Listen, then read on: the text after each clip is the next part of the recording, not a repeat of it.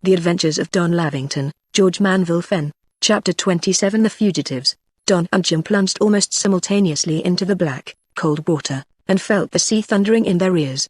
Then Jim, being broader and stouter than his companion, rose to the surface and looked round for Don, but a few seconds of agony ensued before the water parted and the lad's head shot up into the faint light shed by the lanthorns. "Now for it, Master Don," whispered Jim. "Think as it's a race, and we're going to win our cup at Agata. Slow and sure, sir, slow and sure, long, steady strokes, and keep together." "They're calling to us to stop, Jim," whispered Don. "Let 'em call, Master Don. Somebody else seems a calling of me, and that's my Sally." "Oh, don't I wish I hadn't got any clothes." "Can they see us?" whispered Don, as they swam steadily on. "I don't believe they can, sir, and if they can, they won't see us long. Shouldn't be surprised if they lowered a boat." "Ah! Look out!" whispered Don. "Shall we dive?" For he heard the clicking of the muskets as they missed fire. "Well, I do call that cowardly," said Jim, as he heard the order to load, shooting at a couple of poor fellows just as if they was wild duck. "Swim faster, Jim," said Don, as he gazed back over his shoulders at the lights as the shots rang out. "No, no, swim slower, my lad. They can't see us, and if they could, I don't believe as the men would try and hit us." "Ah! Not hit, are you?" "No, Jim, are you?" "Not a bit of it, my lad." "That they go again." "Steady. We're all right now, unless a boat comes after us. We shall soon get ashore at this rate, and the tide's helping up, and carrying us along." "Toward shore, Jim, or out to sea?" "Shore, of course," said Jim, as he swam on his side, and kept an eye on the faint lights of the ship. "Say, Master Don, they won't hang us, will they, if they catches us?" "What made you say that?" "Because here comes a boat after us." "Here the skipper?" "Yes, but the canoe, where is the canoe?" Don raised himself, and began to tread water, as he looked in the direction where they had seen the water flash beneath the paddles. "I dunno, my lad. Can't see nothing but the lights of the ship. Better swim straight to shore. We shan't be able to see no canoe tonight." They swam steadily on, hearing only too plainly the plans made for their recapture.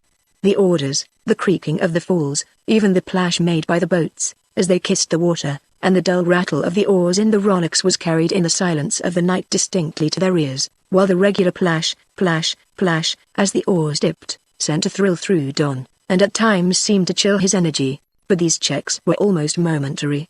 There was a sense of freedom in being away from the ship, and, in spite of the darkness, a feeling of joyous power in being able to breast the long heaving swell, and pass on through the water. "Better not talk, Master Don," whispered Jim, as they swam. "Sound goes so easily over the water." "No, I'm not going to talk," said Don. "I want all my breath for swimming." "Don't feel tired, do you?" "Not a bit." "That's right, lad.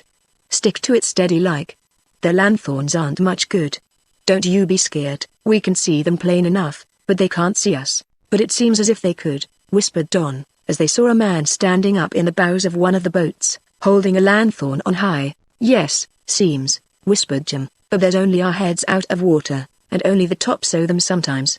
Say, that must harbin fancy about the canoe." "No, Jim, she's somewhere about, glad on it. But I wish she'd come and pick us up." They swam on silently toward the shore, listening to the shouts of the men, and watching alternately the lights of the boats and those of the ship. All at once a curious noise assailed Don's ear. "What's the matter, Jim?" he whispered, in alarm. "Matter?" said Jim, greatly to his relief. "Nothing, as I knows on. But that noise you made?" "I didn't make no noise." "You did, just now." "Why, I was laughing quiet like, so as to make no row." "Oh, thinking about them firing a volley at us in the dark. Wonder where the bullets went." "Don't talk, Jim. They may hear us." "What?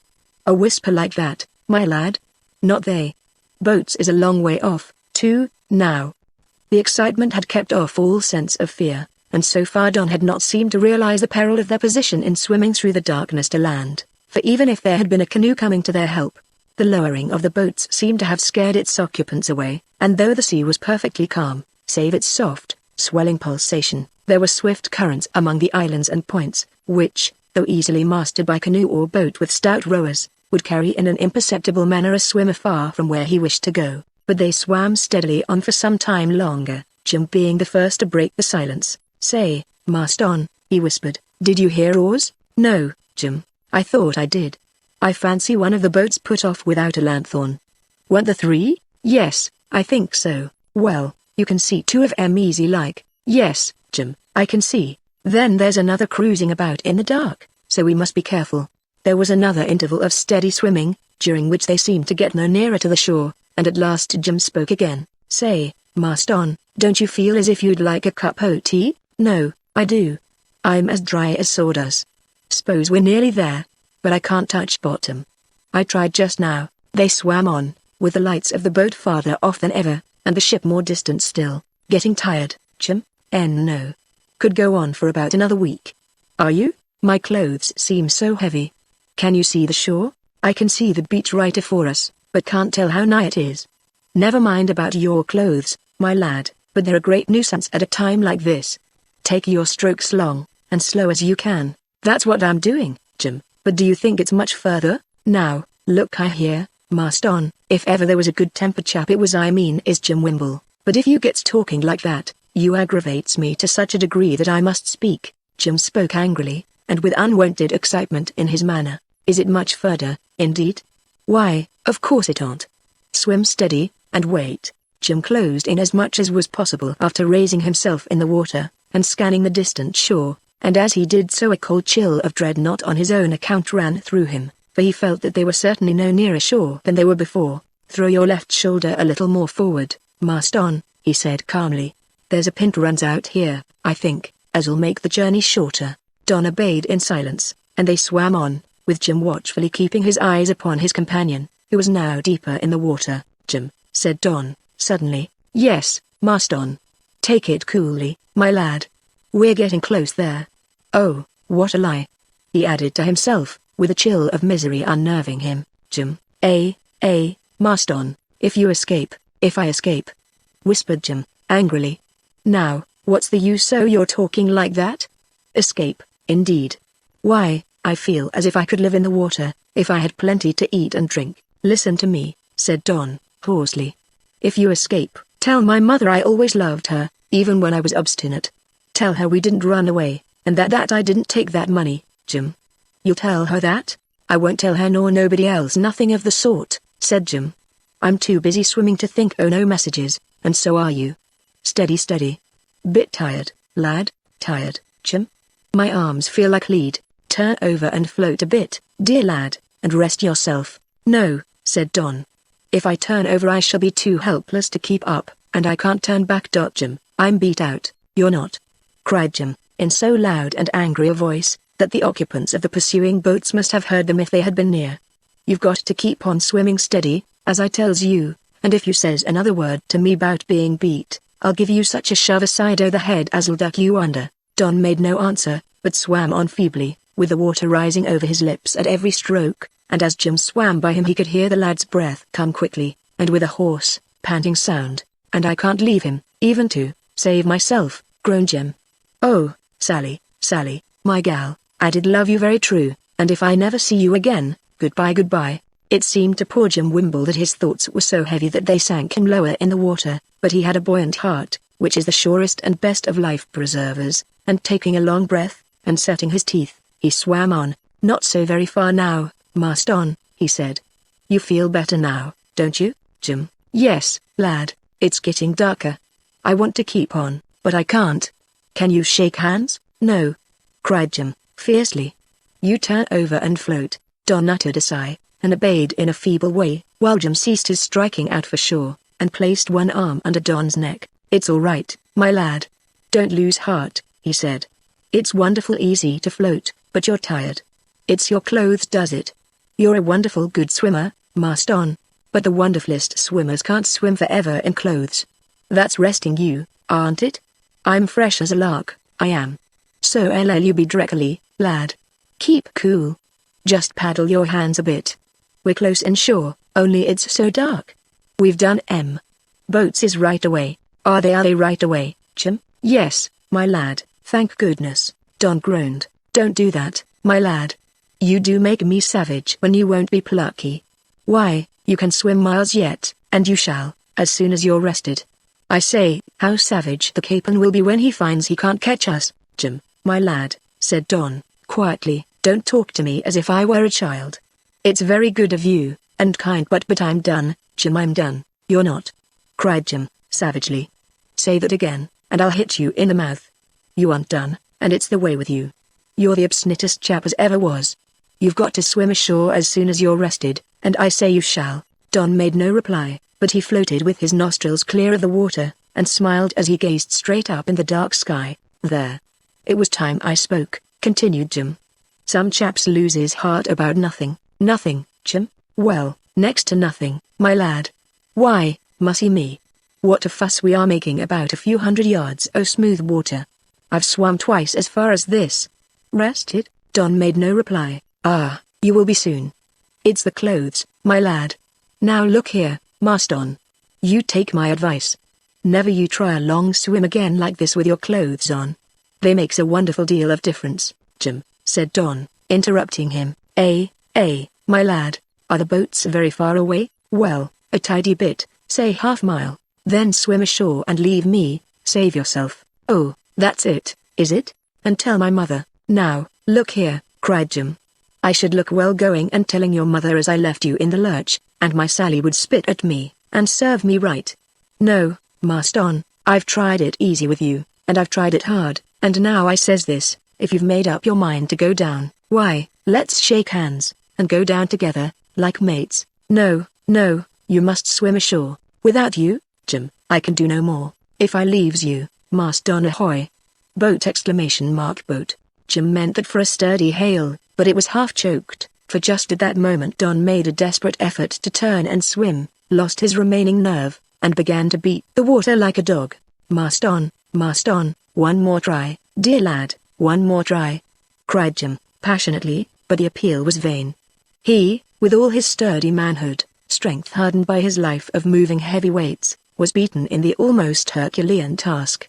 And he knew at heart that Don had struggled bravely to the very last, before he had given in. But even then Don responded to Jim's appeal, and ceased paddling, to make 3 or 4 steady strokes. "That's it. Brave heart. Well done, Marston. We shall manage it yet. A long, steady stroke, that's it. Don't give up. You can do it, and when you're tired, I'll help you." Well done. "Ha!" Jim uttered a hoarse cry, and then his voice rose in a wild appeal for help, not for self, but for his brave young companion. Boat, he cried, as he heard Don, deaf to his entreaties, begin the wild paddling action again, and he passed his arm beneath his neck, to try and support him. But there was no reply to his wild hail. The boats were out of hearing, and the next minute the strangling water was bubbling about his lips, choking him as he breathed it in, and with the name of his wife on his lips, poor Jim caught Don in a firm grip with one hand, as he struck wildly out with the other. 4 or 5 steady strokes, and then his arm seemed to lose its power, and his strokes were feeble. "Marston," he groaned, "I did try hard, but it's all over. I'm dead beat, too." Chapter 28 Friendly Attentions. A peculiar pale light played and flashed from the surface of the black water which was being churned up by the desperate struggles of the drowning bear. It was as if myriads of tiny stars started into being where all was dark before, and went hurrying here and there, some to the surface, others deep down into the transparent purity of the sea.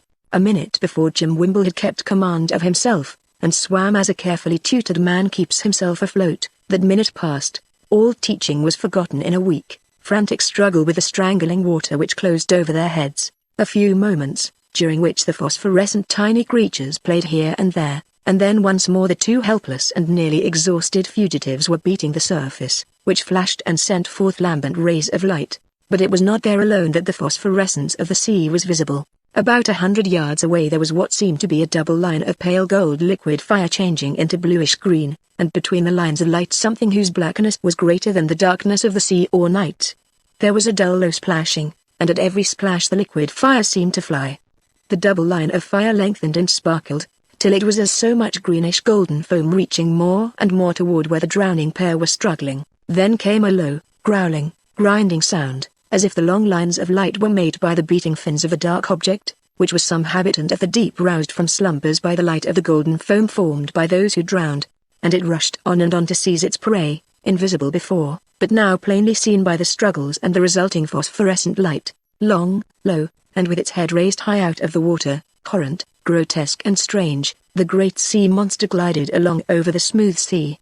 full 25 fins aside made the water flash as it came on, and there was, as it were, a thin new moon-like curve of light at its breast, while from its tail the sparkling phosphorescence spread widely as it was left behind. The low grumbling sound came again, but it was not heard by those drowning, nor was the light seen as it glided on nearer and nearer, till it reached the spot. One dart from the long raised neck, one snap of the fierce jaws, another dart and another snap, and the sea monster had its prey, and glided rapidly on, probably in search of more in its nightly hunt. Nothing of the kind. The long creature endued with life darted on, but the long neck and horned head were not darted down, but guided past those who were drowning. Everything was stiff and rigid but the playing fins. But there was another dull, low grunt. The fins seemed to cease by magic, and, instead of being snapped up by the monster's mouth, the two sufferers were drawn in over its side. Then the water flashed golden again. The monster made a curve and rushed through the water, and sped away for miles till, in obedience to another grunting sound, it turned and dashed straight for a sandy beach, resolving itself into a long New Zealand war canoe, into which Don and Jim had been drawn, to lie half insensible till the beach was neared, when Jim slowly and wonderingly sat up. "Where's Master Don?" he said in a sharply used tone. "Here he is," said a gruff voice, and Jim looked wonderingly in a savage's indistinctly seen face, and then down in the bottom of the long canoe, into which they had been dragged. "Master Don, don't say you're drowned, Master Don," he said pitifully, with a Somersetshire man's bold attempt at the making of an Irish bull. "My Pakeha. My Pakeha," said a deep voice, and Jim became aware of the fact that the big chief he had so often seen on board the ship, and who had come to them with the present of fruit when they were guarding the boat, was kneeling down and gently rubbing Don. "Is he dead?"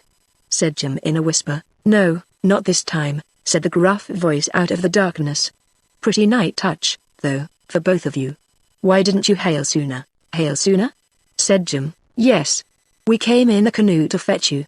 But you didn't hail, and it was too dark to see." "We couldn't hail," said Jim, sulkily. "It would have brought the boats down upon us." So it would," said the owner of the gruff voice. "There's 3 boats out after you, and shall you give us up?" "Give you up? Not I. I've nothing to do with it." "You must talk to him, my Pakeha," cried the big chief excitedly. "That isn't his name, is it?" said Jim. "No. Nonsense. Pakeha means white man. I was a Pakeha once." "Let me help him up," said Jim eagerly. "My Pakeha. My Pakeha," said the chief, as if putting in a personal claim, and ready to resist Jim's interference. The difficulty was ended by Don giving himself a shake, and slowly rising. "Jim." "Where's Jim?" "Here." "All right, Master Don. We're in the canoe." "Ha!" ejaculated Don, and he shuddered as if chilled. "Where are the boats?" "Miles away," said the tattooed Englishman. "But look here, I'm only on board. This is Ngati's doing. I know nothing about you two, my Pakeha." "My Pakeha," cried the chief.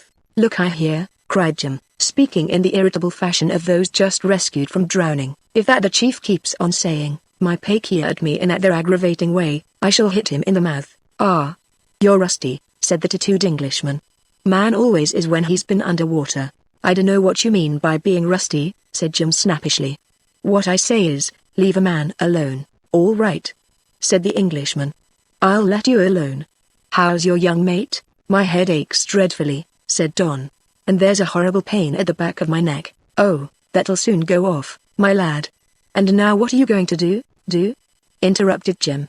"Why, you don't mean to give us up, do you?" "I don't mean to do anything or know anything," said the man. "Your skip'll come to me tomorrow if he don't think you're drowned, or I say, did you feel anything of them?" "Feel anything of what?" said Don. "Sharks, my lad. The shallow waters here swarm with them." "Sharks?" cried Don and Jim in a breath. "Yes. Didn't you know?" "I'd forgotten all about the sharks, Jim," said Don. "So had I, my lad, or I dursn't have swum for it as we did. Of course I thought about him at first starting, but I forgot all about him afterwards, Jim," said Don, shuddering. "What an escape." "Well, don't get making a fuss about it now, it's all over, Master Don. Here we are safe, but I must say you're the wussest swimmer I ever met. Here." "What are they going to do? Run ashore?" said the Englishman, as there was a buzz of excitement among the New Zealanders, many of whom stepped over into the shallow water, and seized the sides of the boat, which was rapidly run up the dark shore, where, amidst a low gobbling noise, the 2 wet passengers were landed to stand shivering with cold. "You are," said the Englishman, "safe and sound." "Well, who said we weren't?" grumbled Jim. "Not you, Squire," continued the Englishman. "There, I don't know anything about you, and you'd better lie close till the ship's gone, for they may come after you." "Where shall we hide?" said Don eagerly. "Oh, you leave it to Ngati. He'll find you a place where you can lie snug." "Ngati," said the owner of the name quickly, for he had been listening intently, and trying to grasp what was said. "Ngati. My Pakia." "Oh, I say, do leave off," cried Jim testily. "Pakia again. Say, Marston, him and I's going to have row before we've done." The chief said something quickly to the Englishman, who nodded and then turned to the fugitives. "Ngati says he will take you where you can dry yourselves, and put on warm things. He won't be up to any games, will he?" said Jim. "No, no, you may trust him. You can't do better than go with him till the search is over."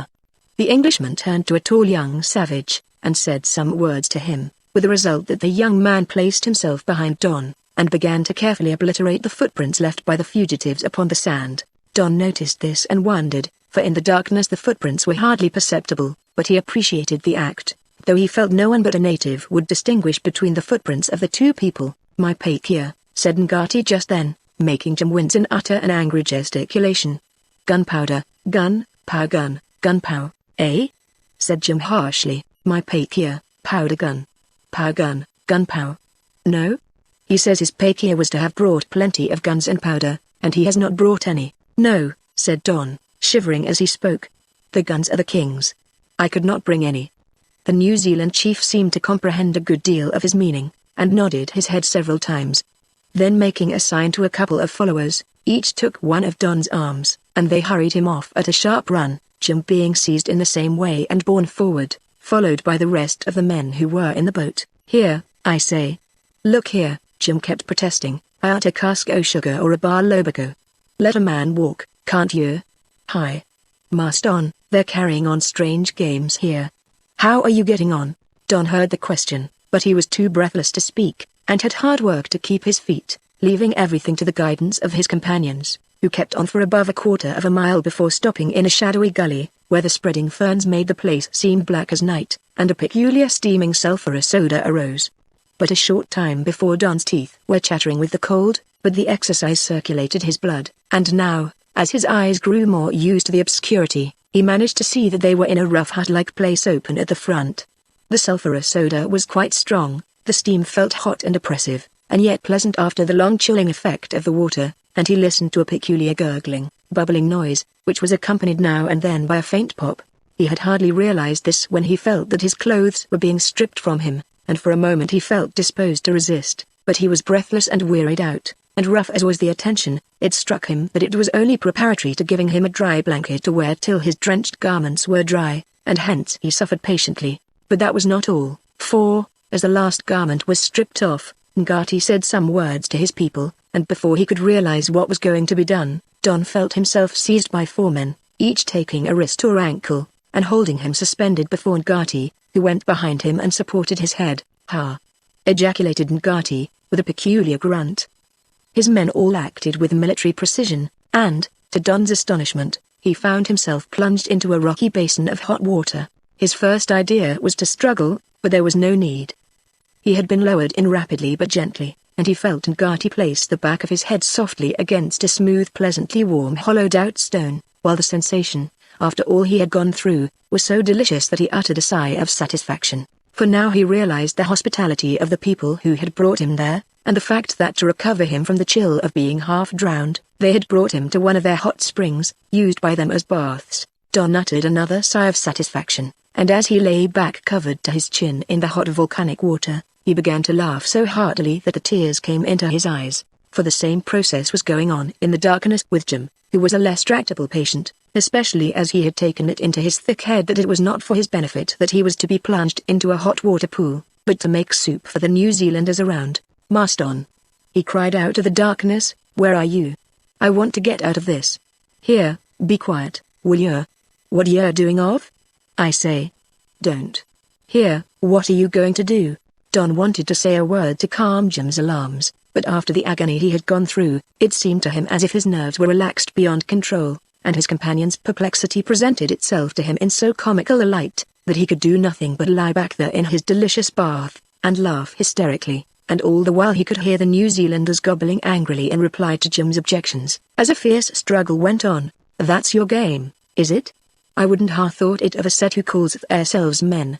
Shove me into that hot pot, and boil me, would you? Not if I knows it, you don't. Hi. Mast on. Look out. Run, my lad. They're trying to cook me alive, the brutes. Oh, if I only had a cutlash, or an iron bar." Don tried to speak again, but the words were suffocated by the gurgle of laughter. Poor old Jim. He thought, "I tell you, you shan't. 6-1, eh? Leave off. Mast on, they're going to school me like a pig in a tub. Hi.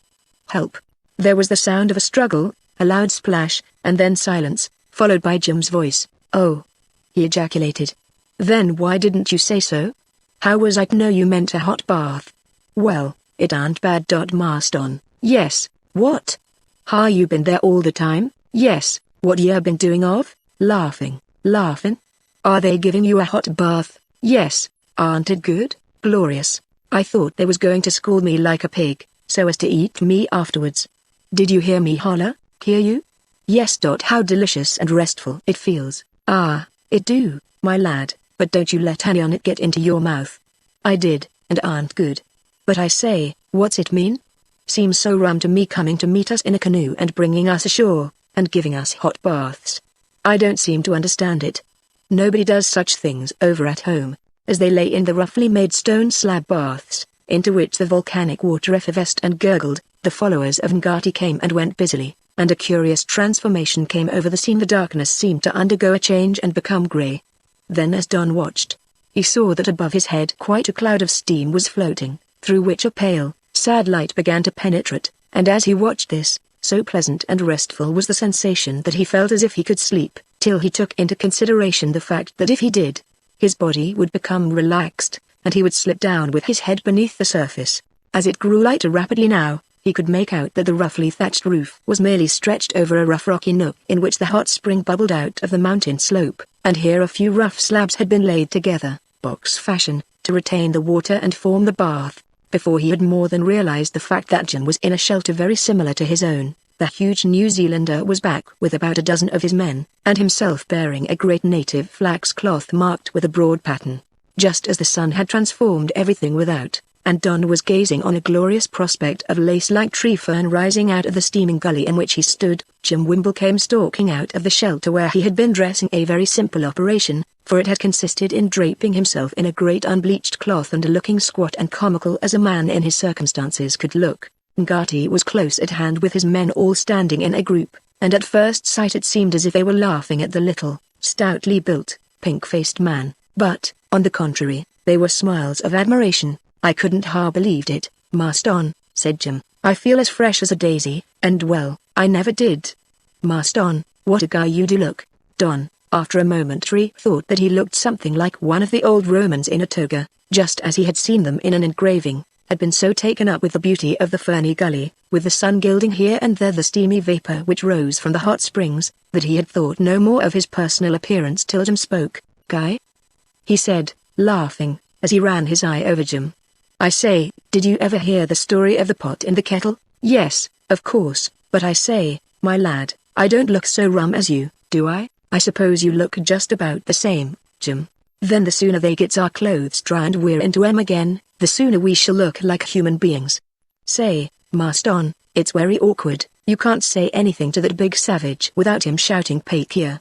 How shall we ask for our clothes?" "Wait," said Don. "We've got to think about getting further away. Think they'll send to look for us, Mast on?" "I should say they would." "Well, somehow," said Jim, "I seem to fancy they'll think we're drowned, and never send at all. But, look here, what's all this yaller stuff? Sulphur? What, brimstone? Why, so it is. Think they're buying brimstone to lay down about their hot baths." "I know," cried Jim, slapping his thigh. "They uses it instead of coal, Mast on, burns it to make the water hot." No, Jim, that's natural sulphur. So's all sulphur natural, but I mean this is where it is found, or comes, along with you. It is, Jim, and that water is naturally hot." "What, like it is at Bath?" "To be sure. Well, that caps all. Someone said so the other day aboard ship, but I didn't believe it. Fancy a set o' savages having hot water all ready for them. I say, though, Marston, it's very nice." Just then Gertie came up smiling, but as Jim afterwards said, looking like a figurehead that was going to bite, and they were led off to a ware and furnished with a good substantial meal. Chapter 29. An unwelcome recognition.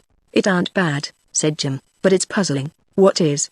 said Don, who was partaking of broiled fish with no little appetite. "Why, how savages like these here should know all about cooking." The breakfast was eaten with an admiring circle of spectators at hand, while Gertie kept on going from Don to his tribesman and back again, patting the lad's shoulder, and seeming to play the part of showman with no little satisfaction to himself, but with the effect of making Jim wroth. "It's all very well, Marston," he said, with his mouth full, "but if he comes and says my pake here to me, I shall throw something at him." "Oh, it's all kindly meant, Jim." "Oh, is it? I don't know so much about that. If it is, why don't they give us back our clothes? Suppose any of our fellows was to see us like this?" "I hope none of our fellows will see us, Jim." "Tomati Peroni. Tomati Peroni," shouted several of the men in chorus. "Hark at 'em!" cried Jim scornfully. "What does that mean?" The explanation was given directly, for the tattooed Englishman came running up to the ware. "Boats coming from the ship to search for you," he said quickly, and then turned to Gertie and spoke a few words with the result that the chief rushed at the escaped bear, and signed to them to rise. "Yes," said the Englishman, "you had better go with him and hide for a bit. We'll let you know when they are gone. Tell them to give us our clothes," said Jim sourly. "Yes, of course. They would tell tales," said the Englishman, and he turned again to Gertie, who sent two men out of the ware to return directly with the dried garments. Gertie signed to them to follow, and he led them, by a faintly marked track, in and out among the trees and the cleared patches which formed the natives' gardens, and all the while carefully avoiding any openings through which the harbor could be seen. Every now and then he turned to speak volubly, but though he interpolated a few English words, his meaning would have been incomprehensible but for his gestures and the warnings nature kept giving of danger. For every here and there, as they wound in and out among the trees, they came upon soft, boggy places, where the ground was hot, and as the pressure of the foot sent hissing forth a jet of steam, it was evident that a step to right or left of the narrow track meant being plunged into a pool of heated mud of unknown depth. In other places the hot mud bubbled up in rounded pools, spitting, hissing, and bursting with faint cracks that were terribly suggestive of danger. Over these heated spots the fertility and growth of the plants was astounding. They seemed to be shooting up out of a natural hothouse, but where to attempt to pass them meant a terrible and instant death. "Look out, Marston. This here's what I once heard a clown say, it's dangerous to be safe. I say, figurehead, aren't there no other way, ship? Men." "Catchy, catchy," said Gertie, in a whisper. "Hear that, Marston? Anyone think we was babbies? Catchy, catchy, indeed. You ask him if there aren't no other way. I don't like walking in a place that's like so much hot soup. Be quiet, and follow." "Hist! Hark!" Don stopped short, for, from a distance, came a faint hail, followed by another nearer, which seemed to be in answer. "They're after us, sir, and if we're to be catched I don't mean to be catched like this." "What are you going to do, Jim, do?" said Jim, unrolling his bundled-up clothes, and preparing to sit down. "Make myself look like an ornery Christian." "Don't sit down there, Jim," cried Don, as Gertie gave a warning cry at the same moment, and started back, but they were too late, for Jim had chosen a delicately green mossy and ferny patch, and plumped himself down, to utter a cry of horror, and snatch at the extended hands. For the green ferny patch was a thin covering over a noisome hole full of black boiling mud, into which the poor fellow was settling as he was dragged out. "Far!" ejaculated Jim, pinching his nose. "Here, I've had most enough o' this place. Nice sort o' spot this would be to turn a donkey out to graze. Why, you wouldn't find nothing but the tips of his ears tomorrow morning." Another hail rang out, and was answered in two places. "I say, Marston, they're hunting for us, and we shall have to run." He made signs to the chief indicative of a desire to run, but Gertie shook his head, and pointed onward.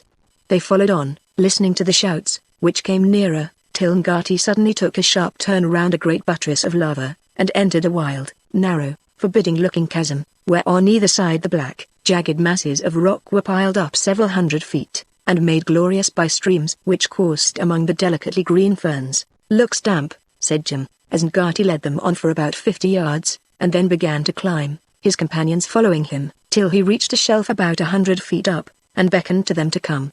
Does he think this here's the rigging of a ship, and want us to set sail? Grumbled Jim. Here, I say, what's the good of our coming there? The chief stamped his foot, and made an imperious gesture, which brought them to his side. He pointed to a hole in the face of the precipice, and signed to them to go in. Men boat, he said, pointing, and then clapping his hand to his ear as a distant hail came like a whisper up the gully, which was almost at right angles to the beach. He wants us to hide here, Jim, said Don, and he went up to the entrance and looked in. A hot, steamy breath of air came like a puff into his face, and a strange low moaning noise fell upon his ear, followed by a faint whistle, that was strongly suggestive of someone being already in hiding. I suppose that's where they keeps their coals, Master Don, said Jim. So we've got to hide in the coal cellar. Why not start off and run? We should be seen, said Don anxiously. Don't let us do anything rash. But perhaps it's rash to go in there, my lad. How do we know it isn't a trap, or that it's safe to go in? We must trust our hosts, Jim, replied Don. They have behaved very well to us so far. There was another hail from the party ashore, and still Jim hesitated. I don't know but what we might walk straight away, Master Don, he said, glancing down at the garb he wore.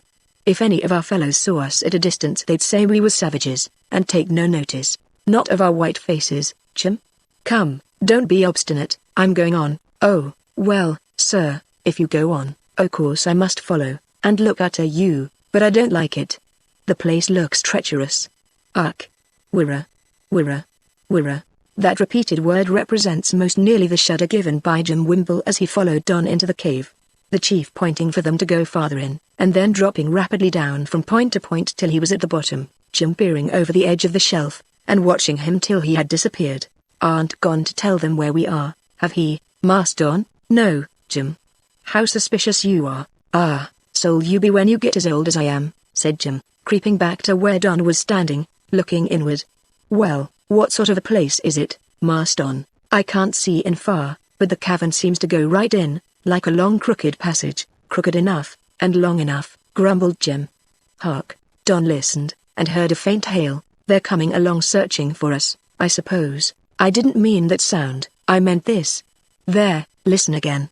Don took a step into the cave, but went no farther, for Jim gripped his arm. Take care, my lad. Down't safe. Hear that noise? Yes, it is like some animal breathing hard, and we've got no pistols nor cutlasses. It's a lion, I know. There are no lions here, Jim. Aren't there? Then it's a tiger. I know one. I've seen 'em. Hark. But there are no tigers, nor any other fierce beasts here, Jim. Now, how can you be so obstinate, Master Don, when you can hear 'em whistling, and sighing and breathing hard right in yonder? No, no, not a step further do you go. Don't be so foolish, Jim. T'aren't foolish, Master Don, and look here, I'm going to take advantage of them being asleep to put on my proper costume, and if you'll take my advice, you'll do just the same. Don hesitated, but Jim took advantage of a handy seat-like piece of rock, and altered his dress rapidly, an example that, after a moment or two of hesitation, Don followed. Dry as a bone, said Jim. Come, that's better. I feels like a human being now. Just before I felt like a chap outside one of the shows at our fair. He doubled up the blanket he had been wearing, and threw it over his arm, while Don folded his, and laid it down, so that he could peer over the edge of the shelf, and command the entrance to the ravine. But all was perfectly silent and deserted, and, after waiting some time, he rose, and went a little way inside the cavern. Don't be so precious rash, Master Don, cried Jim pettishly, as, urged on by his curiosity, Don went slowly, step by step, toward what seemed to be a dark blue veil of mist, which shut off farther view into the cave. I don't think there's anything to mind, or they wouldn't have told us to hide here, but you don't know, my lad. There may be dangerous wild critters in there as you never heard tell on. Griffins, and dragons, and beasts with stings in their tails, cockatoos. Nonsense. Cockatrices, said Don laughing. Well, it's all the same. Now, do be advised, Master Don, and stop here. But I want to know what it's like further in. Don went slowly forward into the dim mist, and Jim followed, murmuring bitterly at his being so rash. Mind! He cried suddenly, as a louder whistle than ordinary came from the depths of the cave, and the sound was so weird and strange that Don stopped short. The noise was not repeated, but the peculiar hissing went on, and, as if from a great distance, there came gurglings and rushing sounds, as if from water. I know we shall get in somewhere, and not get out again, Marston. There now, hark at that. It's only hot water, the same as we heard gurgling in our bath, said Don, still progressing. Well, suppose it is. The more reason for your not going. Perhaps this is where it comes from first, and nice place it must be where all that water's made hot. Let's go back, and wait close at the front. No, let's go a little farther, Jim. Why, I'm so hot now, my lad, I feel as if I was being steamed like a tater. Here, let's get back, and, hist, Don caught his arm, for there was another whistle, and not from the depths of the dark steamy cave, but from outside, evidently below the mouth of the cave, as if someone was climbing up. The whistle was answered, and the two fugitives crept back a little more into the darkness. Ahoy!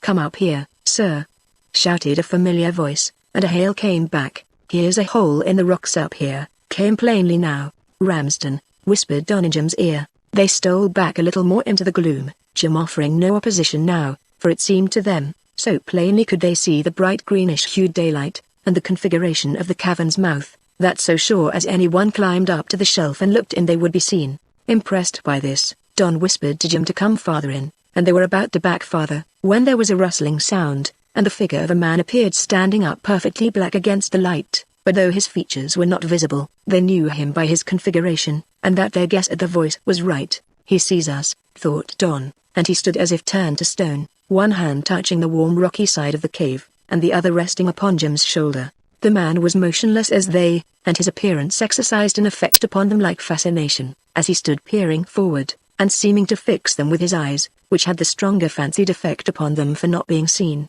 Wonder whether it would kill a man to hit him straight in the chest, and drive him off that rock down into the gully below, said Jim to himself. I should like to do it. Then he shrank back as if he had been struck, for the sinister scoundrel shouted loudly, Ahoy there! Now, then out you come. I can see you hiding. Chapter 30. A determined enemy. Don drew a long breath and took a step forward to march out and give himself up. But Jim's hands clasped him round, a pair of lips were placed to his ear, and the yardman's voice whispered, Stand fast. All sham. He can't see. Don paused, wondering, and watched the dark figure in the entrance to the cave, without dismay now, till, to his surprise, the man began to whistle softly. Likely place too, he muttered. Are you coming up here, sir? What is it? Likely looking cave, sir, runs right in, looks as if they might be hiding in here. There was a rattling and rustling of stones and growth, and then the man at the entrance stooped down and held out his hands to assist someone to ascend, the result being that the broad heavy figure of Bosun Jones came into view. Not likely to be here, my lad, even if they were in hiding, but this is a wild goose chase. They're dead as dead. Perhaps so, sir, but I think they're in hiding somewhere. Perhaps here, Humphrey. No. Poor fellows, they were drowned. No, sir, I don't think it, said Ramsden. Those niggers looked as if they knew something, and that tattooed fellow who has run away from Norfolk Island has encouraged them to desert. As like as not they may be in here listening to all I say. Well then, go in and fetch them out, said the bosun. You can go in while I have a rest. Don's heart beat fast at those words, for he heard a loud hissing sound beside him, caused by Jim drawing in his breath, and the next moment, as he held his arm, he felt a thrill, for it seemed as if Jim's muscles had tightened up suddenly. Then there was a hot breath upon his cheek, and a tickling sensation in his ear beyond. Jim's lips seemed to settle themselves against it, and the tickling sensation was renewed, as Jim whispered, I've cleared my decks for action, Marston. It was that beggar as told on us. You stand aside when he comes on. Don twisted his head round, caught Jim by the shoulder, and favored him with the same buzzing sensation as he whispered, What are you going to do? Jim reapplied his lips to Don's ear. I'm going to make him very sorry he ever come to sea. Once I gets hold of him I'll make him feel like a walnut in a door. Don't look a very cheerful place, Mr. Jones, came from the mouth of the cavern. Afraid to go in? Afraid, sir? You never knew me afraid. Well, in you go and fetch them out, said the bosun with a laugh. If you don't come back I shall know that the Maoris have got you, and are saving you for the pot. From where Don and Jim stood in the darkness they could see their spying sinister friend give quite a start, but he laughed off the impression the bosun's words had made, and began to come cautiously on, feeling his way as a man does who has just left the bright sunshine to enter a dark place. Jim muttered a loud hiss as he drew his breath, and Ramsden heard it and stopped. Mr. Jones, he said sharply, well, think there's any big snakes here? I heard a hiss, only steam from a hot spring. No snakes in this country, oh, ejaculated Ramsden, and he came cautiously on. Don felt Jim's arm begin to twitch, and discovery seemed imminent. For a few moments he was irresolute, but, knowing that if they were to escape they must remain unseen, he let his hand slide down to Jim's wrist, caught it firmly, and began to back farther into the cave. For a few moments he had to drag hard at his companion, but, as if yielding to silently communicated superior orders, Jim followed him slowly, step by step, with the greatest of caution, and in utter silence. The floor of the cave was wonderfully smooth, the rock feeling as if it had been worn by the constant passage over it of water, and using their bare feet as guides, and feeling with them every step, they backed in as fast as Ramsden approached, being as it were between two dangers, that of recapture, and the hidden perils, whatever they might be, of the cave. It was nerve-stirring work, for all beyond was intense darkness, out of which, as they backed farther and farther in, came strange whisperings, guttural gurglings, which sounded to Don as if the inhabitants of the place were retiring angrily before their disturbers, till, driven to bay in some corner, they turned and attacked.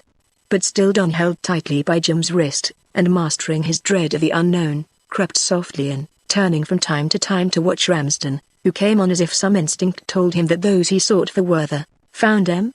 shouted the boatswain, and his voice taught the hiding pair that the cave went far in beyond them, for the sound went muttering by, and seemed to die away as if far down a long passage. "Not yet, but I think I can hear 'em," replied Ramsden. "You can hear a self-satisfied fool talking," said the boatswain, ill-humouredly. "So can Mr. Jones," muttered the man. "Hear you? That's what I can hear. What are you muttering about?" "I think I can hear 'em, sir." "Now then, you two, give up. It'll be the worse for you if you don't." Don's hand tightened on his companion's wrist, and they stood fast, for Ramsden was stopping in a bent attitude, listening. There was nothing to be heard but the whisperings and gurglings, and then they saw him draw his cutlass and come on. Jim's muscles gave another jerk, but he suffered himself to be drawn farther and farther into the cave, till they must have been quite 200 yards from the mouth, and now, for the first time, the almost straight line which it had formed, changed, and they lost sight of the entrance, but could see the shadow of their enemy cast upon the glistening wall of the place, down which the water seemed to drip, giving it the look of glass.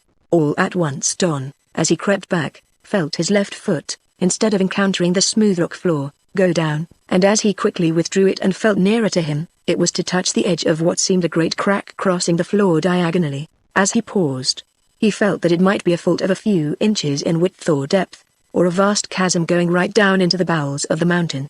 "There's a hole here," he whispered to Jim.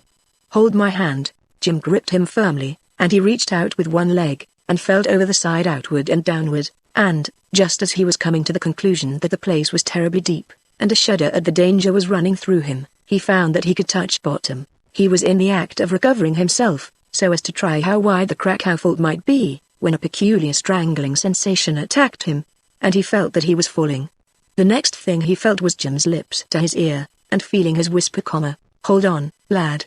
What's the matter?" He panted and drew his breath in a catching way for a few minutes before whispering back, "Nothing. Only a sudden giddiness." Jim made no comment, but gripped his hand tightly, and they stood listening, for the shadow cast faintly on the walls was motionless, and it was evident that their enemy was listening. "I'm going on, Ramsden," said the boatswain. "Come along." "All right, sir. Join you as soon as I've got my prisoners." "Hold them tight," shouted the boatswain, and then there was a loud rustling sound, followed by the words faintly heard, "Look sharp." "It's of no use fooling there." Don could hear Ramsden mutter something, but he did not seem to be coming on, and mastering the dull, sluggish feeling, accompanied by a throbbing headache, the lad stole cautiously back to where he could look round and see their approaching enemy between them and the light. To his intense surprise he found the man had his back to them, and was retiring, but as he watched, Ramsden made an angry gesticulation, turned sharply and came on again, but seemed to catch his foot against a projecting piece of rock, stumble and fall forward, his cutlass flying 2 or 3 yards on before him with a loud jingling noise. What followed riveted Don to the spot. Chapter 31 Good for Evil. Ramsden struggled to his feet as if with an effort, and stood holding his hand to his head, evidently hurt. The next moment he stepped forward, staggering slightly, stooped to pick up his cutlass, and fell forward, uttered a groan, rose up again, and fell down once more, this time to lie without motion. "Jim," whispered Don. "Look at that." "Was looking," whispered back Jim. "Hit his head, serve him right." Ramsden did not move, and the two fugitives stood anxiously watching. "What shall we do?" "Wait." He'll soon come round and go. May as well sit down. Jim lowered himself to a sitting position, and was in the act of trying to rest on his elbow when he gasped quickly 2 or 3 times, and caught at Don, who helped him to a kneeling position, from which he struggled up. "Ha!" he ejaculated, just as if someone caught me by the throat. "Oh, how poorly I do feel. Just you put your head down there, Marston." Don stood thinking and trying to grasp what it meant. Then, with some hazy recollection of dangers encountered in old wells, he bent down cautiously and started up again, for it gradually dawned upon both that for about 2 feet above the floor there was a heavy stratum of poisonous gas, so potent that it overcame them directly, and it was into this they had plunged as soon as they had stooped down. "Why, Jim," panted Don, "it stops your breath, stops your breath. It's just as if a man he got hold of you by the throat. Why, if I'd stopped in that a minute I should never have got up again."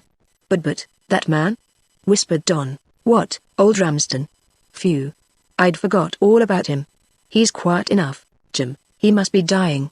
I won't say, good job, too, 'cause it wouldn't be nice," said Jim, with a chuckle. "What shall us do?" cried Don. "We must help him." "What, get him out?" "If we do, he'll be down on us. We can't help that, Jim." "We must not leave a fellow creature to die," replied Don, and hurrying forward, he gave a glance toward the mouth of the cave, to satisfy himself that the good-natured bosun was not there, and then, holding his breath, he stooped down and raised Ramsden into a sitting posture, Jim coming forward at once to help him. "Go zag in the grain, Marston," he muttered, "but I suppose we must." "Must?" "Yes. Now, what shall we do?" "Dunno," said Jim. "S'pose fresh air'd be best for him." "Let's get him to the mouth, then," said Don. "But the bosun see us, and we shall be took." "I can't help that, Jim. The man will die here." "Well, we don't want him. He's a enemy, Jim." "Oh, all right, Marston. I'll do as you say, but as I says, and I says it again, it goes ag in the grain." They each took one hand and placed their arms beneath those of the prostrate man, and, little as they stooped, they inhaled sufficient of the powerful gas to make them wince and cough, but, rising upright, taking a full breath and starting off, they dragged Ramsden backwards as rapidly as they could to where the fresh air blew into the mouth of the cave, and there they laid the man down. But before doing so, Don went upon his knees, and placing his face close to the rocky floor, inhaled the air several times. "It seems all right here," he said. "Try it, Jim." "Oh, I'll try it," said Jim, grumpily, "only I don't see why we should take so much trouble about such a thing as this." "Yes, it's all right," he said, after puffing and blowing down by the ground. "Rum, aren't it, that the air should be bad yonder and not close in here?" "The cave goes downward," said Don, "and the foul air lies in the bottom, just as it does in a well." "Do you think he's dead?" "Him dead?" said Jim, contemptuously. "I don't believe you could kill a thing like that. Here, let's roll up one of these here blanket things and make him a pillow, and cover him up with the other, poor fellow, so as he may get better and go and tell em we're here." "Don't talk like that, Jim," cried Don. "Why not? Soon as he gets better he'll try and do us all the harm he can, poor fellow." "I'm afraid he's dead," whispered Don. "Then he won't want no more cutlashes and pistols," said Jim, coolly appropriating the arms. "These here will be useful to us." "But they are the king's property, Jim." "Ah. Well, I dessay if the king knew how bad we wanted em, he'd lend em to us. He shall have em again when we've done with them." As he spoke Jim helped himself to the ammunition, and then stood looking on as Don dragged Ramsden's head round, so that the wind blew in his face. "How I should like to jump on him," growled Jim. "I hate him like poison, and I would if I got on a pair o' boots. Shouldn't hurt him a bit like this." "Don't talk nonsense, Jim. Mr. Jones might hear us. Let's hail, he can't be very far off." "I say, Marston, did our ugly swim last night send you half mad?" "Mad? No. Then, perhaps it's because you had no sleep. Here's a chap comes hunting of us down with a cutlash, ready to do anything, and now he's floored and we're all right. You want to make a pet on him? Why, it's my belief that if you met a tiger with a toothache you'd want to take out his tusk." "Very likely, Jim," said Don, laughing. "Ah, and as soon as you'd done it, 'Thank I, my lad,' says the tiger, 'that tooth's been so bad that I haven't made a comfortable meal for days, so here goes,' and then he'd eat me, Jim." "That's so, my lad." Well, this isn't a tiger, Jim." "Why, he's worse than a tiger, Marston, because he do know better, and tigers don't." "Ramsden, ahoy!" came from below them in the ravine. "Oh, Crumpets! Exclaimed Jim. Now we're done for. All that long swim for nothing. Back into the cave, whispered Don. Perhaps they have not seen us. He gave Jim a thrust. They backed in a few yards, and then stood watching and listening. Chapter 32. Close shaving. Think he's insensible, or only shamming? Said Jim. Insensible quite. I'm afraid he's dead. I aren't, muttered Jim. You might cut him up like a heel, legs and arms and body, and every bit of him would try and do you a mischief. I'm afraid, though, that he knew we were in here, and that as soon as he comes to, he'll tell the others, not he. It was only his gammon to frighten us into speaking if we were there. Ramsden, ahoy! Came again from below, and then from a distance came another hail, which the same voice answered evidently from some distance below the mouth of the cave. Ramsden. Here, my man, come along. They're not in there. Hear that, Jim? Mr. Jones. Oh yes, I hear, growled Jim. He don't know yet, but wait a bit till old Ram tells him. We couldn't slip out yet, Jim. No, of course not. They'd see us now. Look. Jim was about to draw back, but feeling that a movement might betray them, Don held him fast, and they stood there in the shadow of the cave, looking on, for the bosun's head appeared as he drew himself up the precipitous place, and then stepped on the shelf. Here, come out, sir. Are you asleep? Ha! He caught sight of the prostrate sailor, and bent down over him. Why, Ramsden, man! He cried, as he tore open his sailor's shirt and placed his hand upon his throat. Then, starting up, he sent forth a tremendous hail. Ahoy, ahoy! Came back from several places, like the echoes of his call. Come on here. Quick! He shouted, with his hands to his mouth. Ahoy! Came from a distance, and from nearer at hand. Sir, From where Don and Jim stood they could see the bosun's every movement, as, after once more feeling the sailor's throat and wrist, he bent over him and poured water from his bottle between his lips, bathed his forehead and eyes, and then fanned him with his hat, but without effect. Then he looked out anxiously and hailed again, the replies coming from close by, and soon after first one and then another sailor, whose faces were quite familiar, climbed up to the shelf, when the bosun explained hastily how he had left his companion. Someone knocked him down? Said one of his men. No. He's not hurt. I should say it's a fit. More water. Don't be afraid. Each of the men who had climbed up carried a supply, and a quantity was dashed over Ramsden's face with the effect that he began to display signs of returning consciousness, and at last sat up and stared. What's matter, mate?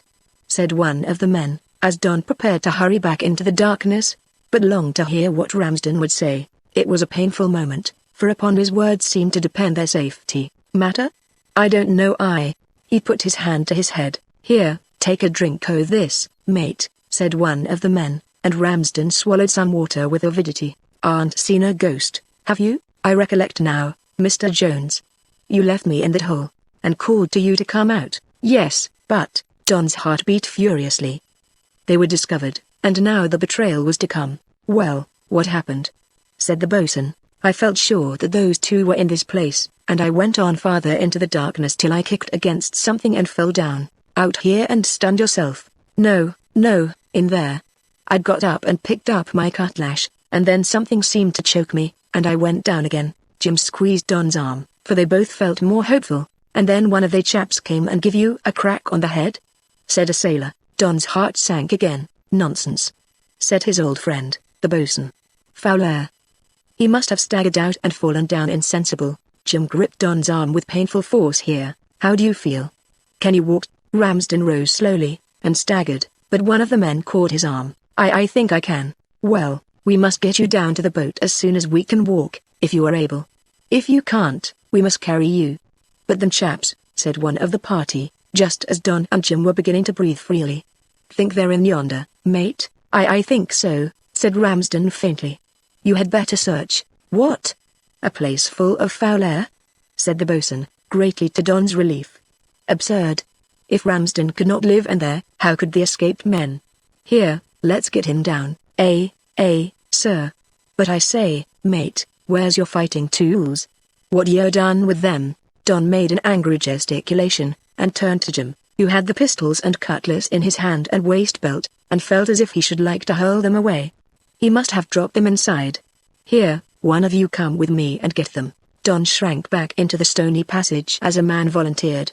But the bosun hesitated. No, he said, to Don's great relief. "I can't afford to run risks for the sake of a pair of pistols." "Let me go in," said the man. "I'm not going to send men where I'm afraid to go myself," said the boatswain bluntly. "Come on down." The boatswain led the way, and Ramsden was helped down, the man who had volunteered to go in the cavern to fetch the pistols maneuvering so as to be last, and as soon as the party had disappeared over the shelf he gave a glance after them, and turned sharply. "Fowler won't hurt me," he said, and he dived right in rapidly to regain the pistols and cutlass, so as to have the laugh of his messmates when they returned on board. Chapter 33 Another alarm. "It's all over," thought Don, as the man came on, with discovery inevitable if he continued at his present rate. They were about 50 feet from the entrance, and they felt that if they moved they would be heard, and, as if urged by the same impulse, they stood fast, save that Jim doubled his fist and drew back his arm ready to strike. All at once the man stopped short. "He sees us," said Don, mentally, but he was wrong, for the sailor thrust his fingers into his mouth and gave a shrill whistle, which ran echoing through the place in a curiously hollow way. "That's a rum un," he said, with a laugh. "Blow some o' the foul air out. Wonder how far he went in?" He walked on slowly, and then stopped short as if he saw the hiding pair, but there was no gesture made, and of course his face was invisible to the fugitives, to whom he seemed to be nothing but a black figure, plaguey dark. Ejaculated the man aloud. "Hiss SSS." A tremendously loud sibilation came out of the darkness, such a noise as a mythical dragon might have made when a stranger had invaded his home. The effect was instantaneous. The young sailor spun round and darted back to the mouth of the cave, where he half lowered himself down over the shelf facing toward the entry, and supporting himself with one hand, shook his fist. "You wait till I come back with a lanthorn," he cried. "I'll just show you. Don't you think I'm scared?" "Whose SSSS?" came that hissing again, in a loud deep tone this time, and the sailor's head disappeared, for he dropped down and hastily descended after his messmates, flushed and excited, but trying hard to look perfectly unconcerned, and thoroughly determined to keep his own counsel as to what he had heard, from a perfect faith in the effect of the disclosure, to wit, that his companions would laugh at him. Inside the cave Jim was leaning up against the wall, making strange noises and lifting up first one foot and then the other. He seemed to be suffering agonies, for he puffed and gasped. "Jim, be quiet," whispered Don, shaking him sharply. "Oh, dear. Oh, dear," groaned Jim, lifting up his bare feet alternately, and setting them down again with a loud pat on the rock. "Be quiet. They may hear you. Hit me then. Give it me. Ho, ho, ho, Jim, we are safe now, and you'll undo it all if you're not quiet. Knock me then, Marston. Oh, dear. Oh, dear. Hi, me, a good un, dear lad. Ho, ho, ho, ho, oh, do be quiet. How can you be such an ass? I dunno. Oh, dear. Oh, dear. Did you see him run, Marston? Oh dear, I can't help it. Do knock me down and sit on me, dear lad, I never, oh dear me." Jimmy laughed till Don grew angry, and then the sturdy little fellow stopped short and stood wiping his eyes with the back of his hands. "I couldn't help it, Marston," he said. "I don't think I ever laughed so much before. There, I'm better now. Shan't have any more laugh in me for a 12-month. Hiss. Hoss SS. He made the two sounds again, and burst into another uncontrollable fit of laughter at the success of his ruse, but this time Don caught him by the throat, and he stopped at once. "Ha!" he ejaculated, and wiped his eyes again. "Thank I, Marston, that's just what you ought to have done before. There, it's all over now. What are you going to do?" "Watch them," said Don, laconically, and he crept to the mouth of the cave, and peered cautiously over the edge of the shelf.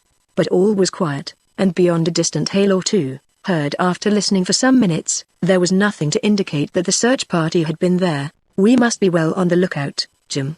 Your stupid trick may bring them back." "Stupid? Well, I do like that, Marston. After saving us both as I did, I'd say let's go on at once, only we might meet some of them, and old my Pakia wouldn't know where to find us. I say, Marston, what are we going to do? Stop here with these people, and old Timothy, or go on at once and shift for ourselves? We cannot shift for ourselves in a country like this without some way of getting food." "Hush!" exclaimed Jim sharply. "What's the matter?" cried Don, making for the inner part of their hiding place. No, don't do that. It's all right, Marston, only don't say anything more about food. I feel just now as if I could eat you.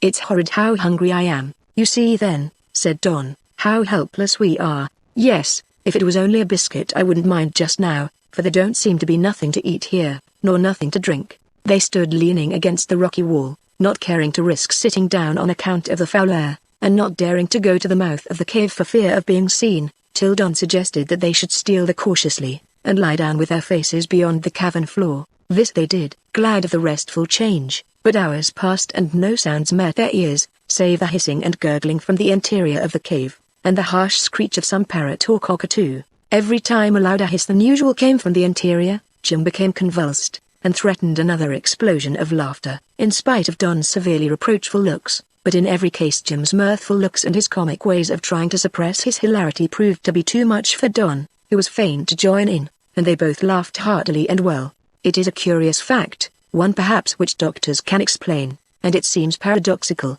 For it might be supposed that when anyone was hungry he would feel low-spirited, but all the same there is a stage in hunger when everything around the sufferer seems to wear a comic aspect, and the least thing sets him off laughing.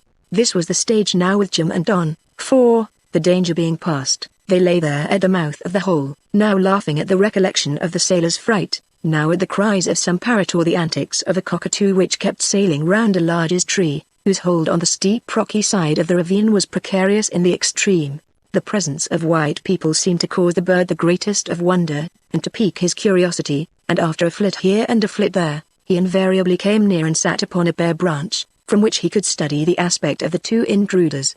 He was a lovely-looking bird as far as the tints of the plumage went, but his short-hooked beak, with a tuft of feathers each side, and forward-curved crest, gave him a droll aspect which delighted Jim, as the bird came and sat upon a twig, shrieking and chattering at them in a state of the greatest excitement. "Look at his stashes, Master Don," said Jim, as the bird's side tufts half covered the beak and then left it bare. "Look at his hair, too. Hasn't he brushed it up in a point? There, he heard what I said, and has laid it down again. Look at him. Look at him.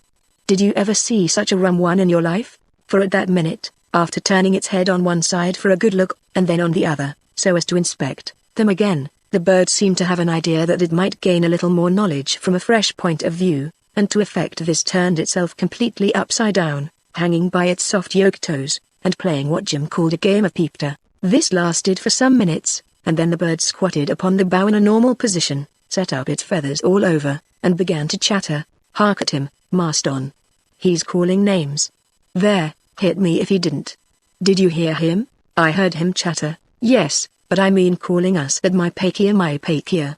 That he did." "Nonsense." "Ah, you may say nonsense, but parrots and cockatoos is very strange birds. Wonderful what they knows and what they says." "I don't believe they know what they say, Jim." "Ah.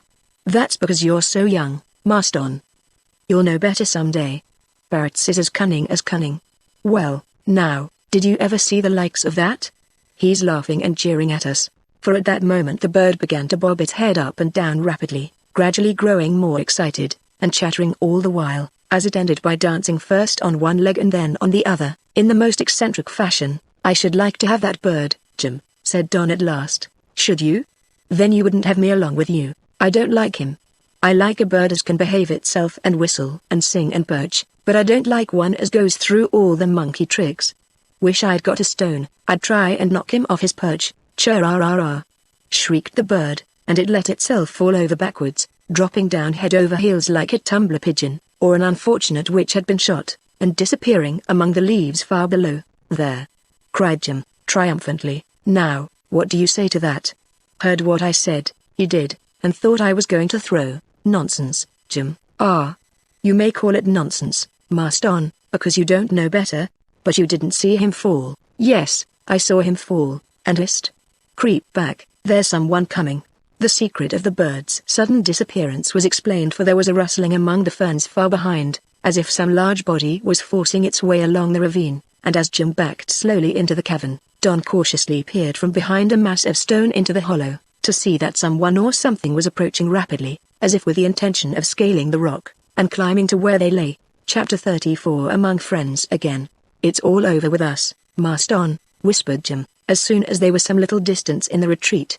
"That blackguard Ramsden's sure, after all, that we're in here, and that Tom Hoppers has come to his senses, and felt it was me as hissed at him, and they're coming to hunt us out." "Let's hope not, Jim." "Yeah. What's the good o' hoping?" shrieked the cockatoo from far below. "There now," said Jim. Hark at that.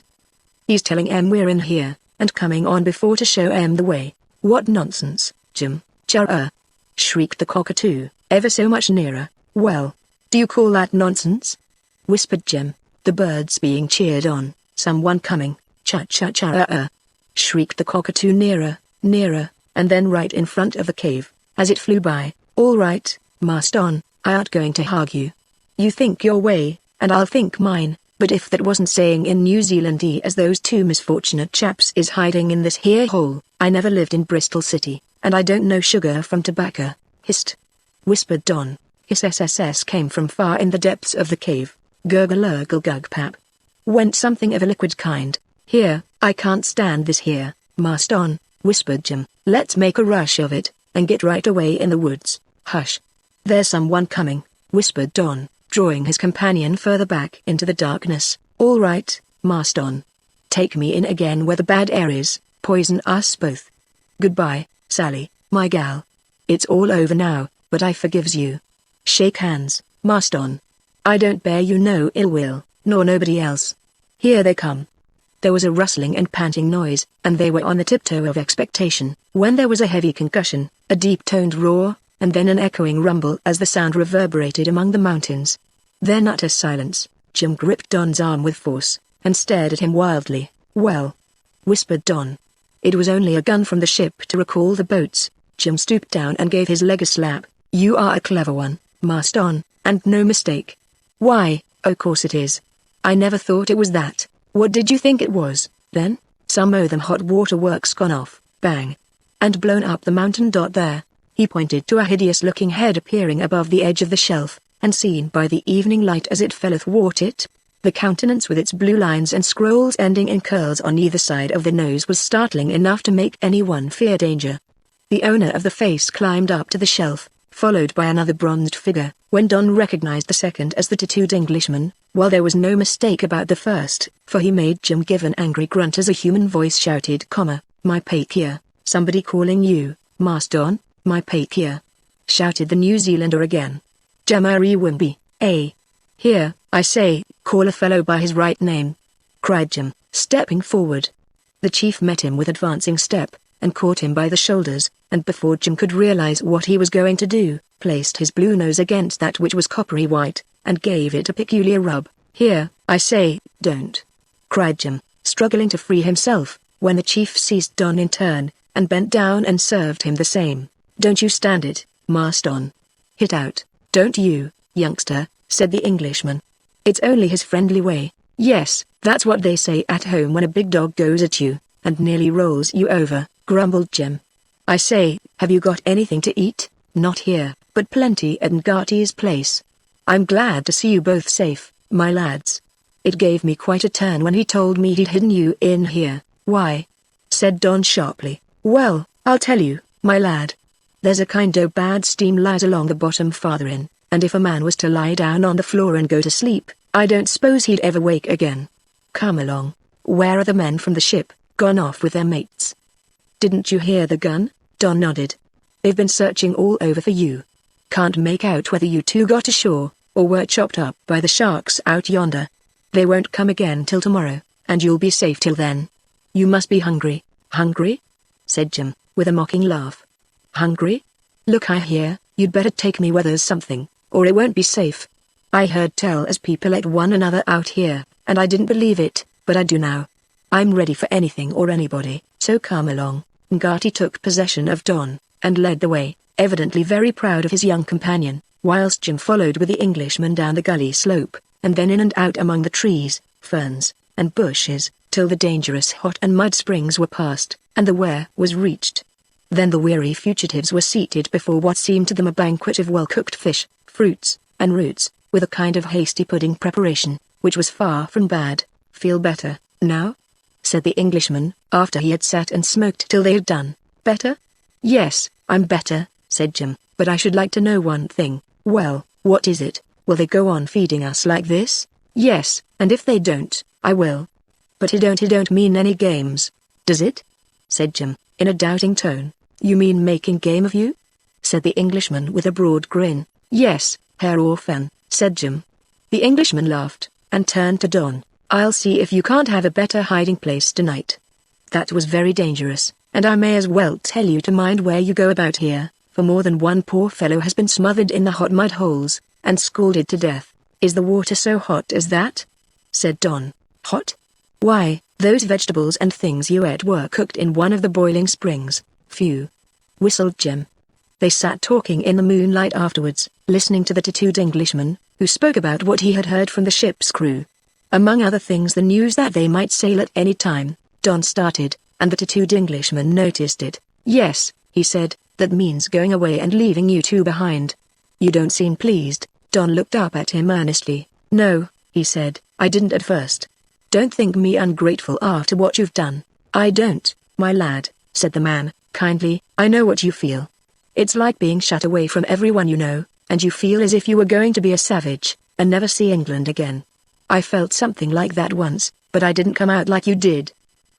Well, that's neither here nor there. You're only a boy yet, with plenty of time before you. Make yourself as happy as you can. These chaps are not so very bad when they don't want to get fighting, and I dare say you and me will be good enough friends. Eh? Hello. What's the matter? He leapt to his feet, and Don, Jim, and the New Zealand savages about them did the same, for half a dozen of Ngati's followers came running up with news, which they communicated with plenty of gesticulations. What are they saying on, Master Don? I wish I could speak New Zealand-y. 2 boats' crews are coming ashore from the ship. I wish you two was brown and tattooed. Jim glanced wildly at Don. Come on, said the Englishman. I must see if I can't hide you before they come. What? This last was to a fresh man, who ran up and said something. Quick, my lads, said the Englishman. Your people are close at hand. Chapter 35 Left Behind. Timothy hurried out, followed by Don, but the latter was thrust back into the hut directly, Timothy stretching out his arms so as to spread his blanket wide to act as a screen, under cover of which Don and Jim were half pushed, half backed into the large gathering hut of the tribe, Ngati giving some orders quickly, the result of which was that Don and Jim were hustled down into a sitting position and then thrown upon their faces. Here, I'm not going to. Hush, Jim. You'll be heard, whispered Don. Yes, but look here. There was no time to say more.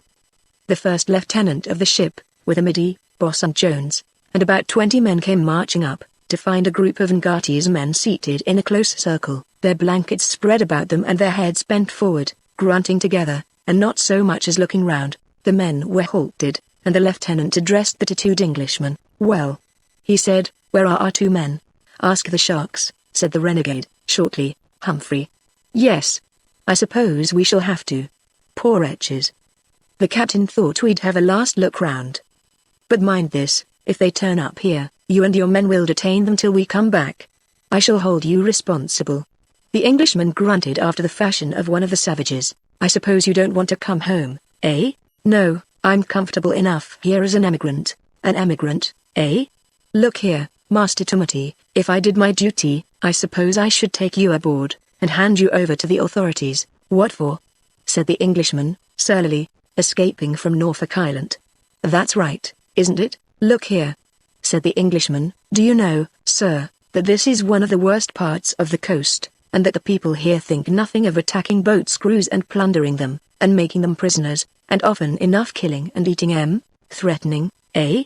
Said the lieutenant. Not I, but I'm a chief, and the people here would do everything I told them, and fight for me to a man. Then you are threatening. No, sir, I only wanted to remind you that your boat's crews have come and gone in peace, that you have been allowed to go about ashore, and been supplied with fruit and vegetables, and never a thing missed. That's true enough, said the lieutenant. Well, what of that? A king's ship well armed would keep a larger tribe than yours quiet. Oh, came from the group of natives. Yes, I repeat it, said the lieutenant sharply.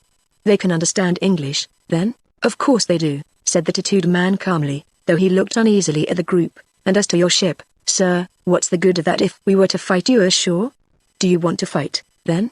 Said the lieutenant sharply. It doesn't seem like it, when I've kept my tribe peaceful toward all your crew, and made them trained honestly, out of respect to our guns. Can you bring your guns along the valleys and up into the mountains? No, but we can bring plenty of well-drilled fighting men. Oh, came in quite a long-drawn groan. Yes, said the lieutenant looking toward the group, well-drilled, well-armed writing men, We would drive your people like leaves before the wind. But I don't want to quarrel. I am right, though. You are an escaped convict from Norfolk Island? Yes, I am, said the man boldly, but I've given up civilization, and I'm a Maori now, and the English government had better leave me alone. Well, I've no orders to take you. Oh, came again from the group, and Timothy turned sharply round, and said a few words indignantly in the Maori tongue, whose result was a huddling closer together of the men in the group and utter silence. They'll be quiet now, said Timothy. They understand an English word now and then. Well, I've no more to say, only this: if those two men do come ashore, or you find that they have come ashore, you've got to seize them and make them prisoners. Make slaves of them if you like till we come again, and then you can give them up and receive a good reward. I shall never get any reward, said Timothy, grimly. Poor lads. No, said the boatswain, I'm afraid not. Just then there was a sharp movement among the Maoris, who set up a loud grunting noise, which drew the attention of the lieutenant, and made the men laugh. It's only their way, said the Englishman gruffly. Ah, a queer lot. Better come back to civilization, my man, said the lieutenant. At Norfolk Island, sir? Humphrey, muttered the lieutenant, and facing his men round, he marched them back to the boats, after which they spent about 4 hours making soundings, and then returned to the ship. Almost before the sailors were out of hearing, there was a scuffle and agitation in the group, and Jim struggled from among the Maoris, his face hot and nearly purple. Don's not being very much better. I won't stand it. Nearly smothered. I won't have it, cried Jim furiously. Don't be so foolish, Jim. It was to save us, said Don, trying to pacify him. Save us? Well, they might have saved us gently. Look at me. I'm nearly flat. Nonsense.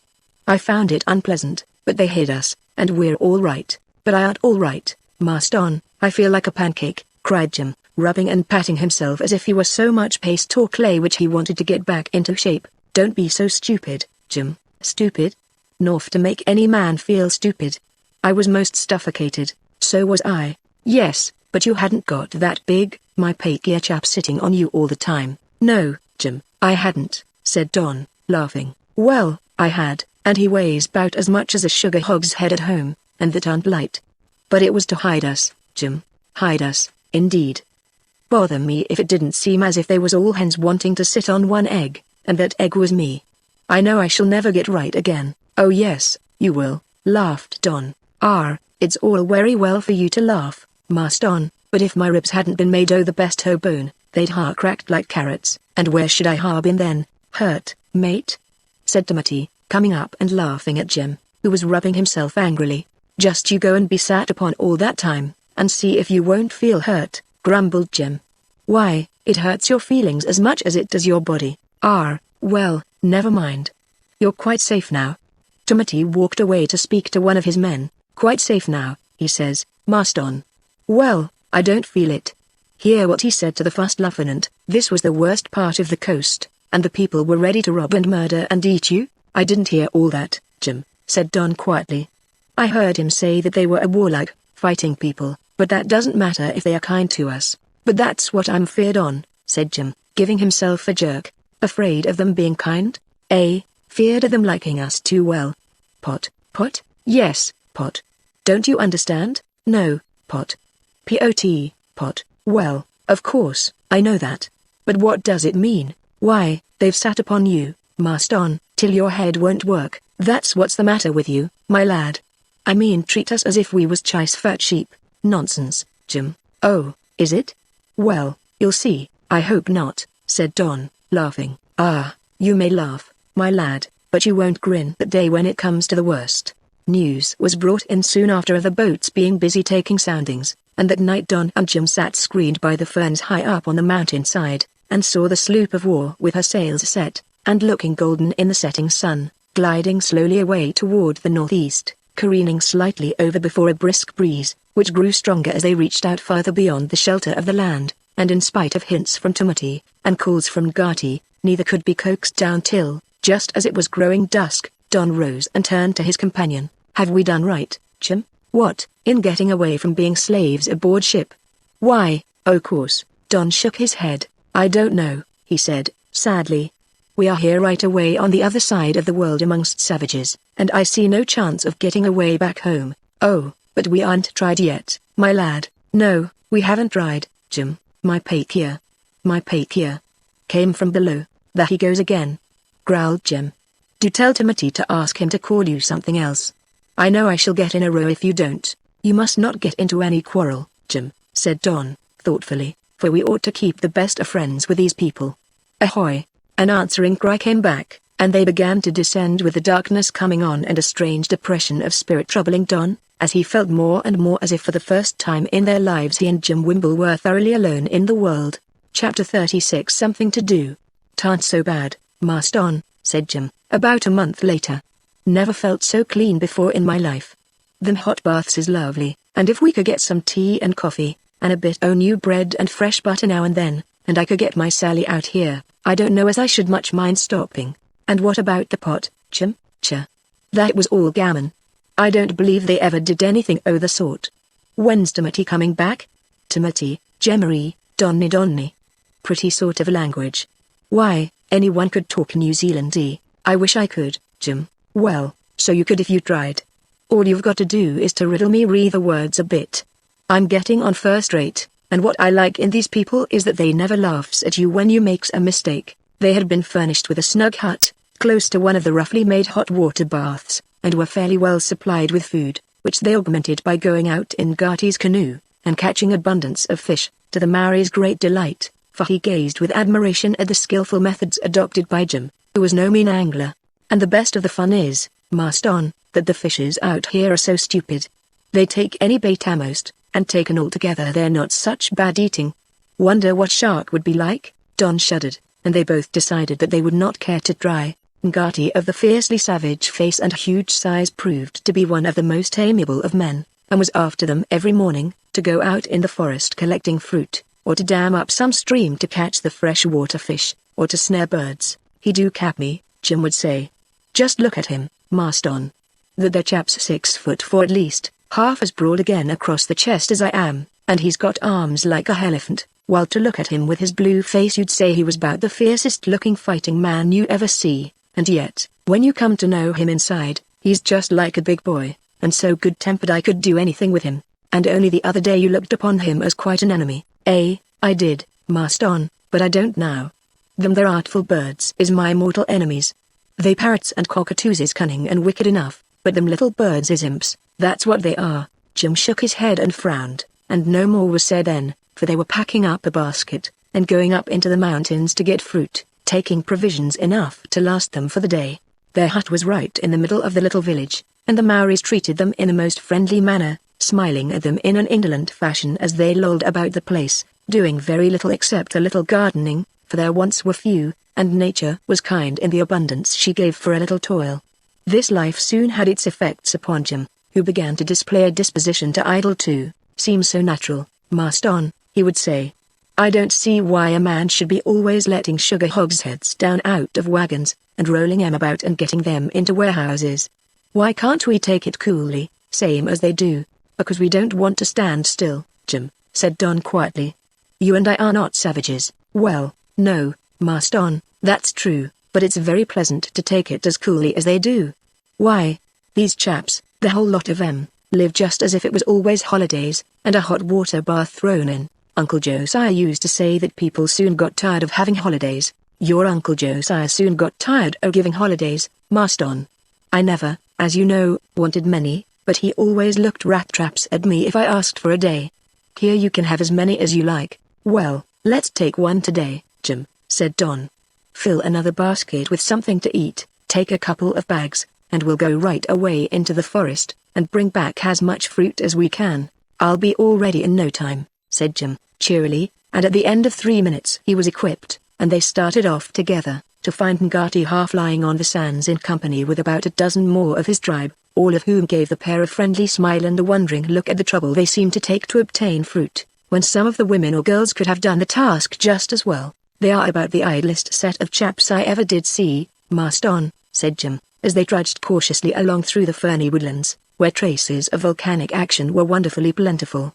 "But they work when there's any need for it, I dare say," said Don. "See how vigorously they can row, and how energetic they are when they go through the war dance." "Oh, any stupid could jump about and make faces," replied Jim. "I wonder whether they really could fight if there was a row?" They look as if they could, Jim. Looks aren't much good in fighting, Marston. Well, anyhow, they're big and strong enough. Look. What a pity we haven't got a gun. Might have shot a pig and hit some pork. He pointed to about half a dozen good-sized pigs, which had scurried across the path they followed, and then disappeared among the ferns. Rum thing, it always seems to me that there's nothing here except pigs. There must be, farther in the woods. Mind that hole, my lad. Don carefully avoided stepping into a bubbling patch of hot mud right in their path, and, wondering what would be the consequences of a step in, he went on, in and out, among dangerous water holes and mud springs. Cockatoos whistled overhead, and parrots shrieked, while every now and then they came upon a curious-looking bird, whose covering resembled hair more than feathers, as it cocked its curved bill towards them, and then hurriedly disappeared by diving in amongst the dense low growth. "Look at that," said Jim. "Ostrich? Ostrich?" cried Don contemptuously. "Why, an ostrich is 8 feet high, not when he's young," said Jim. "That's a little one. Shouldn't wonder if there's some more." "You may be right, Jim, but I don't think there are ostriches here." "Well, I like that," said Jim, "when we've just seen one. I knew it directly. There used to be a picture of one in my old reading book when I was at school." They trudged on for some distance in silence. "What you're thinking about, Marston?" "Home," said Don, quietly. "Oh.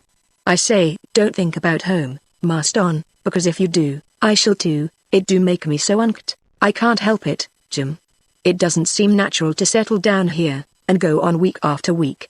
I get asking myself, what we are doing it for, to catch fish, and find fruit and keep ourselves alive. Say, Marston, it's under them trees they digs up the big lumps of gum that they burn. There's a bit." Jim stooped and picked out from among the rotten pine needles a piece of pale yellowish-looking gum of the size of his fist. "That'll do for a light for us," Don said. "Take it back." "Going to," said Jim laconically. "We may want it for long." "Here's another bit," said Don, finding a similar-sized piece, and thrusting it into the basket. "Couldn't we make some matches, Jim? Couldn't we make some matches?" "Why, of course we could.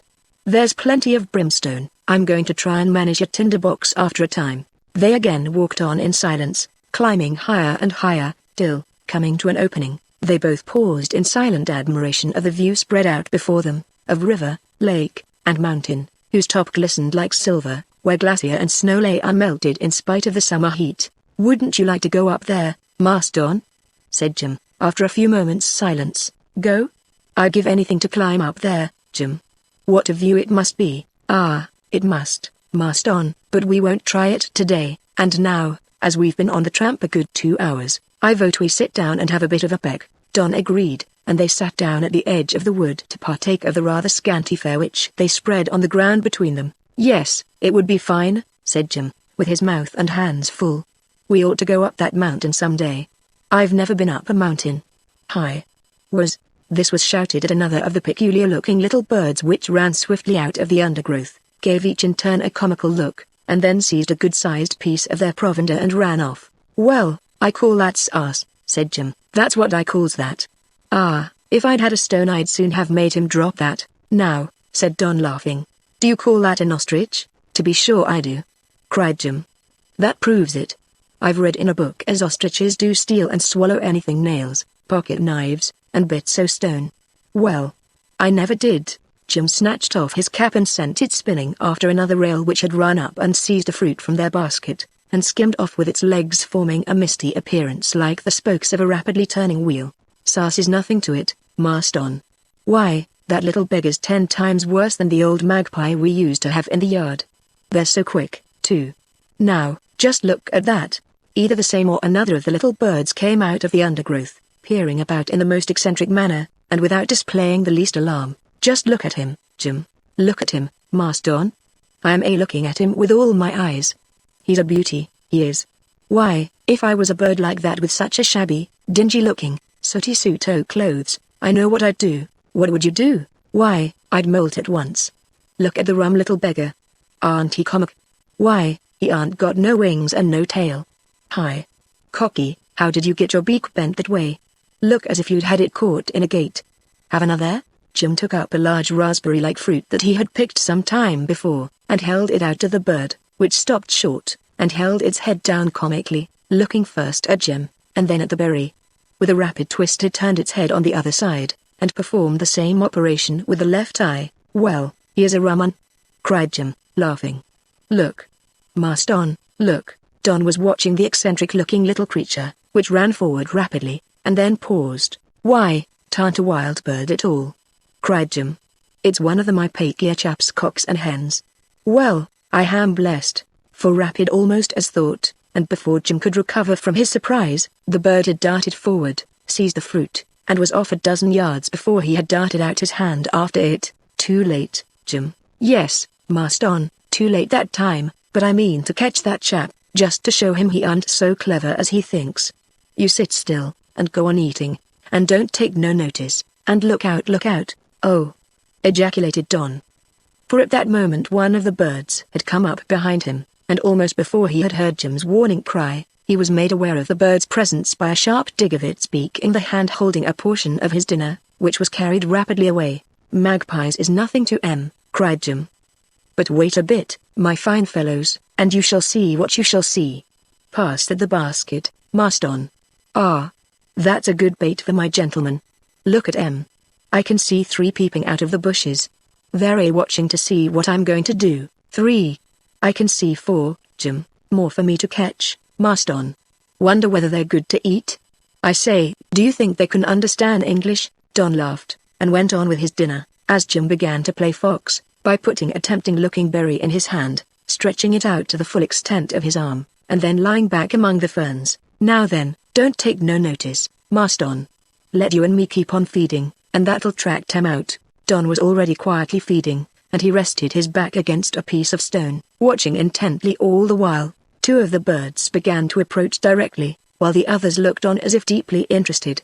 The approach of the advance force was particularly curious, for they came on picking here and picking there, as if they had not the slightest intention of going near the fruit in Jim's hand, but in spite of several feints of going right away, always getting nearer, while Jim munched away, using his left hand, and keeping his eyes half shut. They had not long to wait, for one of the birds maneuvered until it was a few feet away, then made a rush, caught the berry from Jim's hand, which closed with a snap. The second bird made a dart and caught the berry from the first bird's beak, and Jim sat up holding a few feathers, staring after the birds, one of which cried out in a shrill piping tone, "Yes, I'll give you pepper next time, my fine fellow," cried Jim. "Nearly had you. My word, Master Don, they are quick." "Gives another berry." Jim baited his natural trap again, and went on with his meal, but he had scared away the birds for the time being, and they came no more. "The worst of eating, Jim, is that it makes you lazy, and not want to move, Master Don." "Yes, it do. But it's my opinion as this was meant for a lazy country, else the water wouldn't be always on the bile, ready for use." "Think that's fire?" said Don, after a dreamy pause, during which he had lain back gazing at the brilliant silver-tipped mountain, above which floated a cloud. "No," said Jim. "I should say as there's a big hot water place up yonder, and that there's steam. Yes, one do feel lazy here.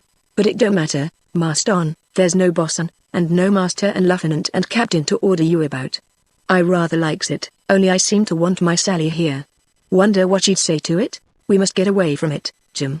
But we aren't got no boat, and it takes pretty nigh 100 men to row one of them canoes. We must make a long journey through the country, Jim, right beyond those mountains, and sooner or later we shall come to a place where there are Englishmen, who will help us to get a passage in a ship."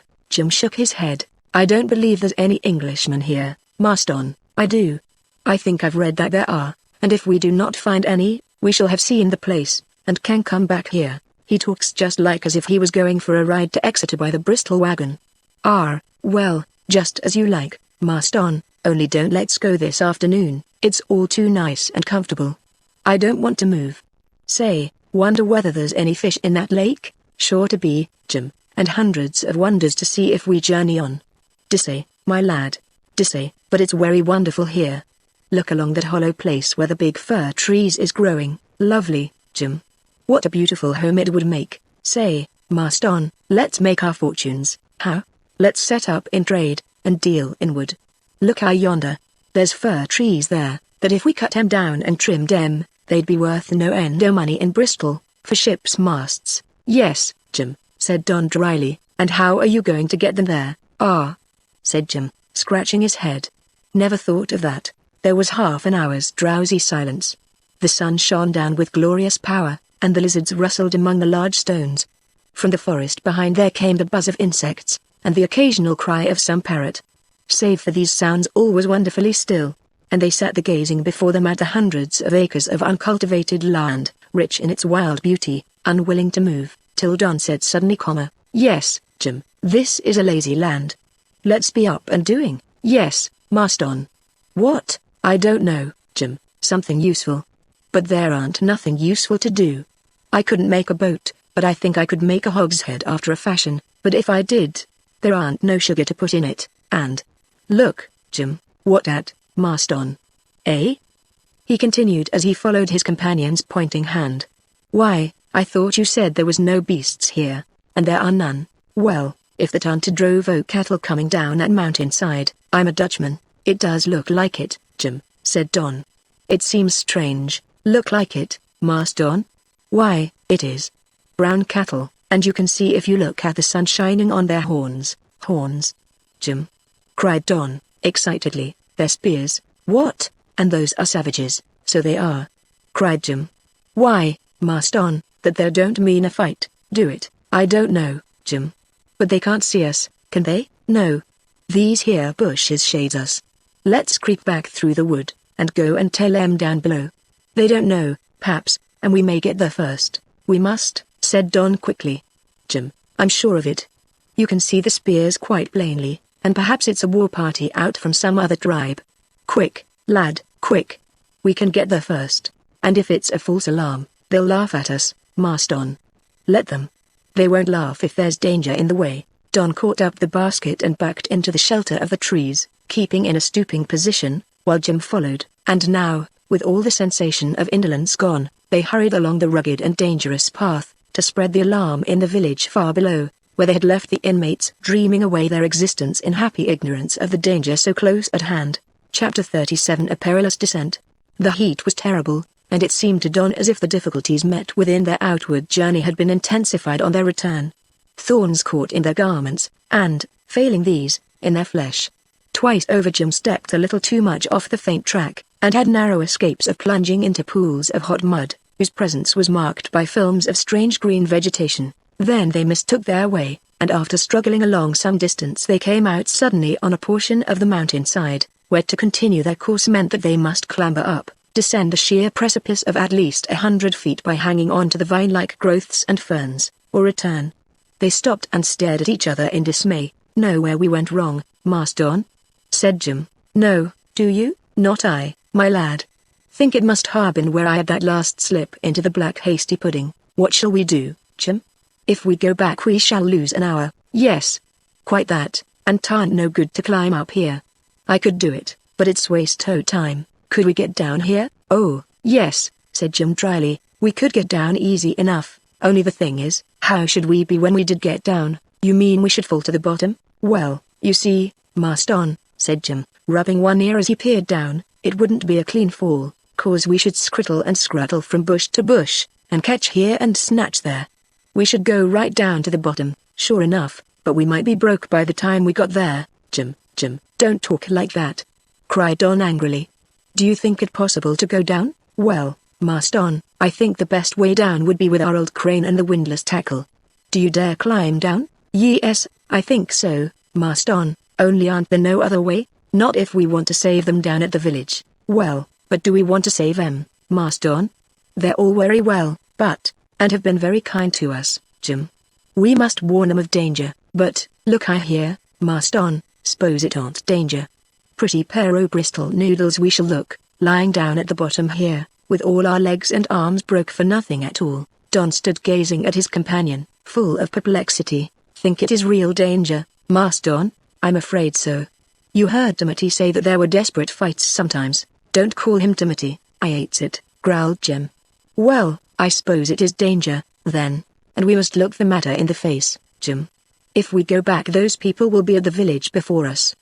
Perhaps we shall meet them, and be made prisoners, but if we go on here, we shall save an hour, perhaps two." "Yes, I shall climb down." No, let me go first, Master Don." "Why?" "Because I shall do to tumble on if you do let go, or any bush breaks." "Here seems to be about the best place, Jim," said Don, without heeding his companion's last remark, and, setting his teeth, he lowered himself down, holding on by the bushes and aerial roots of the various tough, stunted pieces of vegetation, which clung to the decomposing volcanic rock. Jim's face puckered up as he set his teeth, and watched Don descend a few feet. Then, stooping over, he said cheerily, "That's the way, Master Don, take it cool, stick tight, and never think about the bottom. Are you getting on all right?" "Yes, that's your sort. I'm coming now." Jim began to whistle as he lowered himself over the edge of the precipice, a few feet to Don's right, and directly after he began to sing merrily, "There was a man in Bristol City. And that's the first ho this here ditty. Say, Master Don, ta'n't so bad, after all." "It's terrible, Jim," panted Don. "Can we do it? Can we do it?" "Ha, ha, ha," cried Jim. "Can we do it? Hark at him. We're just the boys as can do it. Why, it ain't half so bad as being up on the main top gallant yard." "Don't make that noise, Jim, pray." "Why not, my lad? That's your sort. Try all the routes before you trust 'em." "I'm getting on splen, rush, Jim." "All right, Master Don. Only slipped 10 foot of an easy bit to save tumbles." "It isn't true. I was looking at you, and I saw that root you were holding come out of the rock." "Did you, Master Don?" "Oh, I thought I did that o' purpose." "Came from below." "Where are you?" "Sitting straddling on a big bit o' bush." "Where?" "I can't see you." "Here, all right. 10 foot, it's about 25. Jim, we must climb back." "It is too risky." "No, we mustn't, Master Don, and it aren't a bit too risky. Come along, and I'll wait for you." Don hesitated for a minute, and then continued his descent, which seemed to grow more perilous each moment. "Say, Master Don," cried Jim cheerily, "what a chance for them birds. Couldn't they dig their bills into us now?" "Don't talk so, Jim. I can't answer you." "Must talk, my lad. Them fern things is as rotten as mud. Don't you hold on by them. Steady. Steady." "Yes." "Slipped a little." "Well, then, don't slip a little. What's your hands for?" "There was a man in Bristol City." "Say, Master Don, think there's any monkeys here?" "No, no, 'cause how I know they would scramble down his precipit." "Rather pricky, aren't it?" "Yes." "Don't talk so." "All right, lol. I'm getting on first rate now, Master Don, I say." "Yes, no press gang waiting for us down at the bottom here, Master Don. Can you manage it, Jim?" "Can I manage it? Why, in course I can. How are you getting on?" Don did not reply, but drew a long breath, as he slowly descended the perilous natural ladder, which seemed interminable. They were now going down pretty close together, and nearly on a level, presence and example giving to each nerve and endurance to perform the task. "Steady, dear lad, steady," cried Jim suddenly, as there was a sharp crack and a slip. "Piece I was resting on gave way," said Don hoarsely, as he hung at the full length of his arms, vainly trying to get a resting place for his feet. Jim grasped the position in an instant, but remained perfectly cool. "Don't kick, Master Don."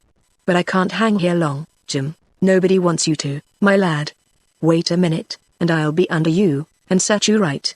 "There was a man in Bristol City," he sang cheerily, as he struggled sidewise. "I say, Master Don, he was a clever one, but I believe this here would ha bothered him. It's hold on by your eyelids 1 minute, and wish you was a fly next, Jim." "Hello, lad, if I let go and dropped, how far should I fall?" "'Bout 2'10", said Jim, after a glance below them at the sheer precipice. "Then I had better drop. If you do you will knock me to the bottom, so just you hold on till I tells you." Jim kept up his jocular way of speaking, but if anyone could have looked on, he would have seen that his face was curiously mottled with sallow, while his hands were trembling when at liberty, and that there was a curiously wild, set look in his eyes. "There, Master Don," he said cheerily, as he finished climbing sidewise till he was exactly beneath. "Now, 1 moment. That's it." As he spoke he drew himself up a little, taking fast hold of the stem of a bush, and of a projecting stone, while he found foothold in a wide crevice. "Now then, rest your foot on my shoulders. There you are. That's the way. 2 heads is better than 1. Can you bear my weight, Jim?" "Can I bear your weight?" "Why, you may stand there for a week. Now just you rest your wristies a bit, and then go on climbing down, just as if I want here." The minute before Don had felt that he could bear the strain no longer. Now the despairing sensation which came over him had gone. His heart felt lighter as he stood on Jim's shoulders, and sought another hold for his hands lower down. The wild, fluttering pulsation ceased, and he grew composed. "I'm rested now, Jim," said Don. "Of course you are, my lad. Well, then, now you can climb down aside me. T'aren't so much farther to the bottom. Can you reach out far enough for me to come between you and the rock? Just you try, Mas Don." By this time Don had found a fresh hold for his feet, and nerving himself, he descended slowly, Jim forcing himself out, so that there was enough room for anyone to pass. But as Don cleared him, and got right below, the bush to which Jim clung with one hand came slowly out of the interstices of the stones, and but for the exercise of a large amount of muscular power and rigidity of will, he would have swung round and fallen headlong. "I'm all right now, Jim," cried Don from below. "Glad of it, my lad," muttered Jim, "because I aren't. Come along down now." "How, Mas Don?" said Jim grimly. "The same way as I did." "Oh. All right, but the bush I held on by is gone." "Well, take hold of another. Just you get from under me, Mas Don." "Why? What do you mean?" "I'm too heavy to catch like a cricket ball.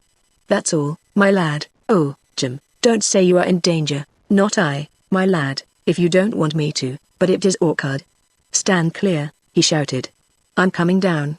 "No, I aren't," he said directly after, as he made a tremendous effort to reach a tough stem below, failed, and then dropped and caught it, and swung first by one hand and then by two. "I say, Mas Don, I thought I was gone. You made my heart seem to jump into my mouth." "Did I, lad?" "Well, it was awkward. I was scared lest I should knock you off. Felt just as I did when the chain broke, and you could see the link opening, and a big sugar hog's head threatening to come down. All right now, my lad. Let's get on down. Think we're birds nesting, Mas Don, and it'll be all right." Don had to nerve himself once more, and they steadily lowered themselves from tuft to tuft, and from stone to stone, with more confidence, till they were about 30 feet from the foot, when farther progress became impossible, for, in place of being perpendicular, the cliff face sloped inward for some distance before becoming perpendicular once more. "Well, I do call that stupid," said Jim, as he stared helplessly at Don. "What are we going to do now?" "I don't know, Jim. If we had a bit of rope we could easily descend, and if we'd got wings, Mas Don, we might fly. We must climb back, Jim, as look here, would these trees bear us?" "Not likely," said Jim, staring hard at a couple of young curry pines, which grew up at the foot of the precipice, and whose fine pointed tops were within a few feet of where they clung. "But if we could reach them and get fast hold, they would bend and let us down." "They'd let us down," said Jim dryly, "but I don't know about bending." Don clung to the face of the rock, hesitating, and wondering whether by any possibility they could get down another way, and finding that it was absolutely hopeless, he made up his mind to act. "It is next to impossible to climb up, Jim," he said. "Yes, Mas Don, and we can't get down." "No, Mas Don.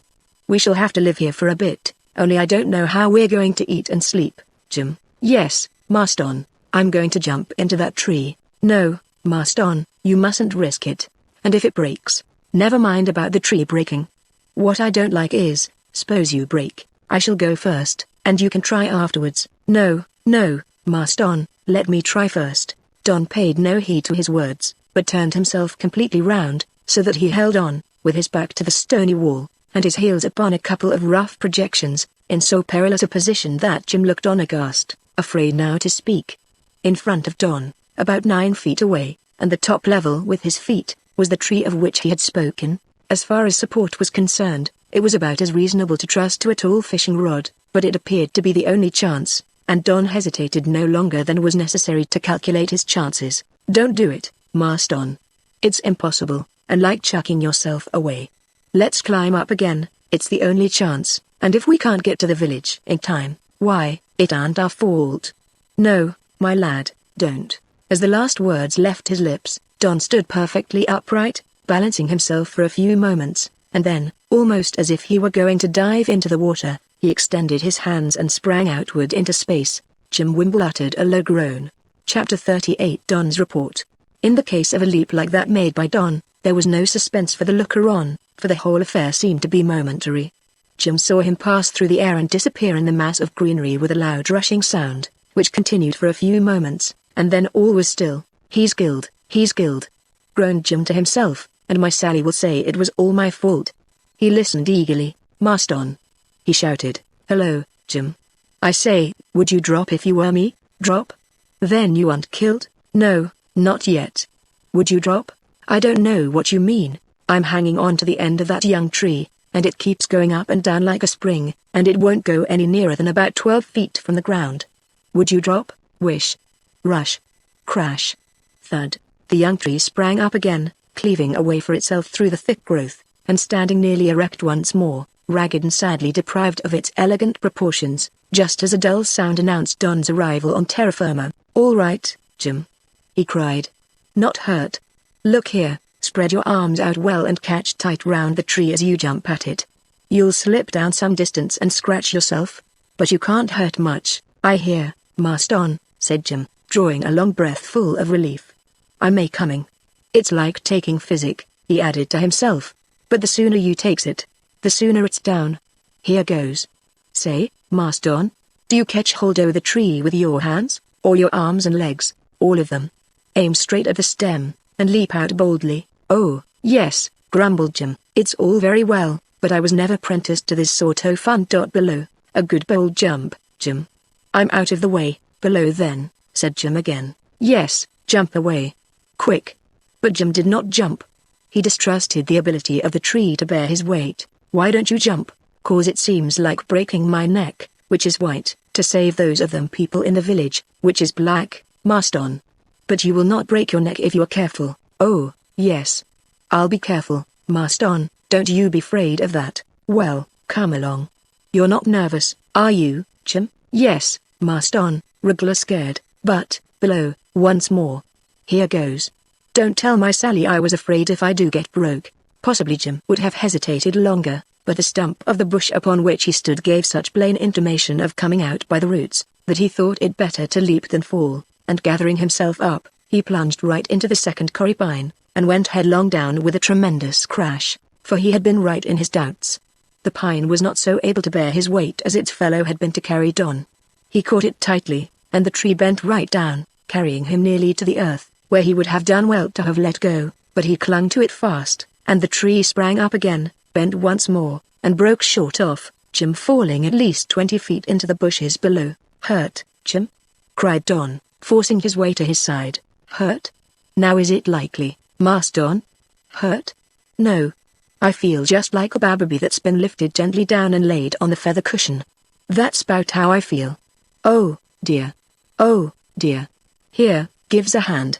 Gently, dear lad, I'm like a skin full o' broken bones. Help me out o' this tangle, and let's see how much of me's good, and how much I'll have to be throwed away. Eggs and bacon. What a state I'm in." Don helped him as tenderly as he could out into an open space, and softly assisted him to lie down, which Jim did, groaning, and was perfectly still for a few moments flat there on his back. "Are you in much pain, Jim?" said Don, anxiously. "Horrid, lad, horrid. I think you'd better go on and warn em, and come and fetch me afterwards, only don't forget where I am, and not find me. Look. There's two o' them birds coming to see what's the matter. I can't leave you, Jim. You're of more consequence to me than all the New Zealanders in the place, am I, Marston? Come, that's kindly spoke of you. But bother the tree. Might ha' behaved as well to me as t'other did to you. Where do you feel in pain, Jim? Where? It's one big solid slapping pain all over me, but it's worst where there's a big thorn stuck in my arm. Let me see. No, wait a bit. I don't mean to be left alone out here if I can help it. Now, Marston, you lift that the left leg, and see if it's broke." Don raised it tenderly, and replaced it gently. "I don't think it's broken, Jim, aren't it?" "Well, it feels like it. Perhaps it's t'other one. Try." Don raised and replaced Jim's right leg. "That isn't broken neither, Jim. Perhaps they're only crushed. Try my arms, my lad." These were tried in turn, and laid down. "No, Jim, seems stupid," said Jim. "I thought I was broke all over. It must be my back, and when a man's back's broke, he feels it all over. Here, lend us a hand, my lad, and I'll try and walk. Soon see whether a man's back's broke." Don offered his arm, and Jim, after a good deal of grunting and groaning, rose to his feet, gave himself a wrench, and then stamped with first one leg and then with the other. "Why, I seems all right, Marston," he said, eagerly. "Yes, Jim. Think it's my ribs?" I've heard say that a man don't always know when his ribs is broke. Do you feel as if they were, Jim? Oh, yes, just exactly. All down one side, and up the other. Could you manage to walk as far as the village? I don't like to leave you. Oh, yes, I think I can walk. Anyhow, I'm going to try. I say, if you hear me squeak or crack anywhere, you'll stop me, won't you? Of course. Come on then, and let's get there. Oh, crumpets. What a pain. Lean on me. No, I'm going to lean on myself, said Jim, stoutly. I'm pretty sure I aren't broke, Marston, but feel just as if I was cracked all over like an old pot, and that's very bad, you know, aren't it? Now then, which way is it? This way, Jim, to the right of the mountain. Ah, I suppose you're right, Marston. I say, I can walk. Does it hurt you very much? Oh, yes, it hurts me horrid. But I say, Marston, there aren't many chaps in Bristol as could have failed down like that without breaking theirselves, is there? I think it's wonderful, Jim. That's what I think, Marston, and I'm as proud of it as can be. Here, step out, sir, works is beginning to go better every minute. Tidy stiff, but, I say, Marston, I don't believe I'm even cracked. I am glad, Jim, cried Don. I felt a little while ago as if I would rather it had been me. Did you, though, Marston? Well, that's kind of you, that it is. I do like that. Come along. Don't you be afraid. I can walk as fast as you can. Never fear. Think we shall be in time? I don't know, Jim. I was in such trouble about you that I had almost forgotten the people at the village, so had I. Pain always makes me forget everything, especially toothache. Why, that's the right way, he cried, as they turned the corner of a steep bluff. Yes, and in a quarter of an hour we can be that is, if you can walk fast. I can walk fast, my lad, look. But what's quarter of hour? I got muddled enough over the bells board ship 3 bells, and 4 bells, and the rest of it, but out here there don't seem to be no time at all. Wonder how near those fellows are as we see. I am glad I aren't broke. In about the time Don had said, they came to the path leading to the ravine, where the cave pierced the mountainside. A few minutes later they were by the hot bath spring, and directly after, to Don's great delight, they came upon Timothy. I was coming to look for you too, he said. You had better not go far from the where. 2 of the tribes have turned savage, and are talking about war. Don interrupted him, and told him what they had seen, so soon. He said hurriedly, is it bad news, then? Asked Don, anxiously. Bad, my lads. Bad as it can be. Then that was a war party we saw? Yes, come on. He then put his hands to his mouth and uttered a wildly savage yell, whose effect was instantaneous. It was answered in all directions, and followed by a shrieking and wailing chorus from the women and children, who came trooping out of their huts, laden with household treasures, and hurrying up one particular path at the back of the village, one which neither Don nor Jim had intruded upon, from the belief that it led to some temple or place connected with the Maoris' religion. A few minutes before the men were idling about, lying on the black sand, sleeping, or eating and drinking in the most careless, indolent way. Now all were in a state of the wildest excitement, and as Don saw the great stalwart fellows come running here and there, armed with spear and stone axe, he felt that he had misjudged them, and thought that they looked like so many grand bronze figures, suddenly come to life. Their faces and nearly naked bodies were made hideous with tattooing marks, but their skins shone and the muscles stood out, and as they all grouped together under the orders of Timothy and Ngati, both Don and Jim thought that if the party they had seen were coming on to the attack, the fighting might be desperate after all. In less time than it takes to tell, men had been sent out as scouts, and pending their return, Timothy led the way up the path, after the women and children, to where, to Don's astonishment, there was a strong blockaded enclosure, or pa, made by binding great stakes together at the tops, after they had been driven into the ground. There was but one entrance to the enclosure, which was on the summit of the rock with exceedingly steep sides, save where the path zigzagged to the top, and here everyone was soon busy trying to strengthen the place. The spears of the men being laid against the stockade. May as well help, said Jim, sturdily. I'm not going to fight, but I don't mind helping them to take care of themselves. They set to and aided in every way they could, Ngati smiling approval, patting Don on the back, and then hurrying away to return with 2 spears, which he handed to the 2 young men. My pakia, he said, and Jim gave an angry stamp, and was about to refuse to take the weapon, when there was a yell of excitement from all in the pa. For one of the scouts came running in, and as he came nearer, it could be seen that he was bleeding from a wound in the shoulder, and that he had lost his spear. As if nerved by this sight, Don and Jim seized the spears offered for their defense. "Yes, Master Don," said Jim, "we shall have to try and fight. Seems to me as if the war's begun." A wild shriek followed his words, and Don saw that they were but too true. Chapter 39 War.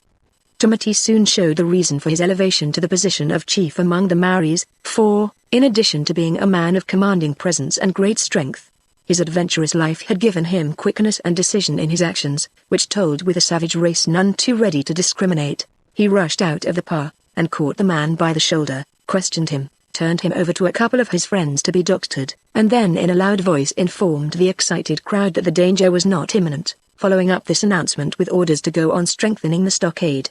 He was instantly obeyed, his cool manner giving his followers confidence, and they went on working hard at securing certain spots and strengthening the entrance, but always with their spears close at hand.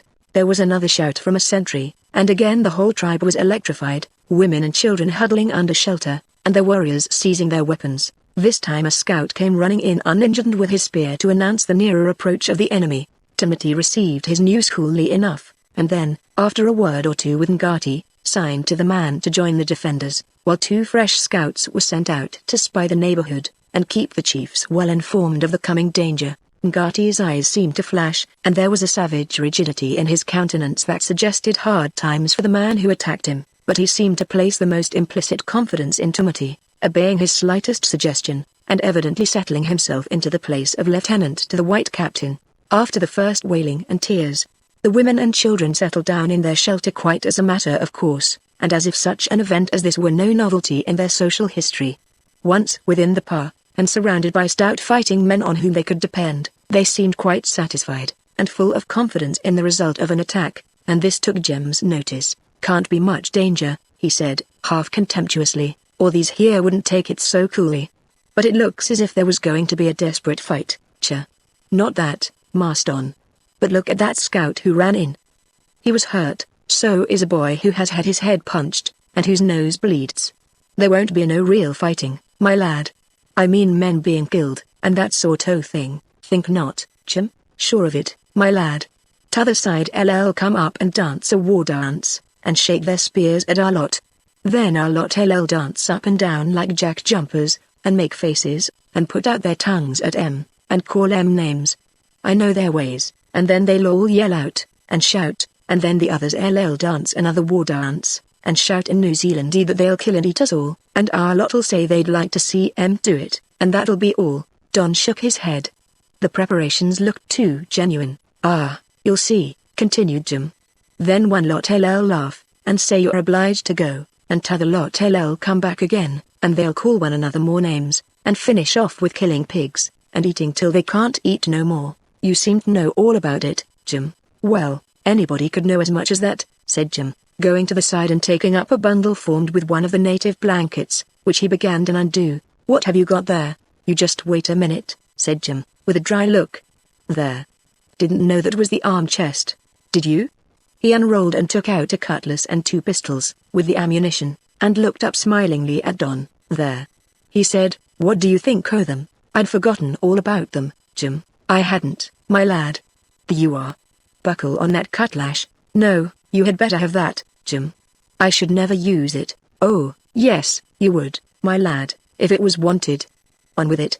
Don reluctantly buckled on the weapon, and Jim solemnly charged the pistols, giving Don one, and taking the other to stick in his own waist belt. "There," he said, retaking the spear given to him. "Don't you feel like fighting now?" "No, Jim, not a bit." "You don't?" "No." "Do you?" "Well, if you put it in that way," said Jim, rubbing his ear, "I can't say as I do. You can't feel to want to do much in that way till someone hurts you. Then it's different. It's horrible, Jim." "Well, I suppose it is, but it don't you get looking like that. There'll be no fighting here. I say, Master Don, it would be a bit of a game, though, to stick the pinty of this here spear a little way into one of the savages. Wonder what he'd say." "Ah, my pakia!" cried a voice just behind them, and they turned sharply, to find themselves face to face with Ngati, who patted Don on the shoulder, and then pointed to his cutlass and pistol. "Ha!" he ejaculated, with a deep breath, and then, without warning, snatched Don's spear from his hand, threw himself into a series of wild attitudes, and went through the action of one engaged in an encounter with an enemy, stabbing, parrying, dodging, and darting here and there in a way that suggested instant immolation for the unfortunate he encountered. "Look at him, Marston," whispered Jim. "Look at him pretending. That's the way they fight. By and by, you'll see lots of that, but you mark my words, none on 'em won't go nigh enough to hurt one another." Ngati ceased as suddenly as he had begun, returned the spear to Don, and seemed to intimate that he should go through the same performance. "You wait a bit, old chap," cried Jim. "We don't fight that way, ha!" ejaculated Ngati, and he ran across to a portion of the pa where several of his warriors were busily binding some of the posts more securely. "It do make me laugh," said Jim, "but I suppose all that bouncing helps 'em. Poor things. Marston, you and I ought to be very thankful as we was born in Bristol, and that Bristol's in old England. Say, shall you give anyone a chop if it does come to a fight?" Don shook his head. Jim laughed. "If it weren't for wasting the powder, I tell you what we do. Get up a top yonder where we could lean over the palings, wait till the other chaps comes up, and then shoot over their heads with the pistols. That'd make some of 'em run." There was another shout here, for two of the scouts came running in, and every man seized his spear, and darted to the spot he was expected to defend. "Why, Marston, how they can run. Look at 'em. An Englishman wouldn't run like that from a dozen men. Here, let's chuck these spears away. We shan't want 'em. An Englishman as has got fists don't want no spears. Look. Look." The two scouts had come running in very swiftly till they were about 100 yards from the gateway of the pa, when they stopped short and faced about as two of the enemy, who were in chase, dashed at them, spear in hand.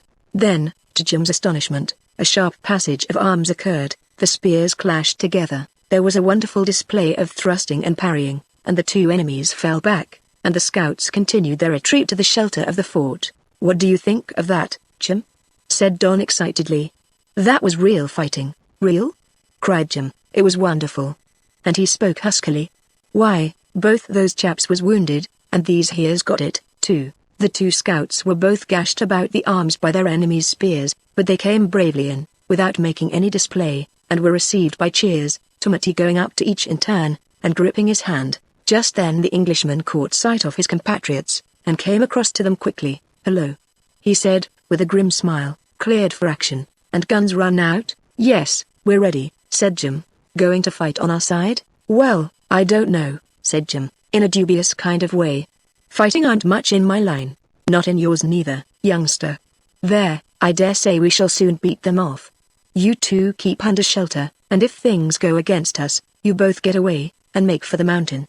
Go right into that cave, and wait till I join you. But there will not be much fighting." "Will the rye mean real fighting?" said Jim. "I don't know what you mean by real fighting, squire, but I suppose we shall keep on till half of us on both sides are killed and wounded." "So bad as that?" "Perhaps worse," said the man grimly. "Here, shake hands, young un, in case we don't have another chance. If you have to run for it, keep along the east coast for about 100 miles, there's white men settled down yonder. Goodbye." Tumati shook hands heartily, and went off to his writing men, who were excitedly watching the level below the pa, to which part it was expected the enemy would first come. Don joined them, eager to see how matters were going, and hopeful still, in spite of Tumati's words, that matters would not assume so serious an aspect. But just then a hand was laid upon his arm. "I was out of it, Marston," whispered Jim. "They do bounce a deal. But there's going to be real fighting on. One of those poor fellows who came running in, and stood up as if nothing was wrong, is dead." "Dead?" "Yes, my lad. Spear went right through his chest. Hark at 'em." There was a low wailing noise from the corner of the pa, where the two men were sheltered, and Don felt a chill of horror run through him. "Then it is going to be quite a savage battle, Jim?" "'Fraid so, my lad. No, I don't mean 'fraid think so.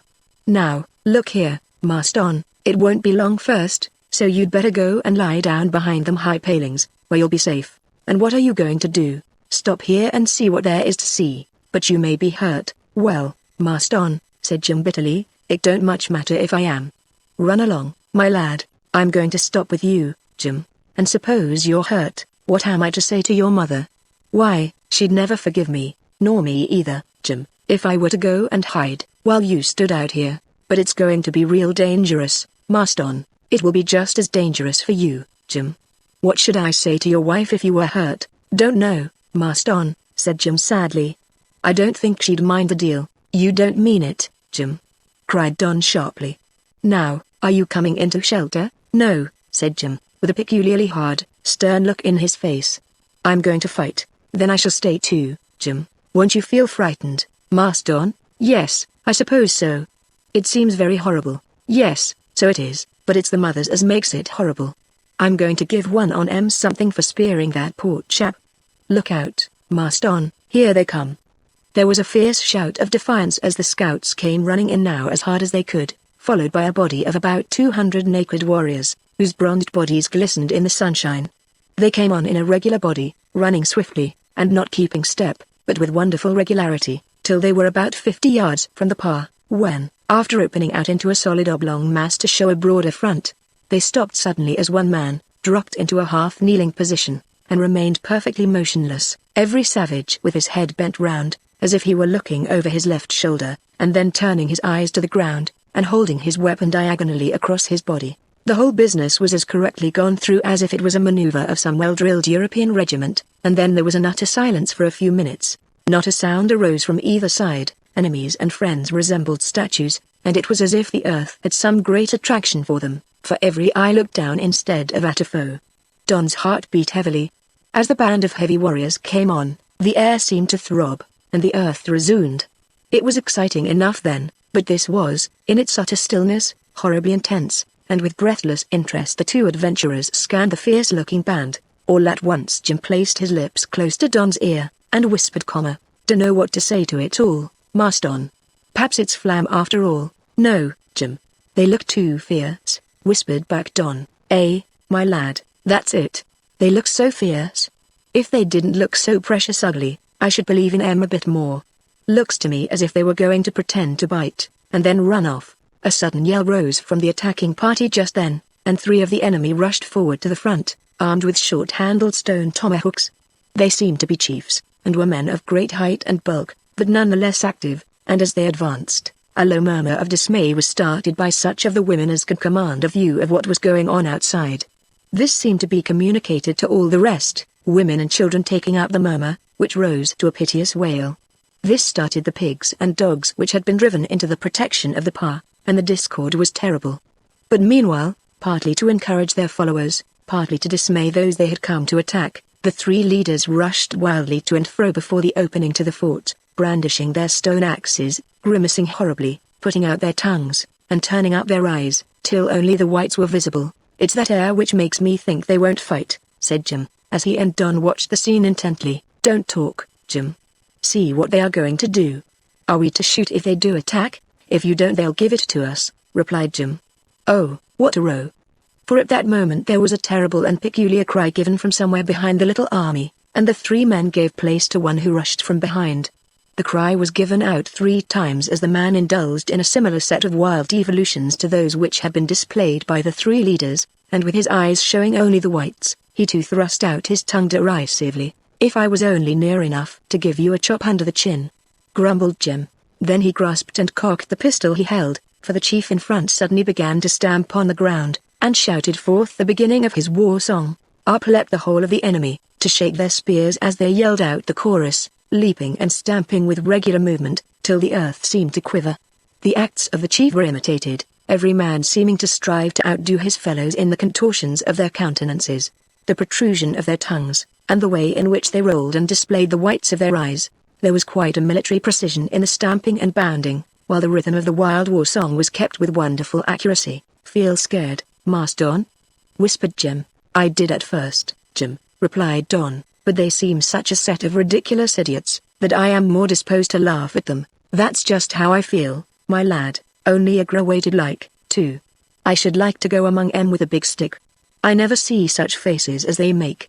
It is all Flam, they won't fight." The war song went on as if the enemy were exciting themselves for the affray, and all the time the men of Damati and Ngati stood firm, and as watchful as could be of their foes, who leapt, and stamped, and sang till Jim turned to Don, and said in a low voice, "Look here, Master Don, it's my opinion that these here chaps never grew inside their heads after they were 6 or 7. They've got bodies big enough, but no more brains than a little child. Look at that 6'4" chap making faces at us. Why, it's like a little boy. They won't fight." It seemed so to Don, and that it was all going to be an attempt to frighten the tribe he was with.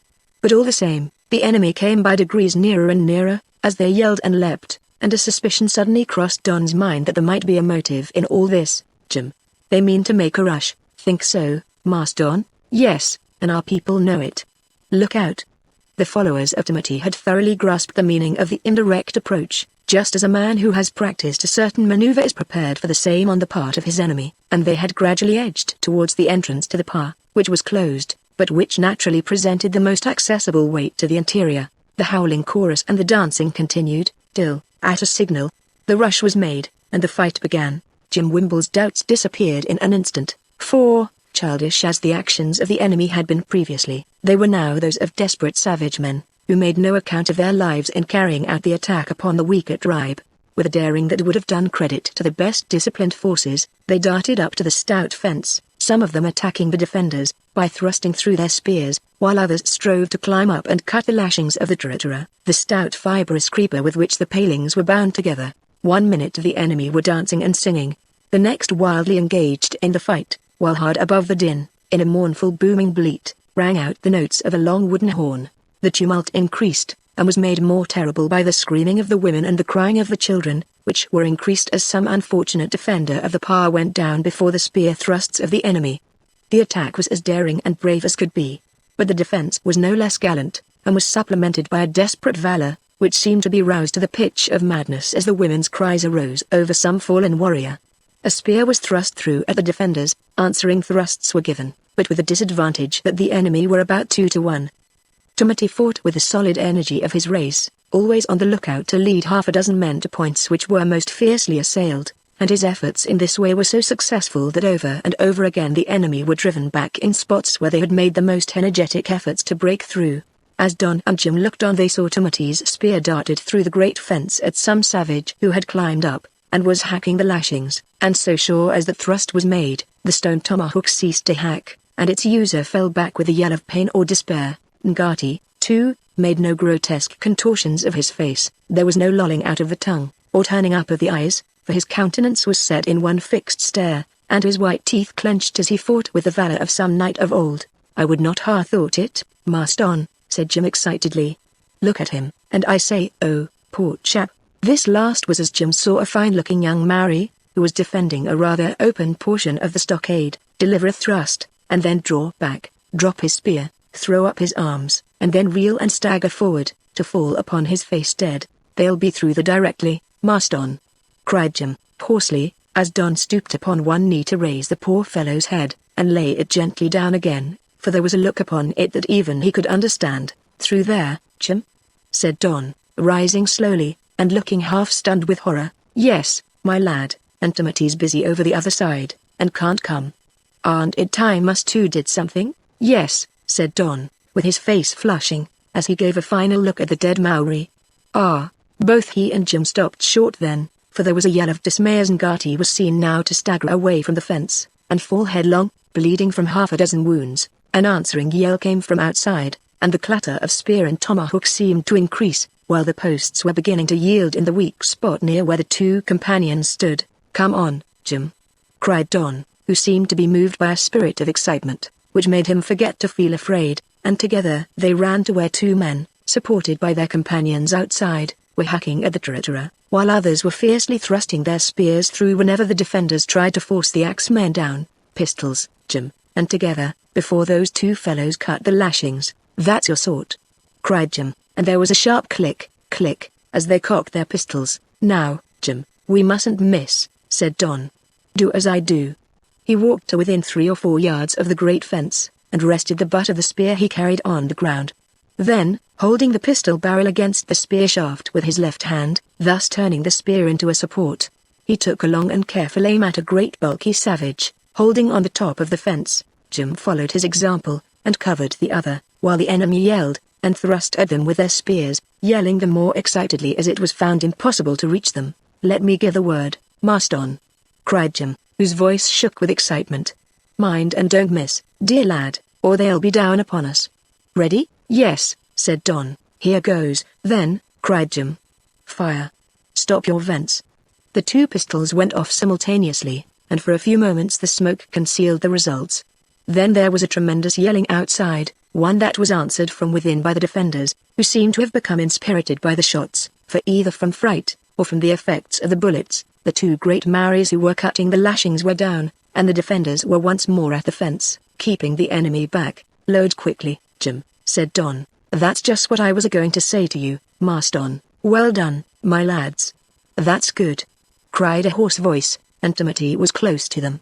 "Keep that up, but hold your fire till you see them trying to get over, and wherever you see that, run there and give 'em a couple of shots. Ha, ha, ha, ha," he roared, as he rushed away to encourage his followers, just as Jim had rammed home his charge, and examined the priming in the pistol pan. "That's just what we will do," said Jim, "only I should like to keep at it while my blood's warm. If I cool down I can't fight. Say, Marston, I hope we didn't kill those two chaps." "I hope they're wounded, Jim, so that they can't fight," replied Don, as he finished his priming. "Quick! They're getting up yonder." They ran across to the other side of the par, and repeated their previous act of defense with equally good result, while the defenders, who had seemed to be flagging, yelled with delight at the two young Englishmen, and began fighting with renewed vigor. "Load away, Marston!" cried Jim. "Make your ramrod hop. Never mind the pistol kicking, it kicks much harder with the other end. 4 men down. What would my Sally say? Hi! Quick, my lads!" shouted Timothy, and as Don looked up he saw the tattooed Englishman, who looked a very savage now, pointing with his spear at one corner of the place. Don nodded, and ran with Jim in the required direction, finishing the loading as they went. It was none too soon, for 3 of the enemy were on the top of the fence, and, spear in hand, were about to drop down among the defenders. Bang! Went Jim's pistol, and one of the savages fell back. Bang! Don's shot followed, and the man at whom he aimed fell too, but right among the spears of the defenders, while the third leapt into the par, and the next moment lay transfixed by half a dozen weapons. "I don't like this, Jim," muttered Don, as he loaded again. "More don't I, my lad, but it's shoot them or spear us, so load away." Jim's words were so much to the point, that they swept away Don's compunction, and they hastily reloaded. All around were the yelling and clashing of spears, and how many of the attacking party fell could not be seen, but there was constantly the depressing sight of some brave defender of the women and children staggering away from the fence, to fall dead, or to creep away out of the struggle to where the weeping women eagerly sought to staunch his wounds and give him water. "That's splendid, my lads. That's splendid. 10 times better than using a spear," cried Timothy, coming up to them again. "Plenty or powder and ball?" "Not a very great deal," said Don. "Be careful, then, and don't waste a shot. They can't stand that." "Shall we beat them off?" said Don, after seeing that his pistol was charged. "Beat them off? Why, of course. The ewer again. Look sharp." Once more the 2 pistols cleared the attacking Maoris from the top of the fence, where they were vainly trying to cut through the lashings, and, cheered on by these successes, the defenders yelled with delight, and used their spears with terrible effect. But the attacking party, after a recoil, came on again as stubbornly as ever, and it was plain enough to those who handled the firearms that it was only a question of time before the besieged would be beaten by numbers, and Don shuddered as he thought of the massacre that must ensue. He had been looking round, and then found that Jim was eyeing him fixedly. "Just what I was thinking, Marston. We've fought like men, but we can't do impossibles, as I says to your uncle, when he wanted me to move a molasses barrel. Sooner we cuts and runs, the better." "I was not thinking of running, Jim." "Then you ought to have been, my lad, for there's them at home as wouldn't like us two to be killed." Don't, Jim," cried Don. "Come on. There's a man over. 2, 3, 4. Look." He ran toward the side, where a desperate attack was being made, and, as he said, 4 men were over, and others following, when once more the pistols sent down a couple who had mounted the fence, one of them being shot through the chest, the other dropping on seeing his companion fall, but with no further hurt than the fright caused by a bullet whistling by his ear. The 4 who were over made a desperate stand, but Timothy joined in the attack, and the daring fellows soon lay weltering in their blood, while, as Don rapidly loaded once more, he saw that Timothy was leaning on his spear, and rocking himself slowly to and fro. "Are you hurt?" said Don, running up, and loading as he went. "Hurt, my lad? Yes, got it horrid. Look here, if you and him see a chance make for the mountain, and then go southward. But shall we be beaten? We're beaten, my lad, only we can't show it. I'm about done." "Oh, hush. Don't show the white feather, boy. Keep on firing, and the beggars outside may get tired first. If not there, fire away." He made a brave effort to seem unhurt, and went to assist his men, while once more Don and Jim ran to the side, and fired just in time to save the lashings of the fence. But Jim's pistol went off with quite a roar, and he flung the stock away, and stood shaking his bleeding fingers. "Are you hurt, Jim?" "Hurt?" he says. "Am I hurt?"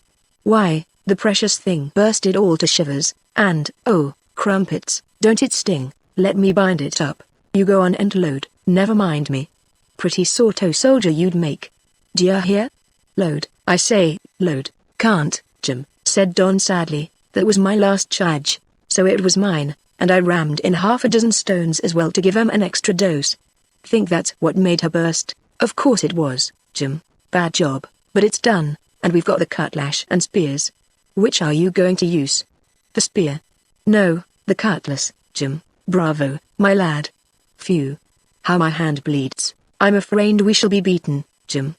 "I'm sure of it, my lad. My right hand, too, I can't hit with it. Wish we was all going to run away now." "Do you, Jim?" That I do, only we couldn't run away and leave the women and children, even if they are beaten." A terrible yelling and shrieking arose at that moment from behind where they stood, and as they turned, it was to see the whole of the defenders, headed by Timothy, making a rush for one portion of the fence where some of the stout poles had given way. A breach had been made, and yelling like furies, the enemy were pouring through in a crowd. Chapter 40 Defeated. 2 minutes at the outside must have been the lapse of time before the last spear held up in defense of the par was lowered by its brave owner in weakness, despair, or death. Timothy's men fought with desperate valor, but they were so reduced that the enemy were 4-1, and as they were driven back step by step, till they were huddled together in one corner of the par, the slaughter was frightful. Stirred to fury at seeing the poor fellows drop, both Don and Jim had made unskillful use of their weapons, for they were unwillingly mingled with the crowd of defenders, and driven with them into the corner of the great enclosure. 1 minute they were surrounded by panting, desperate men, using their spears valorously, as the Greeks might have used theirs in days of old. Then there came a rush, a horrible crowding together, a sensation to Don as if some mountain had suddenly fallen on his head to crush out the hideous din of yelling and despairing shrieks, and then all was darkness. It was still darkness, but the stars were shining brightly overhead, when Don opened his eyes again to begin wondering why his head should ache so terribly, and he should feel so cold. Those thoughts were only momentary, for a colder chill ran through him as on both sides of where he lay a low moaning sound arose, as of someone in pain. "Where am I?" he thought. "What is the matter?" Then he realized what had happened, for a familiar voice said almost in a whisper, "Poor little Sally. I wish she was here with a bit of rag, Jim." "Marston." "Oh. Thank the Lord. Amen. I thought oh." A choking sensation rose in Don's throat, for he could hear close beside him the brave, true fellow sobbing like a woman. Jim, old chap," whispered Don. Pray don't do that." "I may trying not to as hard as ever I can," whispered the poor fellow hoarsely, "but I've been bleeding like a pig, Marston, and it's made me as weak as a great gal. You see, I thought as you was dead." No, Jim, I'm here safe, only my head aches, and I can't get my hands free." "No, my lad, more can't I. We're both tied up, hands and legs, but the others? Where is Timothy?" "Don't ask me, my lad." "Oh, Jim." There was a few minutes' awful silence, during which the low moaning sound went on from different places close at hand. "Where is Ngati?" whispered Don at last. "Half killed, or dead, Marston," said Jim, sadly. "We're a glad beat. But, my word, Marston, I am sorry." "Sorry?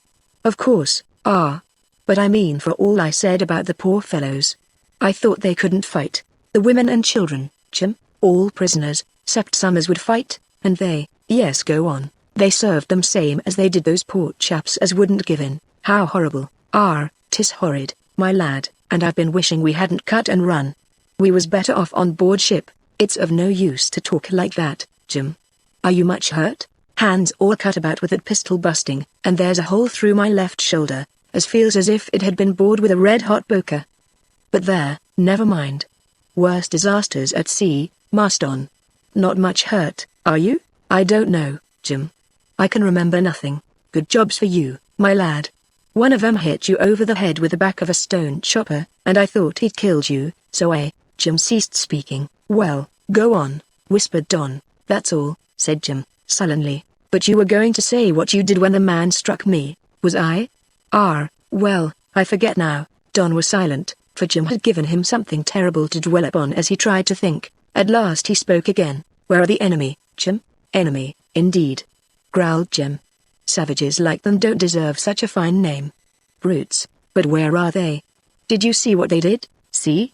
"Yes." "Don't ask me, but where are they?" "Sleep. Drunk, I think. After they'd tied us prisoners all up and shut up all the women and children in the big ware, what do you think they did? Kill them? Killed them? No. Lit fires, and set to and had a regular feast, and danced about them as could," added Jim with a chuckle. "Some on 'em had got too many holes in 'em to enjoy dancing much. But, Marston—" "Yes, Jim, don't ask me to tell you no more, my lad. I'm too badly, just now. Think you could go to sleep?" "I don't know, Jim. I don't think so. I'd say, let's try and get ourselves loose, and set to and get away, for I don't think anybody's watching us, but I couldn't go 2 steps, I know." "Could you run away by yourself?" "I don't know," said Don. "I'm not going to try." "Well, but that's stupid, Marston, when you might go somewhere, perhaps, and get help." "Where, Jim?" Said the poor fellow, after a pause. "I never thought about that." They lay still under the blinking stars, with the wind blowing chill from the icy mountains, and the feeling of bitter despondency which hung over Don's spirit seemed to grow darker. His head throbbed violently, and a dull numbing pain was in his wrists and ankles. Then, too, as he opened his lips, he felt a cruel, parching, feverish thirst, which seemed by degrees to pass away as he listened to the low moaning, and then for a few minutes he lost consciousness. But it was only to start into wakefulness again, and stare wildly at the faintly seen fence of the great park, right over his head, and through which he could see the twinkling of a star. As he realized where he was once more, he whispered Jim's name again and again, but a heavy breathing was the only response, and he lay thinking of home and of his bedroom all those 1,000 miles away. And as he thought of Bristol, a curious feeling of thankfulness came over him that his mother was in ignorance of the fate that had befallen her son. What would she say, what would she think, if she knew that I was lying here on the ground, a prisoner, and wounded here at the mercy of a set of savages? What would she say? A short time before Don had been thinking that fate had done its worst for him, and that his position could not possibly have been more grave. But he thought now that it might have been far worse, for his mother was spared his horror. And then as he lay helpless there, and in pain, with his companion badly hurt, and the low moan of some wounded savage now and then making him shudder, the scene of the desperate fight seemed to come back, and he felt feverish and wild. But after a time that passed off, and the pain and chill troubled him, but only to pass off as well, and be succeeded by a drowsy sensation. And then as he lay there, the words of the old prayers he had repeated at his mother's knee rose to his lips, and he was repeating them as sleep fell upon his weary eyes, and the agony and horrors of that terrible time were as nothing to him then. Chapter 41 Prisoners of War. "I wish our old ship was here, and I was at one of the guns to help give these beggars a broadside. It is very, very horrible, Jim. 10 times as horrid as that, Marston. Here was we all as quiet and comfortable as could be taking our warm baths. I say, shouldn't I like one now? I'm that stiff and sore I can hardly move." "Yes, it would be a comfort, Jim." "Yes, and as I was saying, here was we going on as quiet as could be, and interfering with nobody, when these warmints came, and look at things now." "Yes," said Don, sadly, as he looked round, "half the men dead, the others wounded and prisoners, with the women and children. And the village, I suppose they calls this a village." "I don't, for there aren't no church, all wrecked and ruined." They sat together, with their hands tightly bound behind them, gazing at the desolation. The prisoners were all huddled together, perfectly silent, and with a dull, sullen, despairing look in their countenances, which seemed to suggest that they were accepting their fate as a matter of course. It was a horrible scene, so many of the warriors being badly wounded, but they made no complaint, and, truth to tell, most of those who were now helpless prisoners had taken part in raids to inflict the pain they now suffered themselves. The dead had been dragged away before Don woke that morning, but there were hideous traces on the trampled ground, with broken weapons scattered here and there, while the wounded were lying together perfectly untended, many of them bound, to prevent escape hardly possible even to an uninjured man, for a guard was keeping watch over them ready to advance threateningly, spear in hand, if a prisoner attempted to move. Where Don and Jim were sitting, a portion of the great fence was broken, and they could see through it down to the shore. "What a shame it seems on such a glorious morning, Jim." "Shame? Marston? I should just like to shame 'em. Head hurt much?" "Not so very much, Jim." How is your shoulder? Rather pickly. Rather what? Pickly, as if there was vinegar and pepper and salt being rubbed into it. But my old mother used to say that it was a good sign when a cut smarted a lot. So I suppose my wound's first rate, for it smarts like a furze bush in a fit. I wish I could bathe it for you, Jim. Thank ye, Marston. I wish my Sally could do it. More in her way. We must try and bear it all, I suppose, Jim. How hot the sun is, and, ill as I am, I should be so glad of something to eat and drink. I'm that hungry, Marston, growled Jim, that I could eat one o' these here savages. Not all at once, of course. Look, Jim. What are they doing there? Don nodded his head in the direction of the broken fence, and together they looked down from the eminence on which the pa was formed, right upon the black volcanic sand, over which the sea ran foaming like so much glistening silver. There were about 50 of the enemy busy the running to and fro, and the spectators were not long left in doubt as to what they were doing, for amid a great deal of shouting one of the huge war canoes was run down over the sand and launched, a couple of men being left to keep her by the shore, while their comrades busied themselves in launching others, till every canoe belonging to the conquered tribe was in the water. That's it, is it? Said Jim. They came overland, and now they're going back by water. Well, I suppose, they'll do as they like. Isn't this nearest one Gartie's canoe, Jim? Yes, my lad, that's she. I know her by that handsome face cut in the front. I suppose poor Gartie's dead. I'm afraid so, said Don, sadly. I've been trying to make out his face and Timothy's among the prisoners, but I can't see either, more can't I, Marston. It's a very bad job. Look yonder now. Don was already looking, for a great deal of excited business was going on below, where the victorious tribe was at work, going and coming, and bringing down loads of plunder taken from the various huts. One man bore a bundle of spears, another some stone tomahawks, which were rattled into the bottom of the canoes. Then paddles, and bundles of hempen garments were carried down, with other objects of value in the savage eye.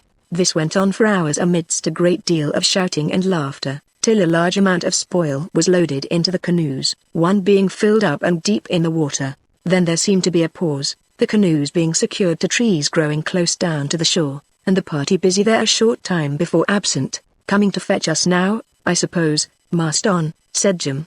Wonder whether they've got your pistol and cutlash. But no one but the guards came in sight, and a couple of weary hours passed, during which the other prisoners sat crouched together, talking in a low tone, apparently quite indifferent to their fate, and this indifference seemed so great that some of the thoughtless children began to laugh and talk aloud. For some time this was passed over unnoticed, but at last one of the guards, a tall Maori, whose face was so lined in curves that it seemed to be absolutely blue, walked slowly over to the merry group, spear in hand, to give one child a poke with the butt, another a sharp blow over the head, evidently with the intention of producing silence, but in the case of the younger children his movements had the opposite effect, and this roused the ire of some of the women, who spoke out angrily enough to make the tall, blue-faced savage give a threatening gesture with his spear.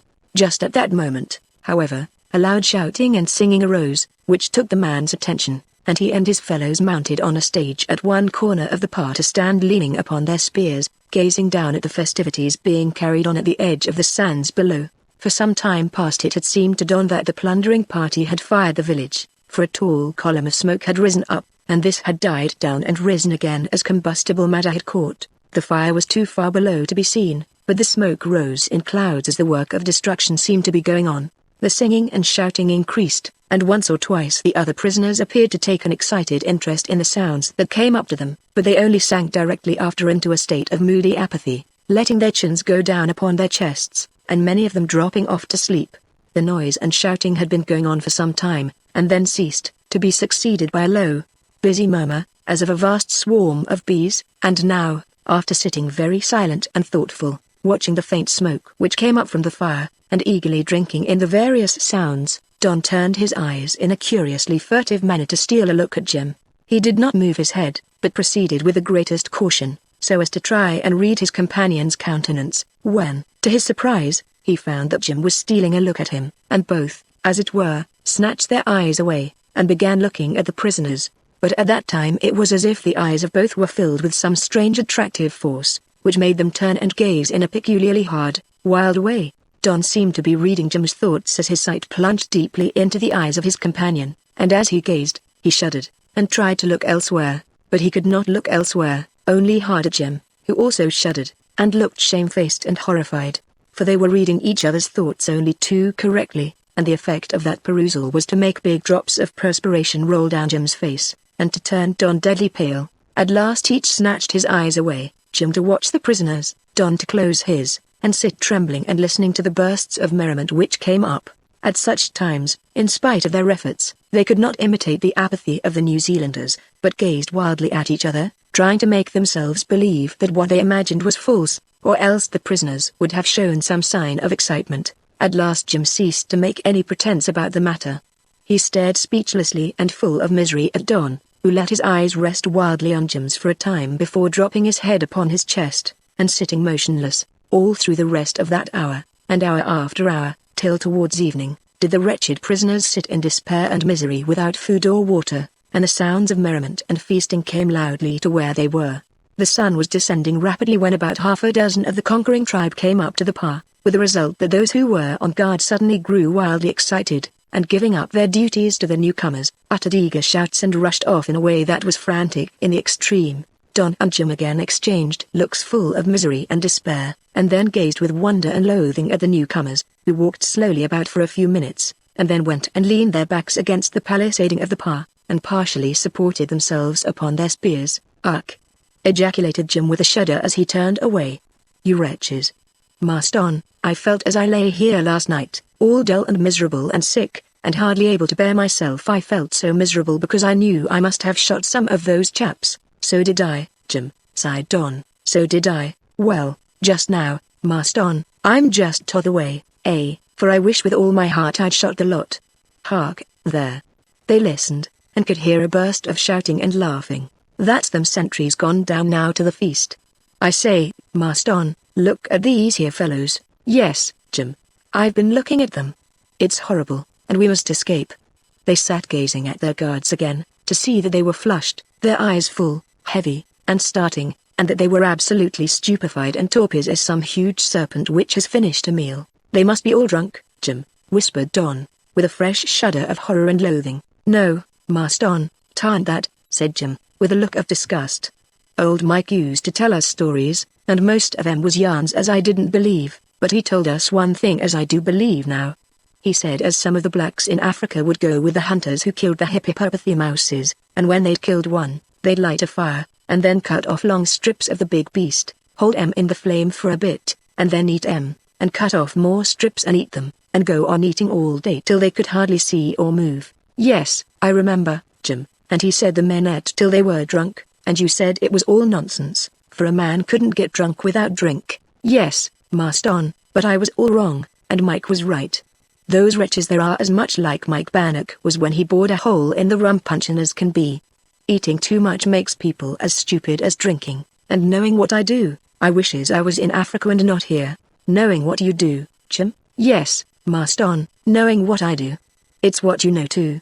"I can see you do." Don shuddered. "Don't, Jim, don't. It's too horrid even to think about." "Yes, dear lad, but we must think about it.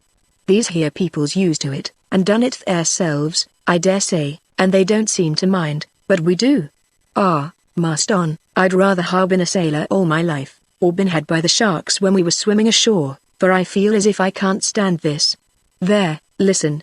There was a sound of shouting and singing from the beach below, and one of the guards tossed up his spear in a sleepy way, and shouted too, but only to subside again into a sluggish state of torpidity. "Why, Master Don, by and by they'll all be asleep, and if we tried, you and me might get our arms and legs undone, and take a spear apiece, and kill the lot." "What do you say?" "The same as you will, if you think, Jim," replied Don. No, it is, Master Don, of course. Englishmen couldn't do such a thing as that. But only let us have a fair chance at them again, Jim, and I don't think we shall feel very sorry if we slay a few." "Sorry?" said Jim, between his teeth. "I mean 100 of 'em at least, as soon as we can get away, and get away we will." They sat listening till the horrible feast below was at an end, and everything became so silent that they concluded that the enemy must be asleep, and began to wonder that the prisoners should all crouch together in so apathetic a state. But all at once, when everything seemed most still, and half the prisoners were dozing, there came the heavy trampling of feet. The guards roused up, and in the dim light of the late evening, the bonds which secured the captives' feet were loosened, and, like a herd of cattle, they were driven down from the platform upon which the pier was constructed, and along the slope to the sands, where the canoes rode lightly on the swell. Into these they were forced to climb, some getting in with alacrity, others slowly and painfully, 2 or 3 falling helplessly in the water, and then, half drowned, being dragged in over the side. "Not a bit sorry I killed some of them," muttered Jim. "They aren't men, Marston, but savage beasts." It did not take long, for there was plenty of room in the little fleet of canoes. The prisoners were divided, some being placed in the canoes with the plunder, and treated as if they were spoil. Others were divided among the long canoes, manned by the enemy, whose own wounded men, even to the worst, did not hesitate to take to a paddle, and fill their places. Some of the children whimpered, but an apathetic state of misery and dejection seemed to have affected even them, while in 1 or 2 cases, a blow from a paddle was sufficient to awe the poor little unfortunates into silence. As soon as the last man was in his place, a Herculean chief waved his hands, one of his followers raised a great wooden trumpet, and blew a long, bellowing note. The paddles dipped almost as one into the water, and the men burst into a triumphal chorus, as, for a few hundred yards, the great war canoes which they had captured swept with their freight of spoil at a rapid rate southward along the shore. Then the sudden burst of energy ceased, the song broke off, the speed diminished, and the men slowly dipped their paddles in a heavy, drowsy way. Every now and then one of the warriors ceased paddling, or contented himself with going through the motion, but still the great serpent-like vessels glided on, though slowly, while the darkness came on rapidly, and the water flashed as its phosphorescent inhabitants were disturbed. The darkness grew intense, but not for long. Soon a gradual lightening became visible in the east, and suddenly a flash of light glanced along the surface of the sea, as the moon slowly rose to give a weird aspect to the long row of dusky warriors sluggishly urging the great canoes onward. Don and Jim had the good fortune to be together in the largest and leading canoe, and as they sat there in silence, the strangeness of the scene appeared awful. The shore looked almost black, save where the moon illumined the mountainous background, but the sea seemed to have been turned into a pale greenish metal, flowing easily in a molten state. No one spoke, not a sigh was heard from the prisoners, who must have been suffering keenly as they cowered down in the boat. Don sat watching the weird panorama as they went along, asking himself at times if it was all real, or only the effect of some vivid dream. For it appeared to be impossible that he could have gone through what he had on the previous night, and be the now-born who could say whither, by the successful raiders, who were moving their oars mechanically as the canoe glided on. It must be a dream, he said to himself. I shall awake soon, and, what a chance, Marston, said a low voice at his side, to prove to him that he was awake. Chance? What chance? Said Don, starting. I don't mean to get away, but for any other tribe to give it to them, and serve them as they served our poor friends, for they was friends to us, Marston. I wish the wretches could be punished, said Don sadly, but I see no chance of that. Ah. Wait a bit, my lad, you don't know. But what a chance it would be with them all in this state. If it wasn't that I don't care about being drowned, I should like to set to work with my pocket knife, and make a hole in the bottom of the canoe. It would drown the innocent and the guilty, Jim. That's so, my lad. I say, Marston, aren't you hungry? Yes, I suppose so, Jim. Not hungry, but I feel as if I have had no food. I am too miserable to be hungry, so am I sometimes when my shoulder burns. At other times I feel as if I could eat wood. They sat in silence as the moon rose higher, and the long lines of paddles in the different boats looked more weird and strange, while in the distance a mountain top that stood above the long black line of trees flashed in the moonlight as if emitting silver fire. Wonder where they'll take us? Said Jim, at last. To their pa, I suppose, replied Don, dreamily. I suppose they'll give us something to eat when we get there, eh? I suppose so, Jim. I don't know, and I feel too miserable even to try and think. Ah, said Jim, that's how those poor women and the wounded prisoners feel, Marston, but they're only copper-colored blacks, and we're whites. We can't afford to feel as they do. Look here, my lad, how soon do you think you'll be strong enough to try and escape? I don't know, Jim. I say tomorrow. Shall you be fit? Jim was silent for a few minutes. I'm like you, Marston, he said. I dunno, but I tell you what, we will not say tomorrow or next day, but make up our minds to go first chance. What do you say to that? Anything is better than being in the power of such wretches as these, Jim, so let's do as you say. Jim nodded his head as he sat in the bottom of the canoe in the broad moonlight, and Don watched the soft silver sea, the black velvet-looking shore, and the brilliant stars, and then, just as in his faintness, hunger, and misery, He had determined in his own mind that he would be obliged to sit there and suffer the long night through, and began wondering how long it would be before morning. He became aware of the fact that nature is bounteously good to those who suffer, for he saw that Jim kept on nodding his head, as if in acquiescence with that which he had said, and then he seemed to subside slowly with his brow against the side. "He's asleep," said Don to himself. Poor Jim. He always could go to sleep directly. This turned Don's thoughts to the times when, after a hard morning's work, and a hasty dinner, he had seen Jim sit down in a corner with his back against a tub, and drop off apparently in an instant. "I wish I could go to sleep and forget all this," Don said to himself with a sigh. All this horror and weariness and misery. He shook his head. It was impossible, and he looked again at the dark shore that they were passing, at the shimmering sea, and then at the bronzed backs of the warriors as they paddled on in their drowsy, mechanical way. The movement looked more and more strange as he gazed. The men's bodies swayed very little, and their arms all along the line looked misty, and seemed to stretch right away into infinity, so far away was the last rower from the prow. The water flashed with the moonlight on one side, and gleamed pallidly on the other as the blade stirred it, and then they grew more misty, but kept on plash plash plash, and the paddles of the line of canoes behind echoed the sound, or seemed to, as they beat the water, and Jim whispered softly in his ear, "Don't move, Marston, my lad." "I'm not tired," but he did move, for he started up from where his head had been lying on Jim's knees, and the poor fellow smiled at him in the broad morning sunshine. Sunshine, and not moonshine, and Don stared. "Why, Jim," he said, "have I been asleep?" "S'pose so, Marston.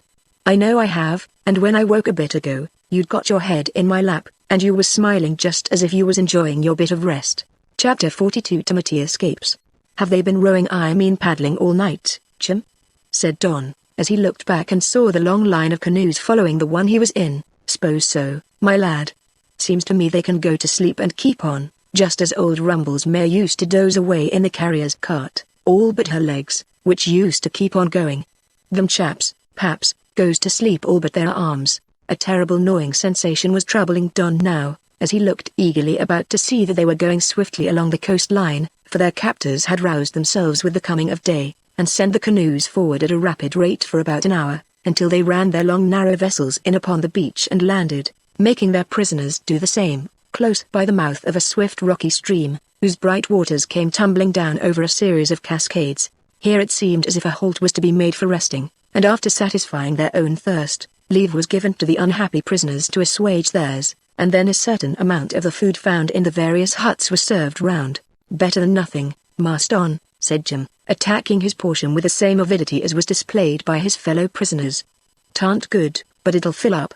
"Look, Jim," whispered Don. "Isn't that Timothy?" Jim ceased eating, and stared in the direction indicated by Don. "Why, dis," he whispered. "Don't take no notice, lad, or they'll stop us, but let's keep on edging along till we get to him."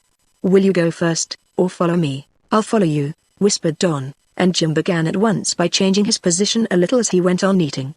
Then a little more, Don following, till they had placed a group of the miserable, apathetic-looking women between them and the warriors. These women looked at them sadly, but made no effort to speak, only sat watching them as they crept on and until they were close upon the recumbent figure which they had taken to be the tattooed Englishman. "Why, if this is so easy, Marston," said Jim, "why couldn't we get right among the trees and make for the woods?" "Hush.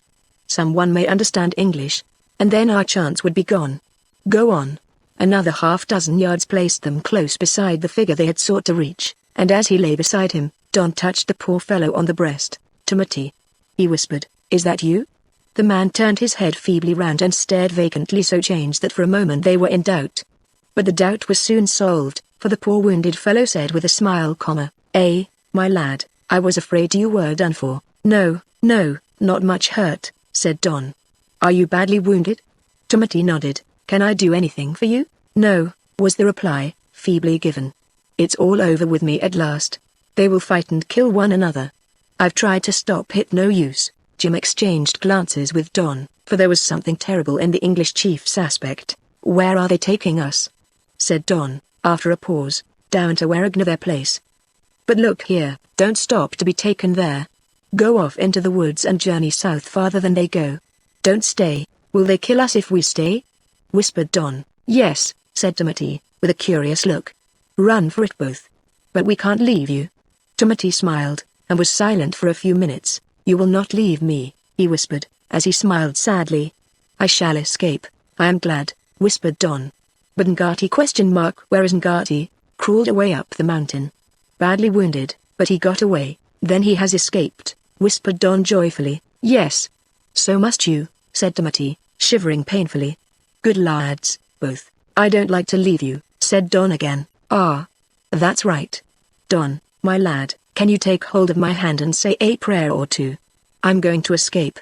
A thrill of horror ran through Don as he caught hold of the Englishman's icy hand, and the tears started to his eyes as in a broken voice he repeated the old words of supplication, but before his lips had formed half the beautiful old prayer and breathed it into the poor fellow's ear, Don felt his hand twitched spasmodically, and one of the chiefs shouted some order. "Down, Marston." "Lie still," whispered Jim. "They're ordering him into the boat again." "Think we could crawl into the bush from here?" "No, Jim, it would be impossible." "So it would, lad, so it would, but as he said, poor chap, we must take to the woods." "Think any of these would come with us?" Don shook his head despairingly, as he longed to look into Timothy's face again, but he dared not stir. A few minutes later they were once more in the leading canoe, which was being urged rapidly over the smooth sea, and it was a long time before Don could frame the words he wished to say. For whenever he tried to speak there was a strange choking sensation in his throat, and he ended by asking the question mutely as he gazed wildly in his companion's face. "Timothy, Marston?" said Jim sadly. Don nodded. "Ah, I thought that was what you meant, my lad." "Didn't you understand him when he spoke?" "No, yes, I'm afraid I did," whispered back Don. "Yes, you did, my lad. He meant it, and he knew it. He has got away." Don gazed wildly in Jim's eyes, and then bent his head low down to hide the emotion he felt, for it was nothing to him then that the English chief was an escaped convict from Norfolk Island. He had been a true friend and defender to them both, and Don in his misery, pain, and starvation could only ask himself whether that was the way that he must escape the only open road. It was quite an hour before he spoke again, and then hardly above his breath. "Jim," he said, "shall we ever see our dear old home again?" Jim looked at him wistfully, and tried to answer cheerily, but the paddles were flashing in the sun, and the canoe was bearing them farther and farther away to a life of slavery, perhaps to a death of such horror that he dared not even think of it, much less speak. Chapter 43 A Search in the Dark. 2 days more water journey within easy reach of the verdant shore, past inlet, gulf, bay, and island, round jagged points, about which the waves beat and foamed, and then, amidst shouting, singing, and endless barbaric triumphal clamor, the captured canoes with their loads of prisoners and spoil were run up to a black beach, where a crowd of warriors with their women and children and those of the little conquering army eagerly awaited their coming. Utterly worn out, the 2 English prisoners hardly had the spirit to scan the beautiful nook, through which a foaming stream of water dashed, at whose mouth lay several large war canoes, and close by which was the large open way with its carved posts and grotesque heads, quite a village of huts being scattered round, similarly placed to that which he had helped to defend. Don could see upon a shoulder of the hill which ran up behind the weir, a great strongly made pa, ready for the tribe to enter should they be besieged by some enemy, but the whole scene with its natural beauty, seemed accursed to Don, as he was half dragged out of the canoe, to stagger and fall upon the sands the fate of many of the wounded prisoners, who made no resistance, but resigned themselves to their fate. A scene of rejoicing ensued, in the midst of which fires which had been lighted as soon as the canoes came in sight, were well used by the women who cooked, and before long a banquet was prepared, in which 3 pigs and a vast number of potatoes formed the principal dishes. But there was an abundance of fruit, and bowls of a peculiar gruel-like food, quantities of which were served out to the wretched prisoners, where they squatted together, as dismal a group as could be imagined, and compared their own state with that of the victors, whose reception was almost frantic, and whose spoil was passed from hand to hand, to be marveled at, or laughed at with contempt.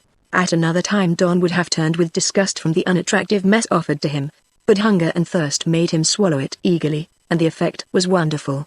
A short time before he had felt ready to lay down and die, but, after partaking of the food, he was ready to accept Jim's suggestion that they should bathe their hands and faces in the rushing water that foamed by close at hand, the conquerors being too much occupied with their singing and feasting to pay much heed to them. So they crept to the rocky edge of the clear, sparkling water, and to their surprise found that it was quite warm. But it was none the less refreshing, and as they half lay afterwards on the sun-warmed rock at the side, watching suspiciously every act of their new masters, in dread of that horror which sent a chill through both, they felt the refreshing glow send new life and strength through them, and as if their vigor were returning with every breath they drew. "Feel better, Master Don?" "Yes, much, so am I. If it wasn't for the hole in my shoulder, and it being so stiff, I shouldn't be long before I was all right." "Does it pain you very much?" "Come, that's better, Master Don," said Jim. "Better? Yes, you're looking up again, and taking a bit of interest in things. You quite frightened me, you seemed so down." "My shoulder? Well, it'd give it me pretty tidy. I thought I should have had to squeal when I was washing just now. But my legs are all right, Master Don." "How's yon?" "My legs? Yes. How soon shall we be ready to cut away?" "Hush, oh. There's no one here understands English. When shall it be tonight?" "First time there is an opportunity, Jim," said Don, softly. "That's so, my lad, so every time you get a chance, you eat, and when you don't eat you drink, and lie down all you can. Do you think any of the men here would try to escape with us?" Jim shook his head. "I don't understand them, Master Don. Seems to me that these chaps are all fight till they're beaten, but as soon as they're beaten, they're like some horses over a job, they won't try again. No, they're no good to help us, and I suppose they mean to take it as it comes." The two lay in silence now, watching the proceedings of their captors, who were being feasted, till there was a sudden movement, and about a dozen men approached them, spear in hand. At a shouted order the prisoners, wounded and sound, rose up with the women and children, and as patiently and apathetically as possible, allowed themselves to be driven up the hillside to the strongly built path, through whose gateway they entered, and then threw themselves wearily down in the shadow of the great fence, while their captors secured the entrance, and a couple of them remained on guard. "Do I look like a sheep, Master Don?" said Jim, as he threw himself on the earth. "Sheep? No, Jim. Why, because I feels like one, my lad. Driven in here like one of a flock, and this place just like a great pen, and here we are to be kept till we're wanted for. Oh, don't look like that, Master Don. It was only my fun. I say, you look as white as a wax image."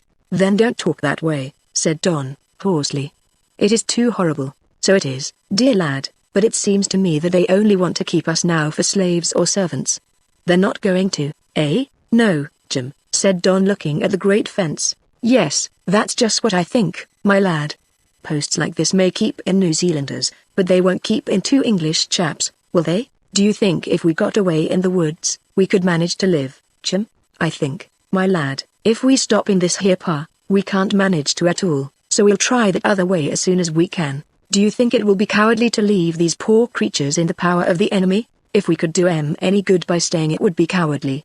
But we can't do any good. So as soon as you like, as I said before, I'm ready for a start. Why, there's fern roots, and fruit, and rivers, and the sea. Oh, yes, Master Don, I think we could pick up a living somehow, till we reached a settlement, or friendly tribe." Night began to fall soon afterward, and half a dozen women came in, bearing more bowls of the gruel-like food, and a couple of baskets of potatoes, which were set down near the prisoners, along with a couple of great vessels of water. "Didn't think I wanted any more yet," said Jim, after eating heartily, for there was an abundance. "Go on, Master Don, 'tain't so bad when you're used to it, but a shovelful of our best West Indy plantation sugar wouldn't ha' done it any harm to my thinking." "I have eaten all I care for, Jim," said Don, wearily, and he sat gazing at the great fence which kept them in. "No," said Jim, softly, "not there, Master Don. Just cast your eyes a bit more to the left. There's quite a rough bit, and if we couldn't climb it, I'm not here." "But what about your shoulder?" "I'll climb it with one hand, Master Don, or know the reason why." "But the men on sentry, they think we're all too done up and cowardly to try to get away.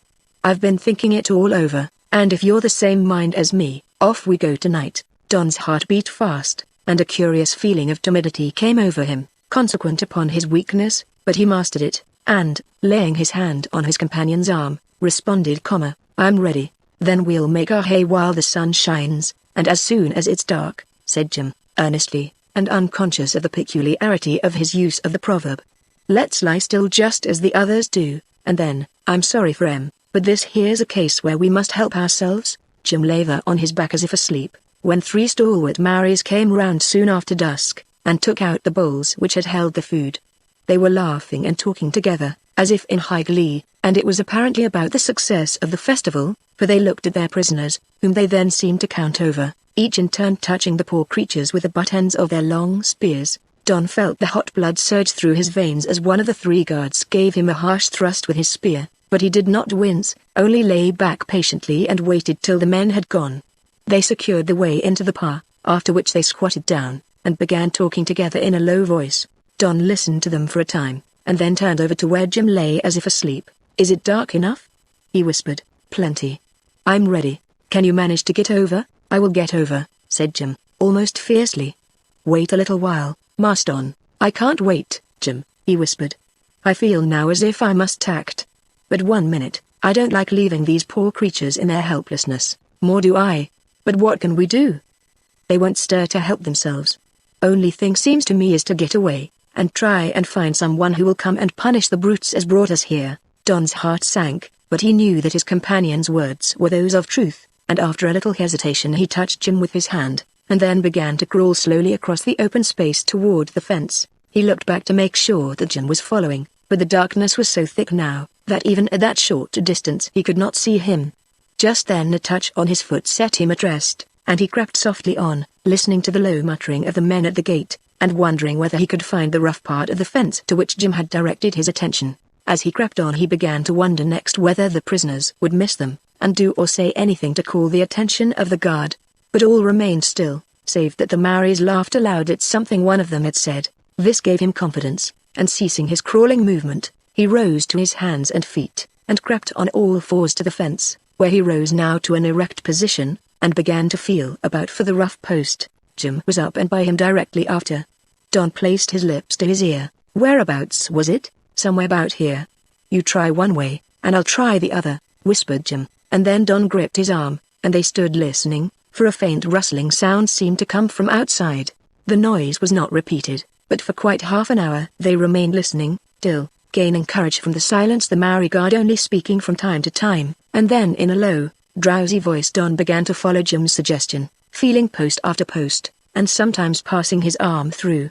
But every one of the stout pails he touched was smooth and unclimbable without some help, and thinking that perhaps he had missed the place, he began to move back in the darkness, straining his ears the while to catch any sound made by his companion.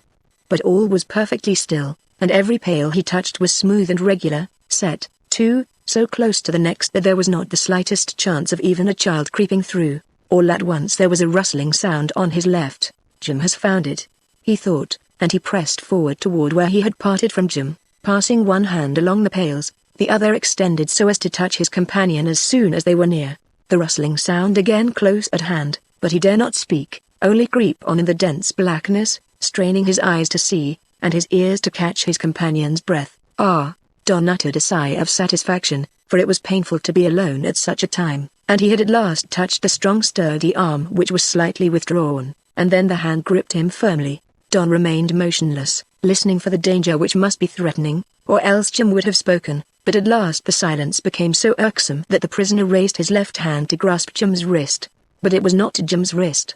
It was bigger and stouter, and quick as thought Don ran his hand along the arm to force back the holder of his arm, when to his horror, he found that the limb had been thrust through one of the openings of the fence, and he was a prisoner to some fierce chief who had suspected the design to escape, held in so strong a grip, that had he dared to struggle to free himself, it would not have been possible to drag the fettered arm away. "Jim! Help!" was on his lips, but he uttered no cry, only breathlessly listened to a deep panting from the outer side of the park. Chapter 44. After suspense. What would happen? A powerful savage had hold of him firmly, had caught him just as he was about to escape, and the next thing would be that he would feel a spear driven through the opening between the pails, and that spear would run him through and through. His first idea was to give warning of the danger, but he dared not call, and Jim was apparently beyond hearing of the rustling and panting noise which could still be heard. Directly after Don determined to wrest his arm away, and dart back into the darkness, but the hand which held him still gripped with a force which made this impossible, and in despair and dread he was about to fling himself down, when Jim came gliding up out of the darkness, and touched his cold, wet face. "I found the post, Master Don," he whispered. Don caught him with his disengaged hand, and placed Jim's against the arm which held him. For a few moments Jim seemed unable to grasp the situation, for nothing was visible. Then he placed his lips once more close to Don's ear. "Wait a moment till I've opened my knife." "No, no," whispered Don in a horrified tone. "It is too dreadful. Then let's both try together, and wrench your arm away." A peculiar hissing sound came at that moment from the outside of the pa, and Don felt his arm jerked. "My Pakia. My Pakia, why, it's Ngati," whispered Don joyfully, and he laid his disengaged hand on the massive fist which held him. The grasp relaxed on the instant, and Don's hand was seized, and held firmly. "It's Ngati, Jim," whispered Don. "Come to help us." "Good luck to him," said Jim eagerly, and he felt for the chief's great hand, to pat it, and grasp it in a friendly way. His grasp was returned, and then they listened as Ngati put his face to the opening, and whispered a few words, the only part of which they could understand being "My Pakia." "Come." "Yes, we want to come," whispered Don. Tamati. Gon came back, and then the chief said something rapidly in his own tongue. Don sighed, for he could not comprehend a word. "It's no good trying, Mas Don," whispered Jim, "and if we don't try to get away, we mayn't have a chance tomorrow." "Let's hear it is. Quick." "I've got it. You climb up first, get over the top, and hang by your hands, and wait till I come. We must both drop together, and then be off." Oh, if we could only make him understand. What a fool of a language his is. Don could not even then help thinking that Ngati might have said the same, but he did not lose a moment. Loosening his hold of the chief's hand, he whispered, "Pakia. Come." Then giving himself up to the guidance of Jim, his hands were placed upon a rough post, and he began to climb, Jim helping him, somewhat after the fashion in which he had once assisted him to reach the window. Then, almost noiselessly, he reached the top, climbed over with ease by the aid of the lashings, and getting a tight hold of the strong fibrous bands, he lowered himself down to await Jim's coming. Ngati was more intelligent than Don had expected, for directly after he felt two great warm hands placed under to support his bare feet. These were raised and lowered a little, and, seizing the opportunity, he let himself sink down, till Ngati placed his feet upon two broad shoulders, and then Don felt himself seized by the hips, and lifted to the ground. As this went on, Don could feel the post he had climbed vibrating, and though he could not see, he could tell that Jim had mounted to the top. "Where are you?" whispered Jim. "Look out. Ngati will help you." Jim grasped the situation, and the chief caught his feet, lowering him slowly, when all at once something seemed to spring out of the darkness, knocking Don right over, and seizing Ngati. That it was one of the guards there could be no doubt, for the man raised the alarm, and held on to the prisoner he had made, Jim going down awkwardly in turn.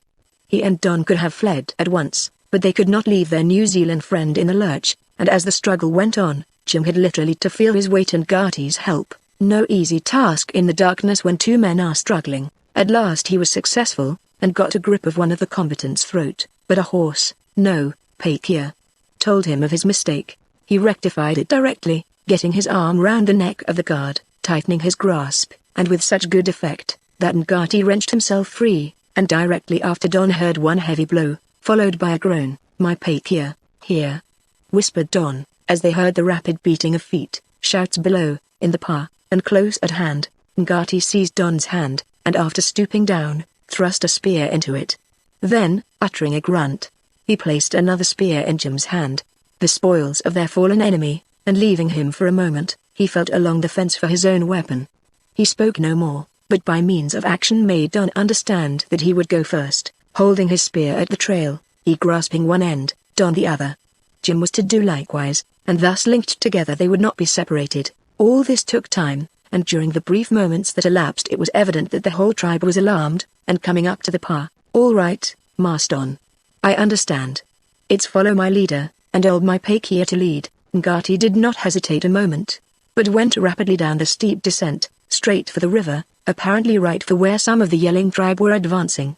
All at once the New Zealand chief stopped short, turned quickly, and pressed his hands firmly on Don's shoulder, for voices were heard just in front, and so near, that the lad feared that they must be seen, but he grasped the chief's idea, and lay flat down, Jim following his example, and almost as they crouched to the ground, a group of the enemy ran up so close, that one of them caught his foot against Jim, and fell headlong. Fortunately Jim was too much startled to move, and, muttering angrily, the man sprang up, not as Don expected to let drive with a spear at his companion, but attributing his fall to some stone, or the trunk of a tree, he ran on after his companions.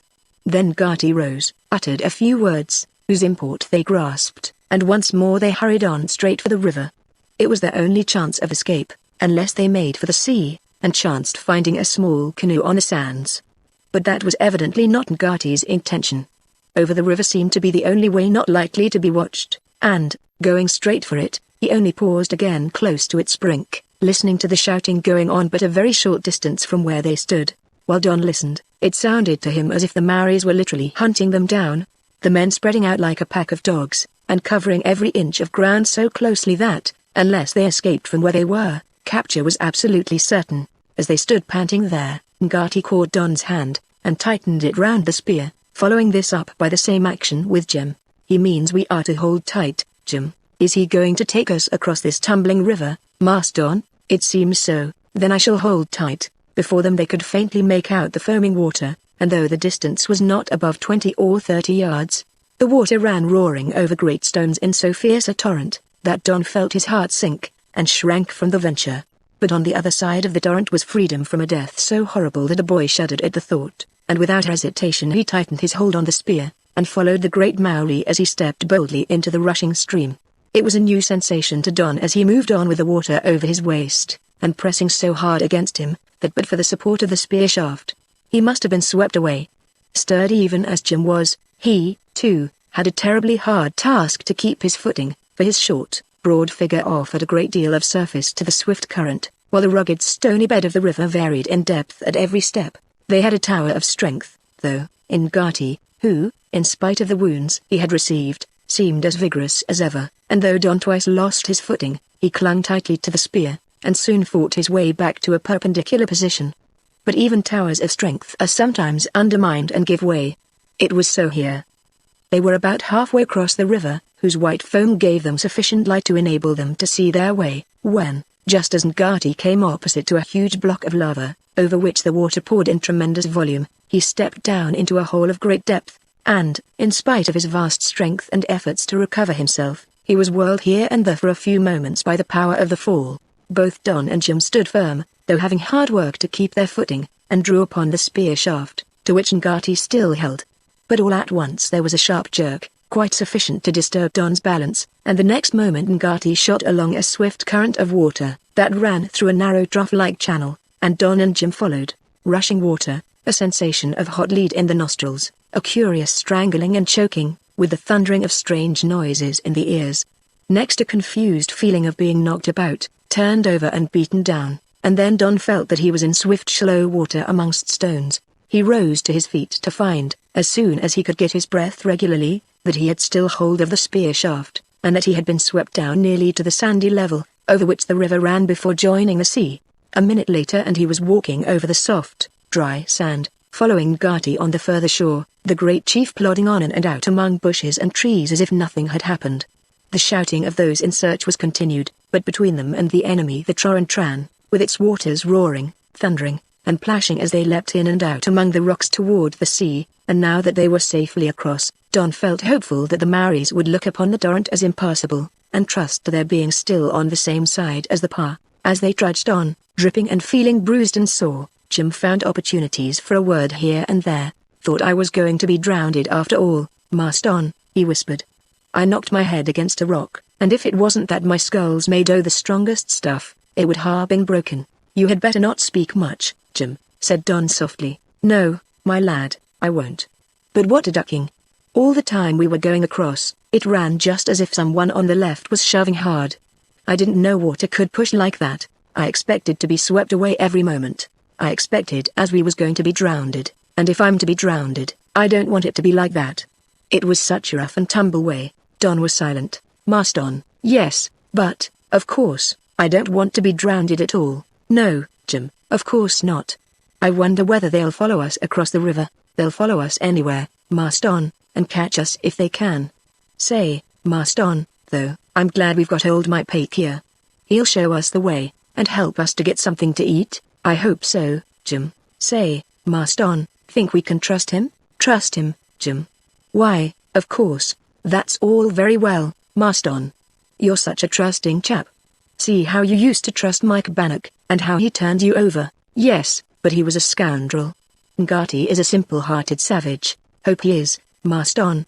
But what I'm feared on is, that he may be a simple-stomached savage." "Why, what do you mean, Jim?"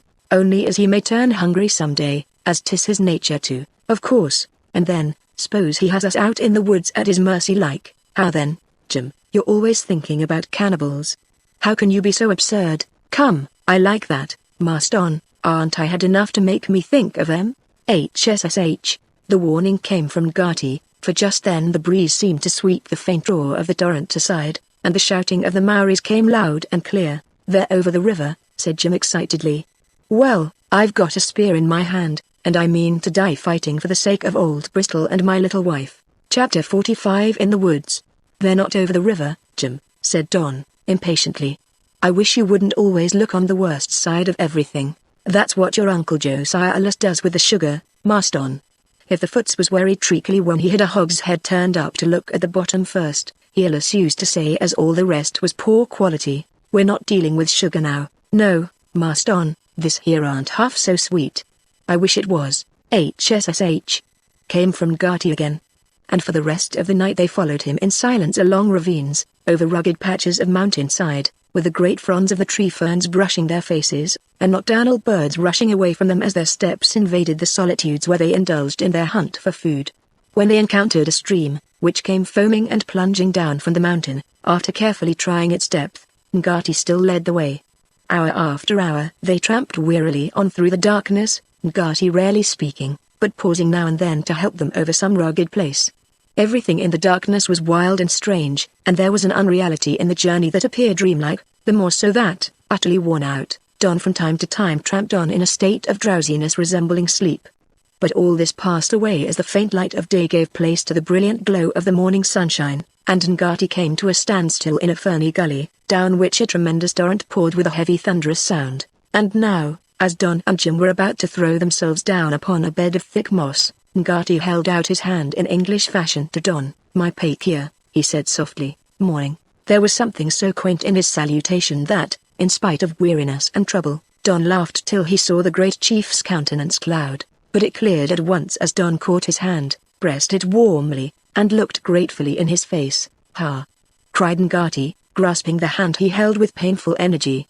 "My pakeer, morning. Want eat?" "Yes, yes," cried Jim, eagerly. "Yes, yes," said Gertie, and then he stood, looking puzzled, as he tried to remember. At last, shaking his head sadly, he said, "No, no," in a helpless, dissatisfied tone. "Want Timothy?" "Timothy." He closed his eyes, and laid his head sidewise, to suggest that Timothy was dead, and his countenance, in spite of his grotesque tattooing, wore an aspect of sadness that touched Don. "Timothy dead," he said slowly, and the chief's eyes brightened.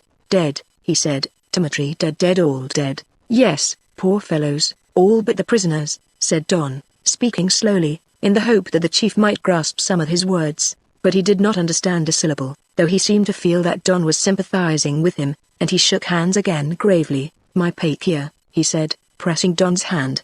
Then turning to Jim, he held out his other hand, and said slowly, "Jemari. Good boy." "Well, that's very kind of you," said Jim, quietly. "We don't understand one another much, but I do think you a good fellow, Gertie, so I shake hands hearty, and I'll stand by you, mate, as you've stood by me." "Good, good," said Gertie, smiling, as if he understood all. Then, looking grave and pained again, he pointed over the mountain. "Marry kill," he said. "Want eat?" "Yes, eat, eat," said Jim, making signs with his mouth. "Pig meat." "No pig, no meat," said Gertie, grasping the meaning directly, and going to a palm-like tree, he broke out some of its tender growth and handed it to his companions. "Eat," he said, and he began to munch some of it himself. "Look at that now," said Jim. "I should ha' gone by that tree 100 times without thinking it was good to eat." "What's it like, Marston?" "Something much like stalky celery, or nut, or pear, all mixed up together." "Yes, 'tain't bad," said Jim. "What's he doing now?" Gertie was busily hunting about for something, peering amongst the trees, but he did not seem to find that of which he was in search. He uttered a cry of satisfaction the next minute, though, as he stooped down and took a couple of eggs from a nest upon the ground. "Good, good," he exclaimed, eagerly, and he gave them to Don to carry, while he once more resumed his search, which this time was successful, for he found a young tree, and stripped from its branches a large number of its olive-like berries. "There now," said Jim. "Why, it's all right, Marston, tea and coffee, and bread and butter, but it's salad and eggs and fruit." "Why, fighting cocks'll be nothing to it." We shall live like princes, see if we don't. What's them things like? Like very ripe apples, Jim, or medlars, replied Don, who had been tasting the fruit carefully. That'll do, then. Pity we can't find some more of them eggs, and don't light a fire to cook 'em. I say, Ngati. The Maori looked at him inquiringly. More, said Jim, holding up one of the eggs, and pointing to the ferny thicket. No, said Ngati, shaking his head. Mo. He stooped down and held his hands apart in different directions, as if he were describing the shape of a moderate-sized oval pumpkin. Then, rising erect, he raised one hand to the full extent of his arm, bending the fingers so as to imitate the shape of a bird's head, pressed his head against his arm, placed the left arm close to his body and a little forward, and then began to stalk about slowly. Mo, he said, dropping his arm again, and pointing to the eggs. Kiwi, said Jim. Can't make out what he means, Marston, but it don't matter. Shall we suck the eggs raw? He made a gesture as if to break one, but Ngati snatched it away. No, he cried sharply, and snatched the other away. Pig! Ejaculated Jim. Well, I do call that greedy, but if the chief was greedy over the eggs, which he secured in a roughly made bag of palm strips, ingeniously woven, he was generous enough over the fruit and palm, upon which they made a fair breakfast, after which Ngati examined Jim's wounds, and then signed to him to come down to the side of the stream, seizing him by the wrist, and half dragging him in his energetic way. Is he going to drown me, Marston? No, Jim. I know, he wants to bathe your wound, so it proved, for Ngati made him lie down by a pool, and tenderly washed the injuries, ending by applying some cool bruised leaves to the places, and binding them up with wild flax. This done, he examined Don's head, smiling with satisfaction because it was no worse. Say, Marston, it do feel comfortable. Why, he's quite a doctor, eh? What? Continued Jim, staring, as Ngati made signs. He wants you to bathe his wounds. Your arm's painful, Jim, I'll do it. Ngati lay down by the pool, and, pulling up some moss, Don bathed a couple of ugly gashes and a stab, that was roughly plugged with fiber. The wounds were so bad that it was a wonder to both that the great fellow could keep about, but he appeared to bear them patiently enough, smiling with satisfaction as his attendant carefully washed them, and in imitation of what he had seen, applied bruised leaves and moss, and finally bound them up with native flax. Don shuddered more than once as he performed his task, and was glad when it was over, Jim looking on calmly the while. Why, Marston, a chap at home would want to go into hospital for less than that. Yes, Jim, but these men seem so healthy and well, they heal up quickly, and bear their hurts as if nothing was wrong. Sleep, said Ngati, suddenly, and he signed to Don to lie down and to Jim to keep watch, while he lay down at once in the mossy nook close to the river, and hidden by overhanging canopies of ferns. Oh, all right, Marston, I don't mind, said Jim, only I was just as tired as him. Let me take the first watch, Jim. No, it's all right, Marston. I meant you to lie down and rest, only he might ha offered to toss for first go. Call me then, at the end of an hour. All right, Marston, said Jim, going through the business of taking out an imaginary watch, winding it up, and then looking at its face. 7:20, Marston. But I'm afraid I'm a little slow.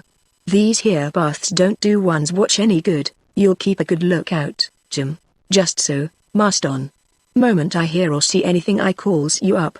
What time would you like your shaving water, sir? Boots or shoes this morning? Ah, Jim, said Don, smiling, I'm too tired to laugh.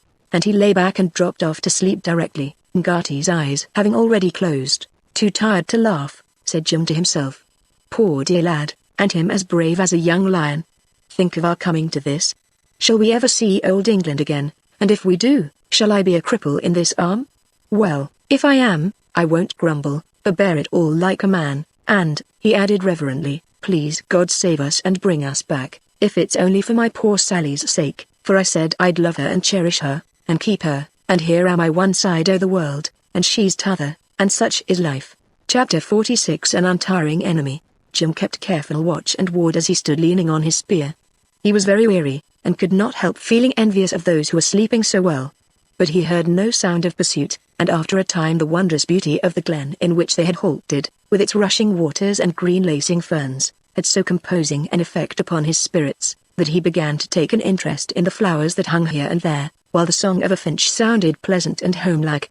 Then the delicious melody of the bellbird fell upon his ear, and while he was listening to this, he became interested in a beautiful blackbird, which came and hopped about him. Jim laughed, for his visitor had some white feathers just below the beak, and they suggested an idea to him as the bird bobbed and bowed and chattered. "Well," he said, "if I was naming birds, I should call you the parson, for you look like one, with that white thing about your neck." The bird looked at him knowingly, and flitted away. Directly after, as he turned his eyes in the direction where the uneaten fruit was lying, he saw that they had a visitor in the shape of one of the curious rails. The bird was already investigating the fruit, and after satisfying itself that the berries were of the kind that it could find for itself in the bush, it came running towards Jim, staring up at him, and as he extended the spear handle, instead of being frightened away, it pecked at the butt and then came nearer. "Well, you are a rum little beggar," said Jim, stroking the bird's back with the end of the spear. "I should just like to have you at home to run in and out among the sugar barrels." Adha! He turned round sharply, and leveled his spear at a great Maori, whose shadow had been cast across him, and who seemed to have sprung out of the bush. "Why, I thought it was one o' they cannibals," said Jim, lowering the spear. "Good job it wasn't dark, old chap, or I should have given you a dig." "What d'ye want?" "Sleep," said Ngati laconically, and, taking Jim's spear, he pointed to where Don was lying. "Me? What, already? Lie down, sleep," said Ngati again, and he patted Jim on the shoulder. "All right, I'll go. Didn't think I'd been watching so long." He nodded and walked away. "Wish he wouldn't pat me on the back that way. It makes me feel suspicious. It's just as if he wanted to feel if I was getting fat enough." Don was sleeping peacefully as Jim lay down and uttered a faint groan, for his left shoulder was very painful and stiff. "Wonder how long wounds take to heal," he said softly. "Cuts aren't much more than a week. Hey ho hum. I'm very tired, but I shan't be able to go to." He was asleep almost as soon as he lay down, and directly after, as it seemed to him, he started into wakefulness, to find Ngati standing a few yards away, shading his eyes and gazing down the gully, and Don poking him with his spear. "All right, Sally, I'll get up." "Oh, it's you, Marston. Quick, Jim. The Maoris are coming." Jim sprang to his feet and seized the spear offered to him, as Ngati came forward, brushed the ferns about so as to destroy the traces of their bivouac, and then, holding up his hand for silence, he stood listening. A faint shout was heard, followed by another, nearer, and signing them to follow, the Maori went along up the gully, with the stream on their right. It was arduous work, for the ground was rapidly rising, but they were forced to hurry along, for every time they halted, they could hear the shouts of their pursuers, who seemed to be coming on with a pertinacity that there was no shaking off. It was hot in the extreme, but a crisp, cool air was blowing to refresh them, and, of its kind, there was plenty of food. Ngati cautiously picking and breaking in places where the disarrangement was not likely to be seen. Every now and then, too, they saw him make quite an eager dash on one side and return with eggs, which he carefully placed in the woven bag he had made. This went on till he had nearly a couple of dozen, at which, as he trudged along, Jim kept casting longing eyes. In spite of the danger and weariness, Don could not help admiring the beauty of the scene, as, from time to time, the gully opened out sufficiently for him to see that they were steadily rising toward a fine cone, which stood up high above a cluster of mountains, the silvery cloud that floated from its summit telling plainly of its volcanic nature. "Tapu, tapu," Ngati said, every time he saw Don gazing at the mountain, but it was not till long after that he comprehended the meaning of the chief's words, that the place was tapu, or sacred, and that it would act as a refuge for them, could they reach it, as the ordinary Maoris would not dare to follow them there.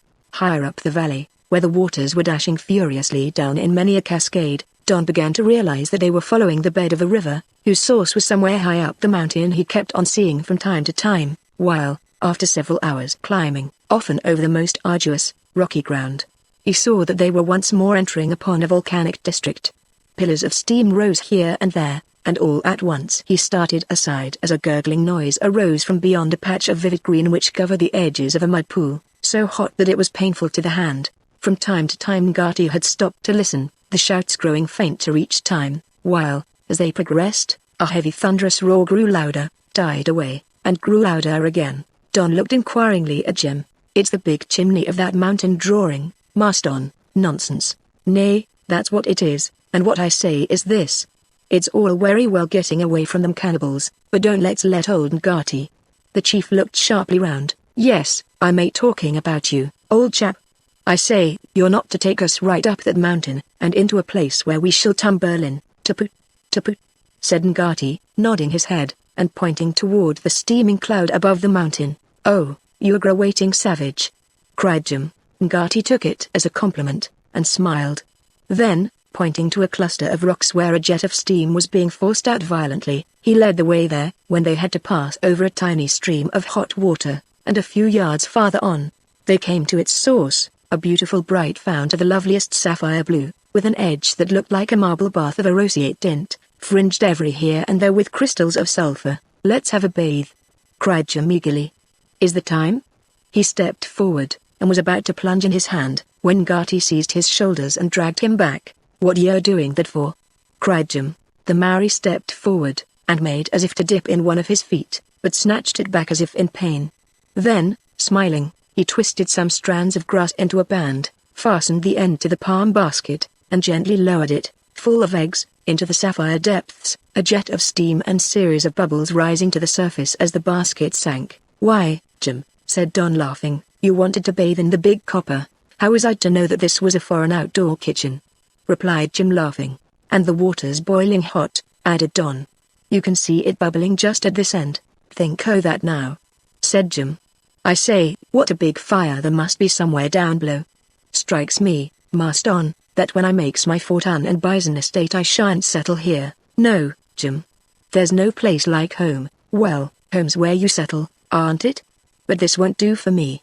It's dangerous to be safe. Meanwhile, Ngati was listening intently, but, save the hissing of steam, the gurgling of boiling water, and the softened roar that seemed now distant, now close at hand, there was nothing to be heard. So he signed to them to sit down and rest. He set the example, and Don followed, to lie upon his back, restfully gazing up at the blue sky above, when Jim, who had been more particular about the choice of a place, slowly sat down, remained stationary for a few moments, and then sprang up, uttering a cry of pain. Why, that stone's red hot, he cried. This was not the truth, but it was quite hot enough to make it a painful seat, and he chose another. Well, of all the rum places, Master Don.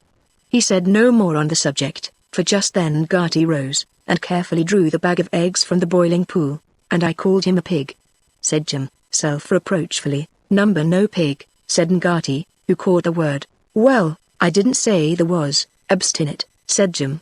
Here, give us an egg. Fruit and young wood's all very well, but there's no spoons and no salt. In spite of these drawbacks, and amid a series of remarks on the convenience of cooking cauldrons all over the place, Jim made a hearty meal of new-laid eggs, which they had just finished when Ngati looked up and seized his spear. What's the matter? Cried Don, listening. Ngati pointed, and bent down, holding his hand to his ear. I can hear nothing, said Jim. Ngati pointed down the ravine again, his keen sense having detected the sound of voices inaudible to his companions. Then carefully gathering up the egg shells, so as to leave no traces, he took the bag with the rest of the eggs, and led the way onward at a rapid rate. The path grew more wild and rugged, and the roar increased as they ascended, till, after turning an angle in the winding gully, the sound came continuously with a deep-toned, thunderous bellow. There, what did I tell you? Said Jim, as the top of the mountain was plainly in view, emitting steam, and about a mile distant.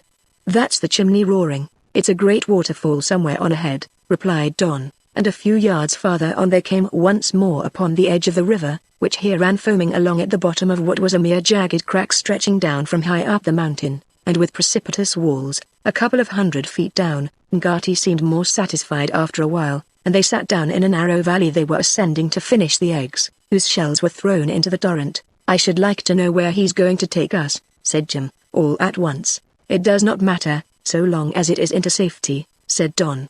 For my part, I lie down. Quick, Jim obeyed, and bending low, Don seized the Maori's arm, pointing the while down the way they had come at a couple of naked savages, leaping from stone to stone, spear-armed, and each wearing the white-tipped tail feathers of a bird in his hair. Ngati saw the danger instantly, fell flat on his breast, and signing to his companions to follow, began to crawl in and out among the rocks and bushes, making for every point likely to afford shelter, while, in an agony of apprehension as to whether they had been seen, Don and Jim followed painfully, till the chief halted to reconnoiter and make some plan of escape. It was quite time, for the Maoris had either seen them or some of the traces they had left behind, and, carefully examining every foot of the narrow valley shelf along which they had climbed, were coming rapidly on. Don's heart sank, for it seemed to him that they were in a trap.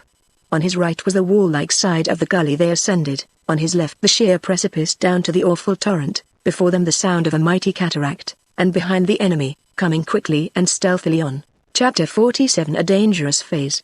Ngati took all in at a glance, and signing to his companions to follow, he again lay down, creeping on for a short distance, trailing his spear, till they were well behind a pile of rocks. Here he gave a sharp look round at the cul-de-sac into which they had been driven, and without hesitation crept to their left to where the rocky wall descended to the raging torrent. To him the place seemed to have no danger, as he passed over the edge and disappeared, but to Don it was like seeking death. "We can never do it, Jim," he said. Must Don.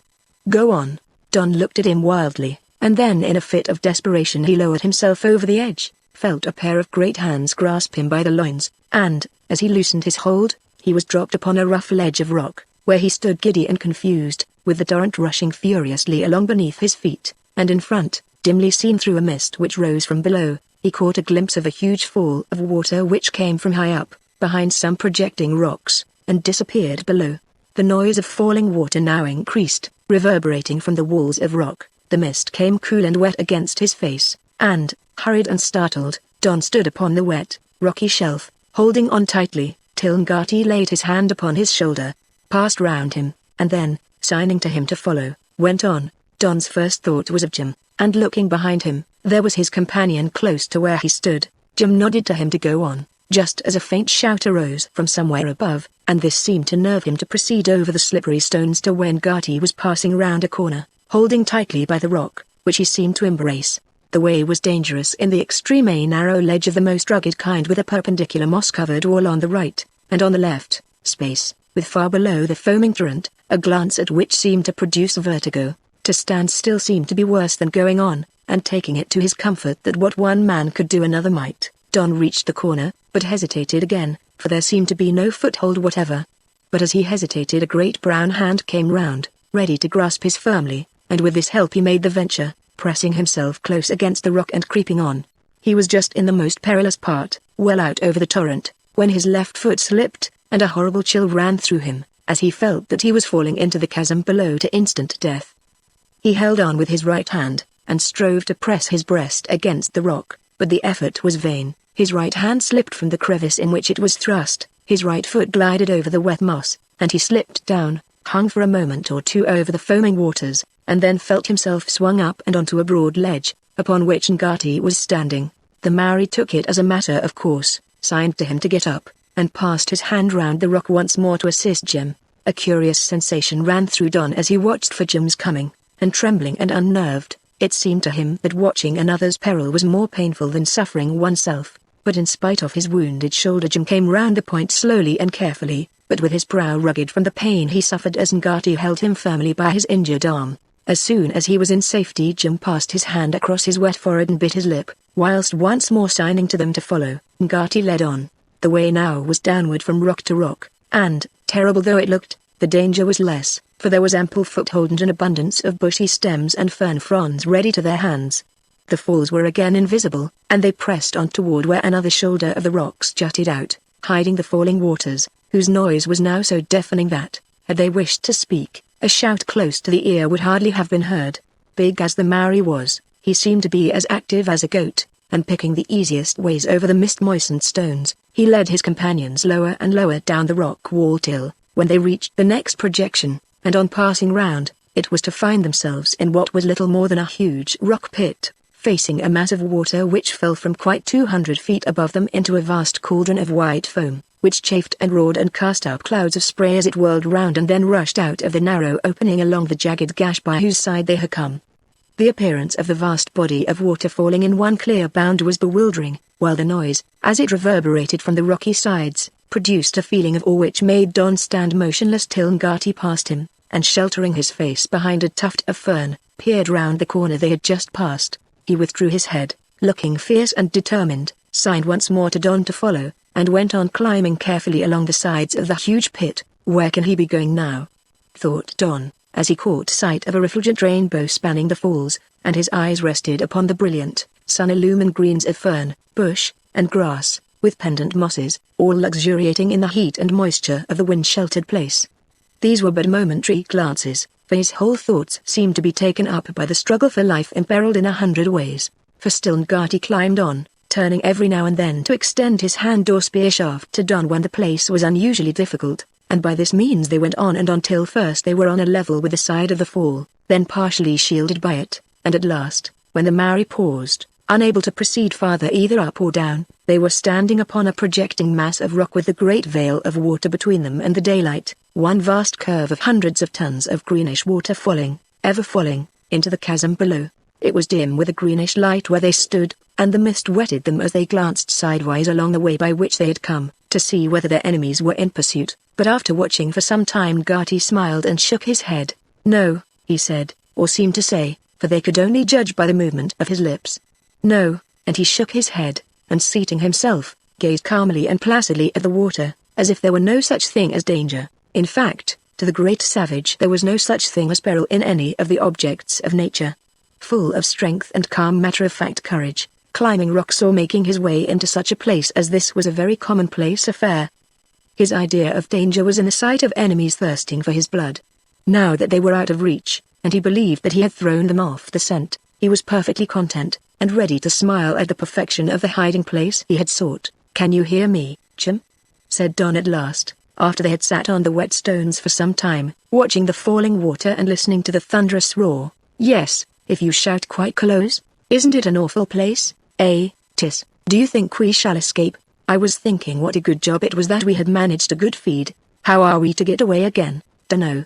Perhaps there's another way out. I hope so. It will be horrible to have to go back as we came." Jim nodded, and began to nibble the dry skin at the side of his fingernails, looking up thoughtfully at the translucent arch. Then he nodded to Don as if he wished to speak, and Don put his ear close to Jim's lips. "Think there's much more on it to come down?" "More, Jim?" "Yes. 'Cause when it's all run out, they'll be able to see us. I should think it is always falling like this, Jim." Oh, no more was said, and they sat patiently waiting for danger or freedom, whichever might be in store for them. Ngati held out his great fist from time to time to shake hands in a congratulatory way, and the hours glided on till it began to grow dark, and another horror assailed Don. It was evident that they must pass the night there in the cold and damp, for to attempt to escape in the dark would be madness. And how would it be if they dropped off to sleep and slipped?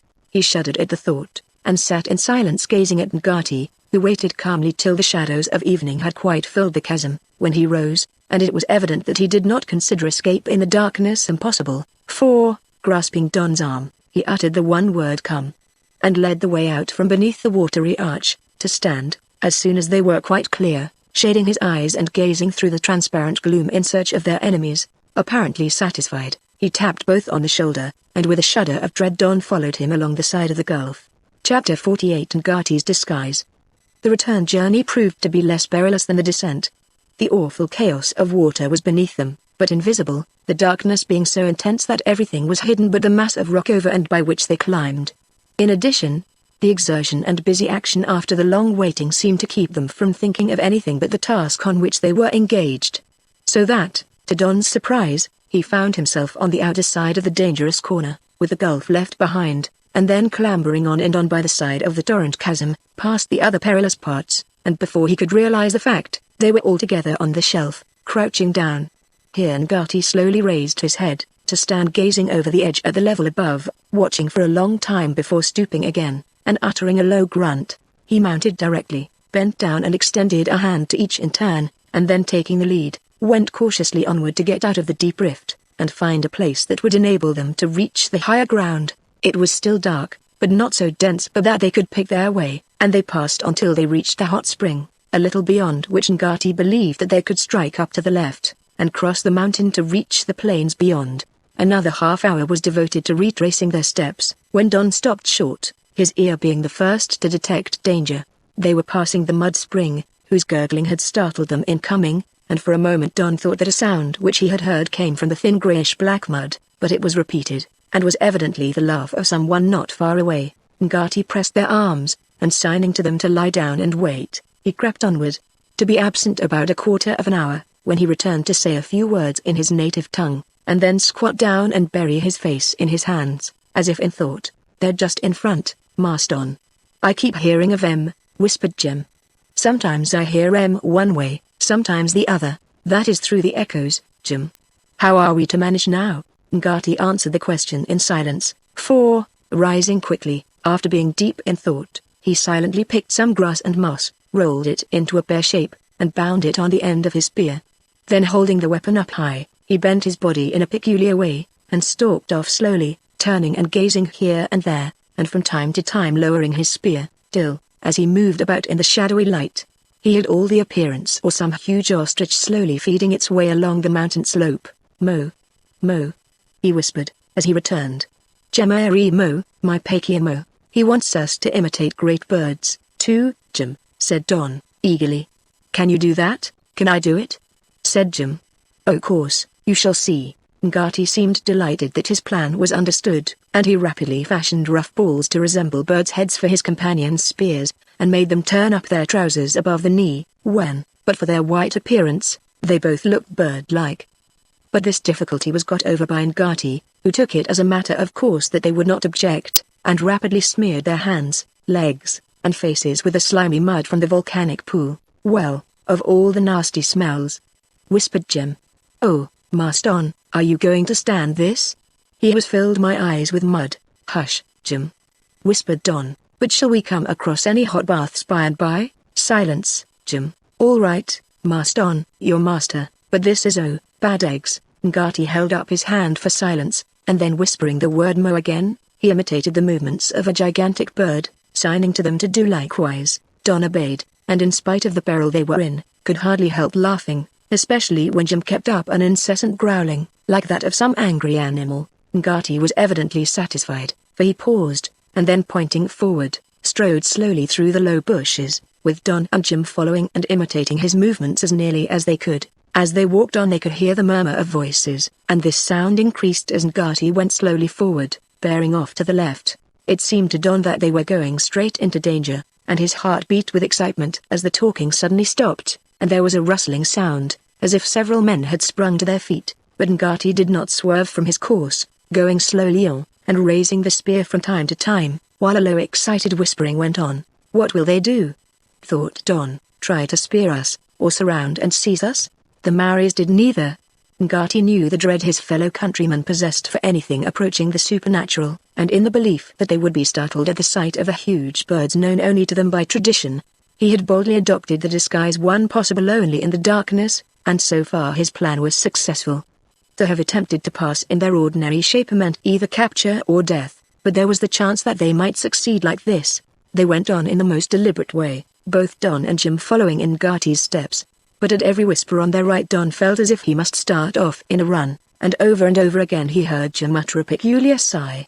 A harder test of their endurance it would have been difficult to find, as in momentary expectation of a rush, they stalked slowly on, till the whispering grew more distant, and finally died away. All at once Ngati paused to let them come up, and then pointed in the direction he intended to go, keeping up the imitation of the bird hour after hour, but not letting it interfere with their speed, till, feeling toward morning that they were safe, he once more halted, and was in the act of signing to his companions to cease their clumsy imitation, when a faint sound behind put him on his guard once more. The task had been in vain.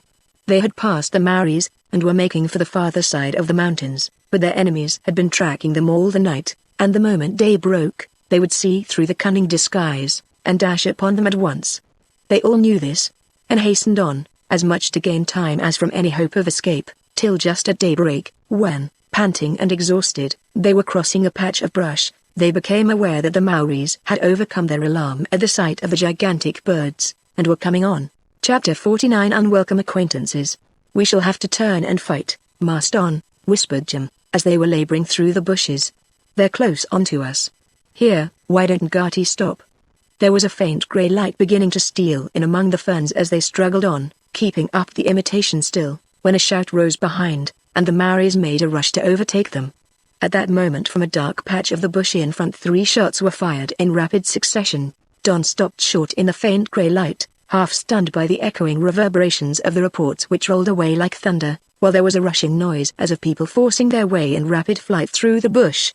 But he hardly heeded this, his attention being taken up by the way in which Ngati dropped heavily to the ground, and just behind him Jim fell as if struck by some large stone. A terrible feeling of despair came over Don as, feeling himself between two parties of enemies, he obeyed the natural instinct which prompted him to concealment, and sank down among the ferns. What should he do? Run for his life, or stay to help his wounded companions, and share their fate? He stopped and listened to a peculiar sound which he knew was the forcing down of a wad in a gun barrel. Then the strange hissing noise was continued, and he could tell by the sounds that 3 guns were being loaded. The natives, as far as he knew, have no guns, therefore these must be a party of sailors sent to shoot them down, and in the horror of being seen and made the mark for a bullet, Don was about to creep cautiously into a denser part of the bush, when he stopped short, asking himself whether he was in a dream. "All primed?" cried a hoarse voice, which made Don wonder whether he was back in his uncle's yard at Bristol. Come on, then. I know I'd brought one of 'em down. Shan't want no more meat for a month." "Say, mate, what are they?" "I'd know. New Zealand turkeys, I suppose. Who ever heard of turkey 8 or 9 foot high?" growled one of the approaching party. "Never mind who heard of 'em, we've seen 'em and shot 'em." "Hello. Where are they?" "Mine ought to be about here, more to the left." "Want it, mate?" "Nay, it was just about here." There was a loud rustling and heavy breathing as if men were searching here and there, and then someone spoke again, the man whose voice had startled Don. "I say, lads, you saw me bring that big one down?" "I saw you shoot at it, Mikey, but it don't seem as if you had brought it down." "They must ha' ducked their heads, and gone off under the bushes." "But they was too big for that." "Nay, not they.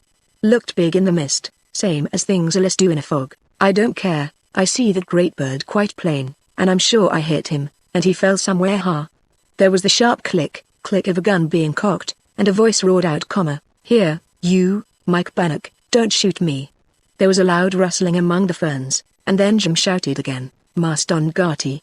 "Why ho-oh. It's all right." The familiar voice, the name Mike's Bannock, and Jim's cheery, boyish call, made Don rise, wondering more than ever whether this was not a dream.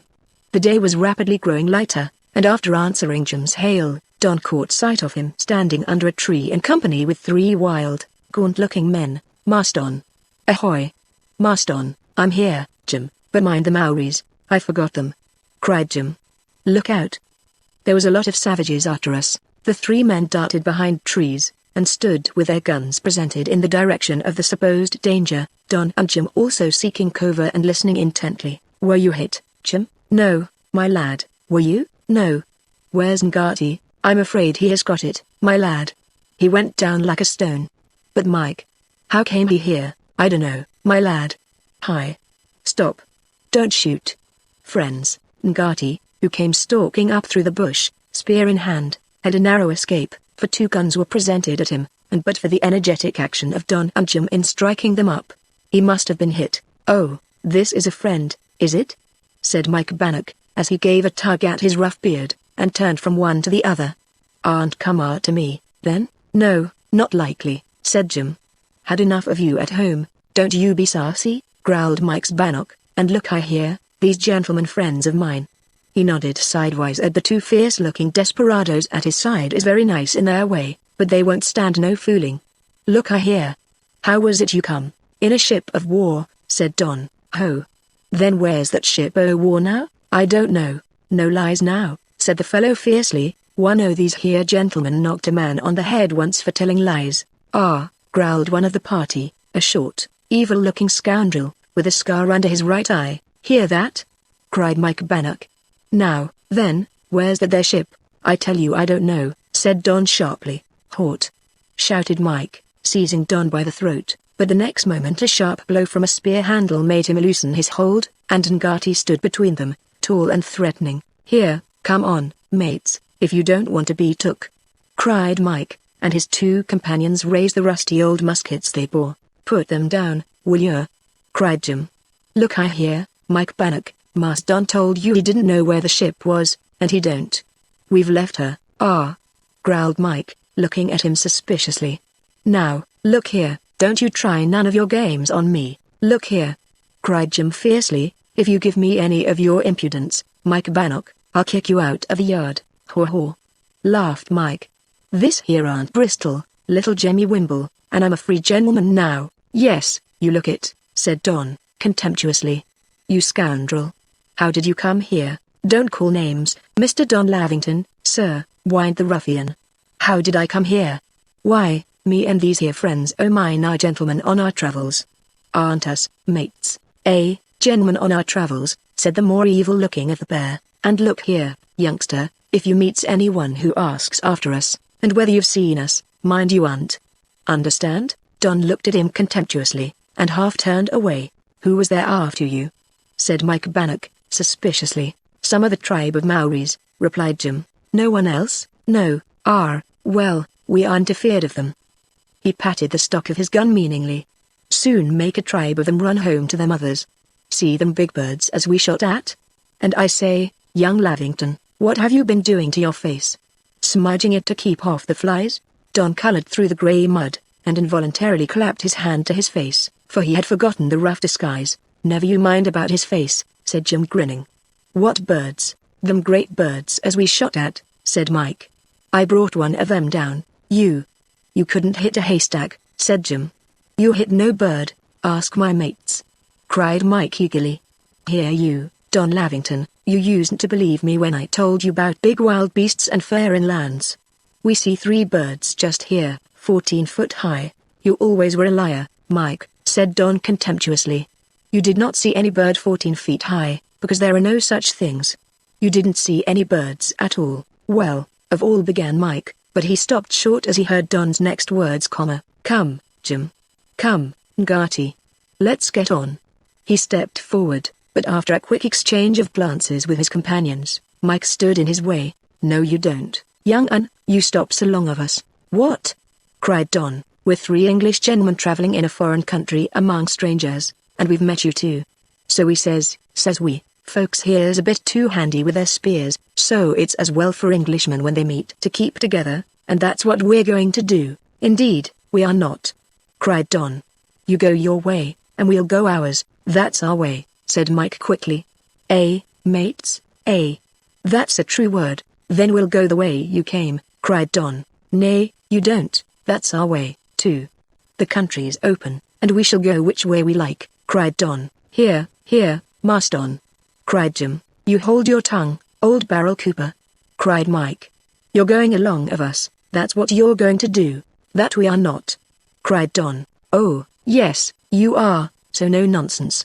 We've got powder and shot, and you've only got spears, and 1 gun's equal to 50 spears. Look here, sir, cried Don sternly, I don't want any words with such a man as you. Show me the way you want to take, and we'll go another. This here's the way, said Mike menacingly.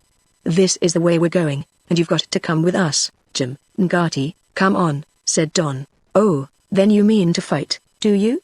Growled Mike. Come on then, mates. I think we can give 'em a lesson there, Master Don, whispered Jim. It's no good to fight again guns, and my shoulders are a regular dummy. Let's give in civil, and go with them. We'll get away first chance, and it do make us 6 again any savages who may come. Savages, said Don angrily. Why, where would you get such savages as these? The Maoris are gentlemen compared to them. That's my opinion again, Master Don, but we'd better get on. But why do they want us with them? Strikes me they're afraid we shall tell on them. Tell on them? Yes, it's my belief as Master Mike's been transported, and that he's contrived to get away with these 2. And we are to stop with 3 such men as these? Well, they aren't the sort of chaps I should choose, Master Don, but they say they're gentlemen, so we must make the best of it. All right, Mike, we're coming. That's your sort. Now, then, let's find my big bird, and then I'm with you. Yeah. There's no big bird, said Jim. We was the birds, shamming so as to get away from the savages. Then you may think yourself precious lucky you weren't shot. Come on. Mike led the way, and Don and his companions followed. The 2 rough followers of Mike Bannock coming behind with their guns cocked. Pleasant that, Master Don, said Jim. Like being prisoners again. But they can't shoot. Why did you say that, Jim? Said Don anxiously. Because we're going to make a run for it before long. My pakia, said Ngati, laying his hand on Don's shoulder, and he smiled and looked relieved, for the proceedings during the last half hour had puzzled him. Don took the great fellow's arm, feeling that in the Maori chief he had a true friend, and in this way they followed Mike Bannock round one of the shoulders of the mountain, towards where a jet of steam rose with a shrieking noise high up into the air. Chapter 50 How to Escape. It was in quite a little natural fortress that Mike stopped, the way being in and out through a narrow rift that must have been the result of some earthquake, and when this was past they were in a sheltered nook, at one side of which the face of a precipice hung right over, affording ample protection from the wind and rain. Through quite a cranny a stream of perfectly clear water trickled, and on the other side was a small deep pool, slowly welling over at one side, the steam rising therefrom telling that it was in some way connected with the noisy jet which rose outside. "There, young Don Lavington, that's where we lives, my lad, and you've got to stay with us.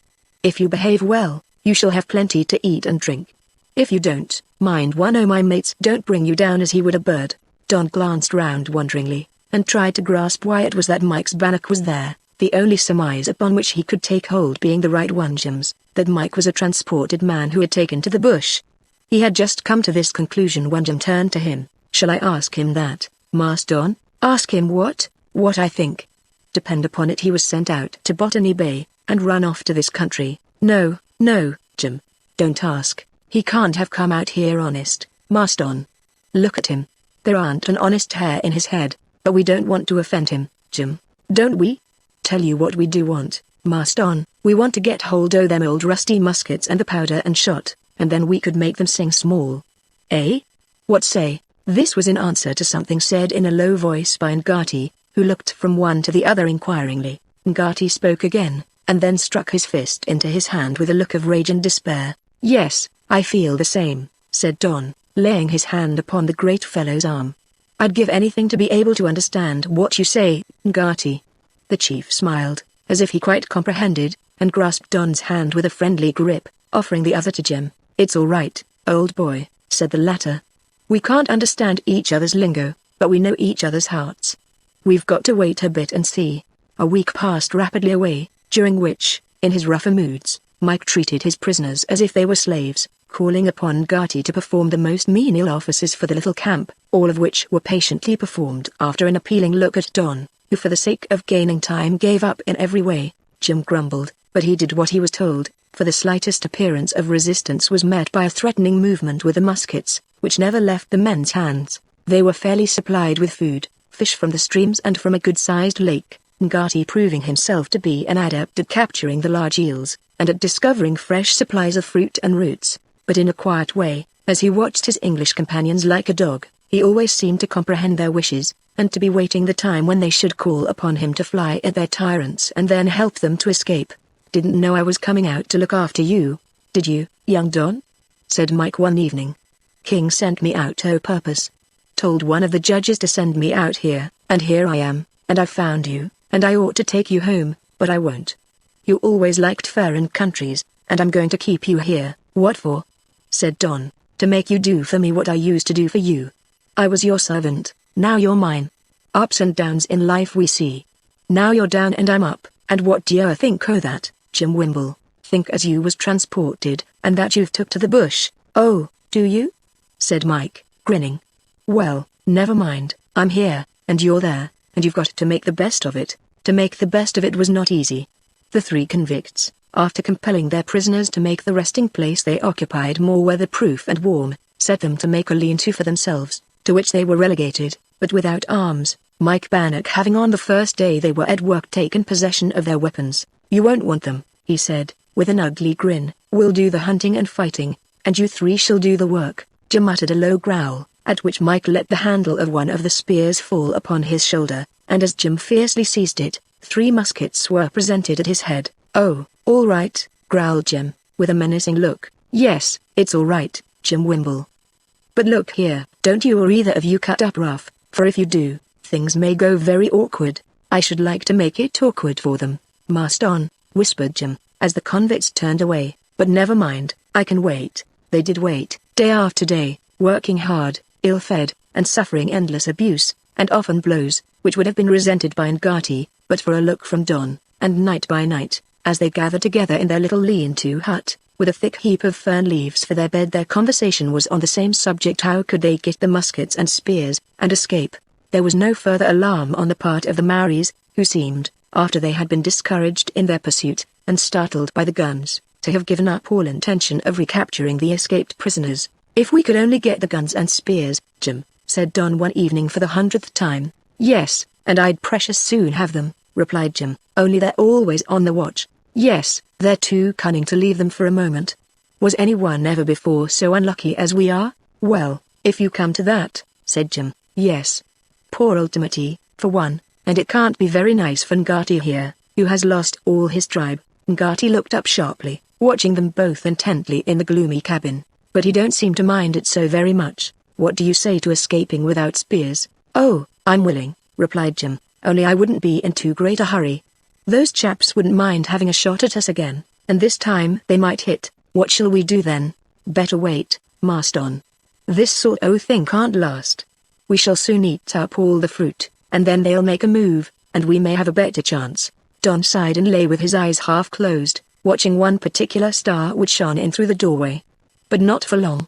The star seemed to grow misty as if veiled by a cloud, then it darkened altogether, so it seemed to Don, for the simple reason that he had fallen fast asleep. It appeared only a minute since he was gazing at the star before he felt a hand pressed across his mouth, and with a horrible dread of being smothered, he uttered a hoarse, stifled cry, and struggled to get free, but another hand was pressed upon his chest, and it seemed as if the end had come. Chapter 51 Ngati's Goal. Just as in the case of a dream, a long space of time in the face of a terrible danger seems to pass in what is really but a few moments. Don, in an agony of apprehension, was struggling against the hands which held him, when a deep voice whispered in his ear, "My Pakia, Ngati." Don caught the hands in his, and sat up slowly, while the chief awakened Jim in the same manner, and with precisely the same result. "Why, I thought it was Mike Bannock trying to smother me," grumbled Jim, sitting up. "What's the matter?" "I don't know, Jim. Ngati just woke me in the dark, and oh." Ngati. His hands trembled, and a curious feeling of excitement coursed through his veins, as at that moment he felt the stock of a gun pressed into his hands, Jim exclaiming the next moment as he too clasped a gun. "But there aren't no powder." "And yes, there is." Jim ceased speaking, for he had suddenly felt that there was a belt and pouch attached to the gun barrel, and without another word he slipped the belt over his shoulder. "What do you mean, Ngati?" whispered Don hastily. "Go," was the laconic reply, and in an instant the lad realized that the Maori had partly comprehended his words that evening, had thought out the full meaning, and then crept silently to the convict's den, and secured the arms. Don rose excitedly to his feet. "The time has come, Jim," he whispered. "Yes, and I dursn't shout Horoa." Ngati was already outside, waiting in the starlight, and as Don stepped out quickly with his heart beating and sense of suffocation at the throat, he could just make out that the Maori held the third musket, and had also 3 spears under his arm. He handed one of the latter to each, and then stood listening for a few moments with his head bent in the direction of the convict's resting place. The steam jet hissed, and the vapor rose like a dim spectral form. The water gurgled and splashed faintly, but there was no other sound, and, going softly in the direction of the opening, Ngati led the way. "We must leave it to him, Jim, and go where he takes us," whispered Don. "Can't do better," whispered back Jim. "Wait just a moment till I get this strap o' the gun over my shoulder. It's awkward to carry both gun and spear. Wait till we get further away, Jim." Crash. A flash of fire, and a report which echoed like thunder from the face of the rocks. Jim, in passing the sling of the musket over his head, had let it fall upon the stones with disastrous effect. "Run, Marston." "Never mind me. Are you hurt?" "Dunno." Jim was in a stooping posture as he spoke, but he rose directly, as there was a rush heard in the direction of the convict's lair, and catching Don's hand they ran off stealthily after Ngati, who had returned, and then led the way once more. Not a word was spoken, and after the first rush and the scramble and panting of men making for the rocks, all was very still. Ngati led on, passing in and out among tree and bush, and mass of rock, as if his eyes were quite accustomed to the darkness, while, big as he was, his bare feet made no more sound than the paws of a cat. Both Don and Jim followed as silently as they could, but they could not help catching against the various obstacles, and making noises which produced a warning HSSH from their leader. As they passed on they listened intently for sounds of pursuit, but for a while there were none, the fact being that at the sound of the shot the convicts believed that they were attacked, and rushing out, they made for the mountain. But as no further shots were heard, they grew more bold, and, after waiting listening for a while, they stole back to the shed that should have been occupied by Don and his friends, where, finding them gone, they hurried into their own place, found that the arms were taken, and, setting up a shout, dashed off in pursuit. The shout sent a shiver through Don and Jim, for it sounded terribly near, and they hurried on close to the heels of Ngati, forgetful for the moment of the fact that they were armed, and their pursuers were weaponless. After a time the sounds from the camp, which had been heard plainly on the night wind, ceased, and for the first time Don questioned Jim as to his injury. "Where are you hurt, Jim?" "Shoulder," said that worthy, laconically. "Again?" "No, not again, but I mean when the gun went off, in my head, Master Don." "Ah. We might stop now. Let me bind it up for you." "No, no, it don't bleed," replied Jim, gruffly. "I mean hurt inside my head, 'cause I could be such a stupid as to let this here gun fall." "Then you are not wounded?" "Not a bit, my lad, and if you'll stop now, I think I'll try and load again." But Ngati insisted on pushing on, and kept up a steady walk right south in the direction of the star which had shone in through the doorway. It was weary work, for the night was very black beneath the trees, but every step was taking them farther from their enemies, and though they stopped to listen again and again, they heard no sound of pursuit. Morning dawned at last, bringing light to their spirits as well as to their eyes, and for 3 days they traveled on due south by mountain and lake, hot spring and glorious valley, now catching a glimpse of the sea, now losing it again. Ngati seemed to have some definite object which he could not explain, and when Don tried to question him, the great fellow only laughed and trudged on. They did not fare badly, for fruit, roots, and wildfowl were plentiful, fish could be obtained, and with glorious weather, and the dying out of the pain of their wounds. The journey began to be pleasant. "There's only one thing I'm afraid of, Master Don," said Jim, "and that is that those convicts will smell us out." But as time went on that fear grew less, and just at sunset one evening, as Ngati turned the shoulder of one of the mountains and stood pointing, Don set up a shout which Jim echoed, for there beneath them in a valley, and about a quarter of a mile from the shimmering sea, lay a cluster of cottages, such as could only have been built by Europeans, and they realized now what had been the Maoris' thoughts in bringing them there. Chapter 52. Don has a headache. Escaped from the Maoris, and then from a party of men you think were runaway convicts, said the broad-shouldered, sturdy occupant of the little farm which they reached just at dusk. "Ah, well, we can talk about that tomorrow, my lads. It's enough for me that you are Englishmen. Come in." "I cannot leave our friend," said Don quietly, as he laid his hand on Ngati's arm. "What, the savage?" said the farmer, rubbing his ear. "Well, if he's your friend, that's enough." They had no occasion to complain of the hospitality, for the farmer, who had been settled there, with a few companions only, for about 4 years, was but too glad to see fresh faces, and with a delicacy hardly to be expected from one leading so rough a life he refrained from asking any questions. Don was glad, for the next morning he rose with a peculiar aching sensation in the head, accompanied by alternate fits of heat and cold. The next day he was worse, but he kept it to himself, laughing it off when they noticed that he did not eat his breakfast, and, to avoid further questioning, he went out after a time to wander up the valley into the shady woodland and among the tree ferns, hoping that the rest and cool shadowy calm of the primeval forest would prove restful and refreshing. The day was glorious, and Don lay back listening to the cries of the birds, dreaming of home, and at times dozing off to sleep after his restless night. His head ached terribly, and was confused, and at times, as he lay back resting against a tuft of fern, he seemed to be back at Bristol. Then in an instant he thought he must be in the Maoris' pa, wondering whether there could be any truth in Jim's fancies as to why they were being kept. Then there was a dull time of blank weariness, during which he saw nothing, till he seemed to be back in the convict's lurking place, and he saw Mike Bannock thrusting his head out from among the leaves, his face brown and scarred, and eyes glistening, as he looked from place to place.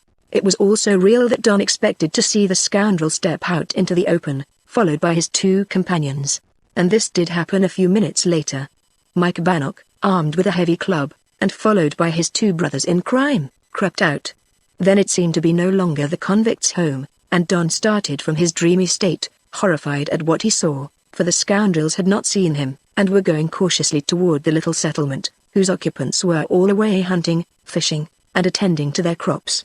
Don alone was close at hand, and he in so semi-delirious and helpless a state, that when he tried to rise he felt as if it would be impossible to warn his friends of their danger, and prevent these ruffians from making their descent upon the pleasant little homes around. An acute pain across the brows made Don close his eyes, and when he reopened them his head was throbbing, his mind confused, and as he looked hastily round, and could see nothing but the beautiful verdant scene, he felt that he had been deceived, and as if the figures that had passed out of the dense undergrowth had been merely creatures of his imagination, he still gazed wildly about.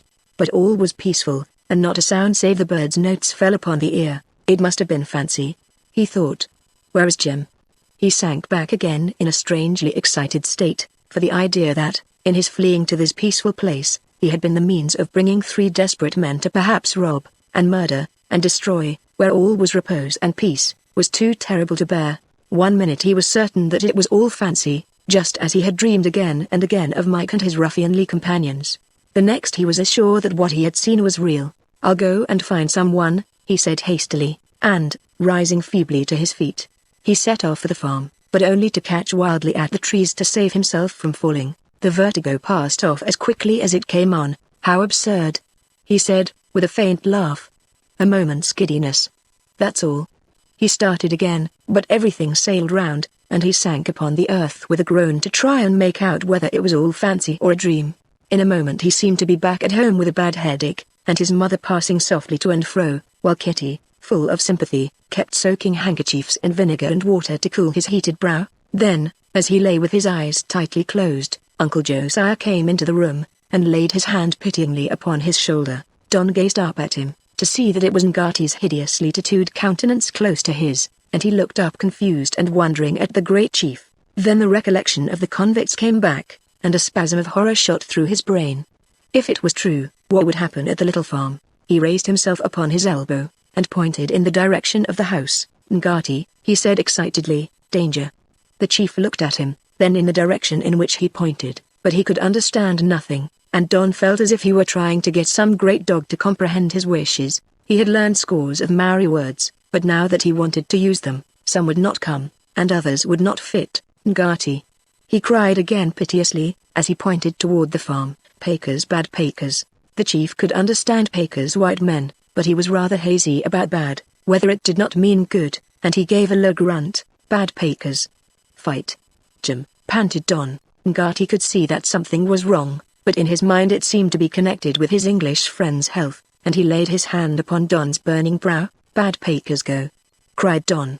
"What shall I do? How am I to make him understand?" "Pakers. Jim. Help." At that Ngati seemed to have a glimmering of what his companion meant, and nodding quickly, he went off at a trot toward the farm. "He'll bring someone who can understand," said Don to himself, and then he began to feel that, after all, it was a dream consequent upon his being so ill, and he lay back feeling more at ease, but only to jump up and stare wildly toward where the farm lay, for, all at once, there rose a shout, and directly after a shot was heard, followed by another and another. Then all was still for a few minutes, till, as Don lay gazing wildly toward where he had seen Ngati disappear, he caught sight of a stooping figure, then of another and another, hurrying to reach cover, and as he recognized the convicts, he could make out that each man carried a gun. He was holding himself up by grasping the bough of a tree, and gazing wildly at Mike and his brutal-looking friends, but they were looking in the direction of the farm as they passed, and they did not see him. Then the agonizing pain in his head seemed to rob him of the power to think, and he sank back among the ferns. Don had some consciousness of hearing voices, and of feeling hands touching him, but it was all during a time of confusion, and when he looked round again with the power to think, he was facing a tiny unglazed window, the shutter which was used to close it standing below. He was lying on a rough bed formed of sacking spread over dried fern leaves, and the shed he was in had for furniture a rough table formed by nailing a couple of pieces of board across a tub. Another tub with part of the side sawn out formed an armchair, and the walls were ornamented with bunches of seeds tied up and hung there for preservation, a saddle and bridle, and some garden tools neatly arranged in a corner. Don lay wondering what it all meant, his eyes resting longest upon the open window, through which he could see the glorious sunshine, and the leaves moving in the gentle breeze. He felt very happy and comfortable. But when he tried to raise his head the effort was in vain, and this set him wondering again, till he closed his eyes and lay thinking. Suddenly he unclosed them again to lie listening, feeling the while that he had been asleep, for close beside him there was someone whistling in a very low tone, quite a whisper of a whistle, a familiar old Somersetshire melody, which seemed to carry him back to the sugar yard at Bristol, where he had heard Jim whistle that tune a score of times. This set him thinking of home, his mother, and cousin Kitty. Then of stern-looking Uncle Josiah, who, after all, did not seem to have been unkind. Poor Marston. Will he ever get well again? A voice whispered close to his ear, Jim. Oh, Marston. Oh. Oh. Oh. Thank the great Lord O'Mussey. Amen. Amen. Amen. There was the sound of someone going down heavily upon his knees. A pair of clasped hands rested on Don's breast, and, as he turned his eyes sidewise, He could see the top of Jim's head as the bed shook, and there was the sound of someone sobbing violently, but in a choking, smothered way. "Jim? Is that you? What's the matter?" whispered Don feebly. "And he says, 'What's the matter?'" cried Jim, raising his head, and bending over Don. Dear lad, how are you now?" "Quite well, thank you, Jim, only I can't lift up my head." "And don't you try, Master Don." "Oh, the Lord be thanked. The Lord be thanked," he muttered. "What should I ha' done? Have I been ill, Jim?" Master Don? Why, I thought you was going to die, and no doctor, not even a drop of salt and senny to save your life." "Oh, nonsense, Jim. I never thought of doing such a thing." "Ah, I remember now. I felt poorly. My head was bad." "Your head bad? I should think it was bad. Dear lad, what stuff you have been saying." "Have I, Jim?" "What, since I lay down among the ferns this morning?" "This morning, Master Don? Why, it's close upon a month ago." "What? That's so, my lad. We come back from cutting wood to find you lying under a tree, and when we got here it was to find poor old my pake here with a shot hole in him, and his head all beaten about with big clubs." "Oh, Jim, that's so, Master Don. Is he better?" "Oh, yes, he's getting better." "I don't think you could kill him.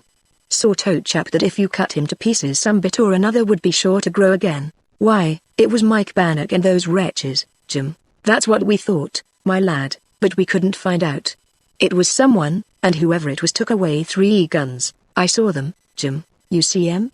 "Yes, as I lay back with my head so bad that I couldn't be sure." Well, they found us out, and they've got their guns again, but they give it to poor Gertie awful." Just then the window was darkened by a hideous-looking face, which disappeared directly. Then steps were heard, and the great chief came in, bending low to avoid striking his head against the roof till he reached the rough bedside, where he bent over Don, and patted him gently, saying softly, "My pake here." Chapter 53 Don Speaks Out. A healthy young constitution helped Don Lavington through his perilous illness, and in another fortnight he was about the farm, helping in any little way he could. "I'm very sorry, Mr. Gordon," said Don one evening to the young settler. "Sorry? What for, my lad?" he said. "For bringing those convicts after us to your place, and for being ill and giving you so much trouble." "Nonsense, my lad.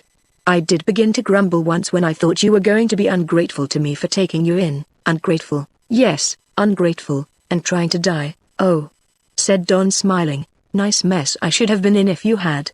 No church, no clergyman, no doctor, no sexton. Why, you young dog, it would have been cruel." Don smiled sadly. "I am really very grateful, sir, I am indeed, and I think by tomorrow or next day I shall be strong enough to go." "What, and leave me in the lurch just as I'm so busy?" "Why, with the thought of having you fellows here, I've been fencing in pieces and making no end of improvements. That big Mary can cut down as much wood as 2 men, and as for Jim Wimble, he's the handiest fellow I ever saw. I am very glad they have been of use, sir. I wish I could be." "You're right enough, boy. Stop 6 months a year altogether and I shall be very glad of your help." This set Don at rest, and he brightened up wonderfully, making great strides during the next fortnight, and feeling almost himself, till, one evening as he was returning from where he had been helping Jim and Ngati cut up wood for fencing, he fancied he saw some animal creeping through the ferns. A minute's watching convinced him that this was a fact, but he could not make out what it was. Soon after, as they were seated at their evening meal, he mentioned what he had seen. "One of the sheep got loose," said Gordon. "No, it was not a sheep." "Well, what could it have been?" "There are no animals here, hardly, except the pigs which have run wild. It looked as big as a sheep, but it was not a pig," said Don thoughtfully. "Could it have been a man going on all fours?" "Hello! What's the matter?" cried Gordon looking up sharply, as one of his 2 neighbors came to the door with his wife. "Well, I don't know," said the settler. "My wife says she is sure she saw a savage creeping along through the bush behind our place." "There," said Don excitedly. "Here's Tuthers coming," said Jim. For at that moment the other settler, whose log house was 100 yards below, came up at a trot, gun in hand, in company with his wife and sister. "Here, look sharp, Gordon," he said. "There's a party out on a raid. We came up here, for we had better join hands." "Of course," said Gordon. "Come in, but I think you are frightening yourselves at shadows," and he stopped short, for Jim Wimble dashed at the door and banged it to just as Ngati sprang to the corner of the big log kitchen and caught up a spear. "Mike and them 2 beauties, Master Don," cried Jim. "Then it's war, is it?" said Gordon grimly. as he reconnoitered from the window. 8 and 12, about 30 Maori savages, and 3 white ones. Hand round the guns, Don Lavington. You can shoot, can't you? Yes, a little, that's right. Can we depend on Ngati? If we can't, he'd better go. I'll answer for him, said Don. All right, said Gordon. Look here, Ngati. He pointed out of the window and then tapped the spear. Bad Pakers, bad, kill, Ngati grunted, and his eyes flashed. Kill Pakers, bad Pakers, he said in a deep, fierce voice. Kill. Then tapping the Englishman one by one on the shoulder, Pakeer good, he said smiling, and then taking Don by the arm, my Pakeer, he added. That's all right, sir, said Jim. He understands. Now then, quick. Make everything fast.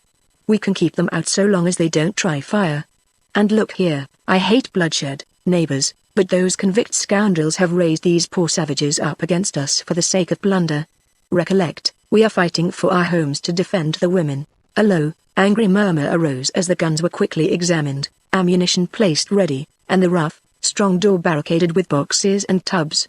The women being sent up a rough ladder through a trapdoor to huddle together in the roof, where they would be in safety, so long as they don't set us afire. Mast on, whispered Jim. What's that? Said Gordon sharply. Jim fears fire, said Don. So do I, my lad, so we must keep them at a distance, and if they do fire us, run all together to the next house, and defend that. Fortunately for the defenders of the place, there were but 3 windows, and they were small, and made good loopholes from which to fire when the enemy came on. The settlers defended the front of the house, and Don, Jim and Ngati were sent to the back, greatly to Jim's disappointment. We shan't see any of the fun, mast on, he whispered, and then remained silent, for a shout rose, and they recognized the voice as that of Mike Bannock. Now then you, he shouted, open the door, and give in quietly. If you do, you shan't be hurt. If you make a fight of it, no one will be left alive. Look here, shouted back Gordon, I warn you all that the first man who comes a step farther may lose his life. Go on about your business before help comes and you are caught. No help for 100 miles, matey, said the savage-looking convict, so give in. We want all you've got there, and what's more, we mean to have it. Will you surrender? For answer Gordon thrust out his gun barrel, and the convicts drew back a few yards, and conversed together before disappearing with their savage followers into the bush. Have we scared them off? Said Gordon to one of the settlers, after 10 minutes had passed without a sign. I don't know, said the other. I can't help thinking, look out, mast on, bang, bang, 2 reports from muskets at the back of the house, where the attacking party had suddenly shown themselves, thinking it the weakest part, and after the 2 shots about a dozen Maoris dashed at the little window, and tried to get in, forcing their spears through to keep the defenders at a distance, and had not Ngati's spear played its part, darting swiftly about like the sting of some monster, the lithe, active fellows would soon have forced their way in. Directly after, the fight began at the front, the firing growing hot, and not without effect, for one of the settlers went down with a musket bullet in his shoulder, and soon after Gordon stood back, holding his arm for Don to bind it up with a strip of a towel. Only a spear prick, he said coolly, as he took aim with his gun directly after, and for about an hour the fight raged fiercely, with wounds given and taken, but no material advantage on either side. Be careful and make every shot tell, said Gordon, as it was rapidly growing dark. Then backing to the inner door as he reloaded, he spoke for a few seconds to Don. We shall beat them off, sir, said Don cheerily. Yes, I hope so, my lad, said the settler calmly. You see you are of great use. No, sir, it's all my fault, replied Don. Mast on, whispered Jim, as Don returned. Look out of the window, mind the spears, then tell me what you see. Fire, said Don after a momentary examination. He was quite right. A fire had been lit in the forest at the back, and 10 minutes after, as Mike Bannock's voice could be heard cheering them, the Maoris came on, hurling burning branches onto the roof of the little log house. For a few minutes there was no result. Then there arose a yell, for the roof had caught. The resinous pine burned strongly, the smoke began to curl in between the rafters, and the women were helped down. To extinguish the flames was impossible, and would even have been as vain a task had they been outside ready with water. How long will she last before she comes down? Said one of the settlers. We can stop in here for a quarter, perhaps half an hour longer, said Gordon, and then we must make a dash for your place. Yes, said the settler, and they know it. Look. By the increasing light from the burning house, the savages could be seen with their white leaders preparing for a rush. Just then Don and his two companions were forced to leave the little lean-to, whose roof was burning furiously, and it was only by closing the rough door of communication that the besieged were able to remain in the big kitchen. "It won't last 5 minutes, my lads," said Gordon. "Be ready, women. I'll throw open the door. We men will rush out and form up. You women run down to the right and make for Smith's. We shall give them a volley to check them, and run after you. Ready? All loaded? Came in a deep despairing growl. "Down with these boxes and tubs then. You, Don, you are young and weak, go with the women." "No," said Don, "I shall go with you men." "Bravo, Marston," whispered Jim. "What a while they are opening that door. We shall be roasted, my lad, after all, and these wretches will pick our bones." The door was flung open, and the enemy uttered a yell of delight as the little party of whites ran out of the burning house. "Now, women!" cried Gordon. "Number stop!" roared Don. Crash! A heavy volley from the right, and the besiegers made a rush for the left. Crash! A heavy volley met them on the left, fired diagonally from half behind the blazing house. Then there was a cheer, echoed by a second, and two parties of bluejackets were in among the Maoris, who fled, leaving half their number wounded and prisoners on the ground, while Don and his friends helped the women out into the open, away from the signs of bloodshed, which looked horrible in the light from the blazing house. "A little too late," said the officer in command of the detachment. "Too late to save my house, sir, but in time to save our lives," said Gordon, grasping his hand. "I wish I had been sooner, but it's rough work traveling through the bush, and we should not have come, only we heard the shouting, and saw the glow of your burning house." No time was lost in trying to extinguish the fire after a guard had been set over the prisoners.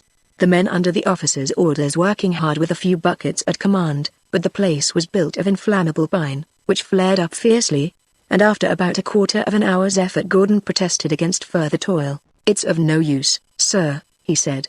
"All labor in vain. I've not lost much, for my furniture was only homemade. I'm sorry to give up.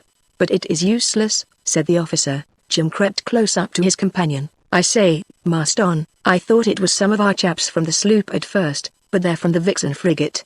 Think they'll find us out?" "I hope not, Jim," replied Don. "Surely they will not press us again. Let's be off into the bush till they're gone." "No," said Don, "I'm sorry I left the ship as I did. We will not run away again." Meanwhile preparations were made for bivouacking, the officer determining to rest where they were that night, and after seeing his men stored in 2 of the barns, and sentries placed over the prisoners in another, at one of the settlers' places, one log house being given up to the wounded, he joined the little English gathering, where the settlers' wives, as soon as the danger was past, had prepared a comfortable meal. After an uneventful night, the morning broke cheerily over the tiny settlement, where the only trace of the attack was at Gordon's, whose rough log house was now a heap of smoking ashes. The sailors had breakfasted well, thanks to the settlers' wives, and were now drawn up, all but the prisoners' guard, while the officer stood talking to Gordon and his neighbors with Don and Jim standing close by, for in spite of Jim's reiterated appeals, his companion refused to take to the bush. "No, Jim," Don said stubbornly, "it would be cowardly, and we're cowards enough. But suppose they find us out? That their officer's sure to smell his whistles." "Smell? Nonsense. He will, Marston. I'm that soaked with Stockholm tar that I can smell myself like a tub." "Nonsense. But if they find out as we deserted, they'll hang us." "I don't believe it, Jim." "Well, you'll see, Marston, so if they hang you, don't you blame me." "Well, Mr. Gordon, we must be off," said the officer. "Thank you once more for all your hospitality." "God bless you, sir, and all your men, for saving our lives," said the settler warmly, and there was a chorus of thanks from the other settlers and their wives. "Nonsense, my dear sir, only our duty," said the officer heartily. "And now about our prisoners. I don't know what to do about the Maoris. I don't want to shoot them, and I certainly don't want to march them with us down to where the ship lies." "What would you do, Mr. Gordon?" "I should give them a knife apiece, shake hands with them, and let them go." "What, to come back with the said knives, and kill you all when we're gone?" "They will not come back if you take away the scoundrels who led them on," said Don sharply. "How do you know?" said the officer good-humoredly. "Because," said Don, coloring, "I have been living a good deal with them, both with a friendly tribe and as a prisoner." "And they did not eat you?" said the officer laughing. "There, Marston," whispered Jim. "Hear that?" "I think you are right, youngster," continued the officer, "and I shall do so. Mr. Dillon, bring up the prisoners." This was to a master's mate, who led off a guard, and returned with the captives bound hands behind, and the Maoris looking sullen and haughty, while the three whites appeared at their very worst, a trio of the most vile, unkempt scoundrels possible to see. They were led to the front, scowling at everyone in turn, and halted in front of the officer, who, after whispering to the master's mate, gave orders to one of the seamen. This man pulled out his great jackknife, opened it, and being a bit of a joker, advanced toward the Maoris, grinding his teeth and rolling his eyes. The savages saw his every act, and there was a slight tremor that seemed to run through them all. But the next instant they had drawn themselves up stern and defiant, ready to meet their fate at the seaman's knife. "No, no. No, Pakia. No kill," said a deep angry voice, and as everyone turned, Ngati stalked forward as if to defend his enemies. But at the same moment the man had cut the first Maori's bands, and then went on behind the rank, cutting the line that bound 7, who stood staring wildly. The next minute a seaman came along bearing a sheaf of spears, which he handed, one by one, to the astonished savages, while their wonder reached its height, as the master's mate presented to each a knife, such as were brought for presents to the natives. "Now," said the officer, addressing them, "I don't understand you, and I don't suppose you understand my words, but you do my deeds. Then, in the king's name, you are free, and if you ever take any English prisoners, I hope you will behave as well to them as we have behaved to you.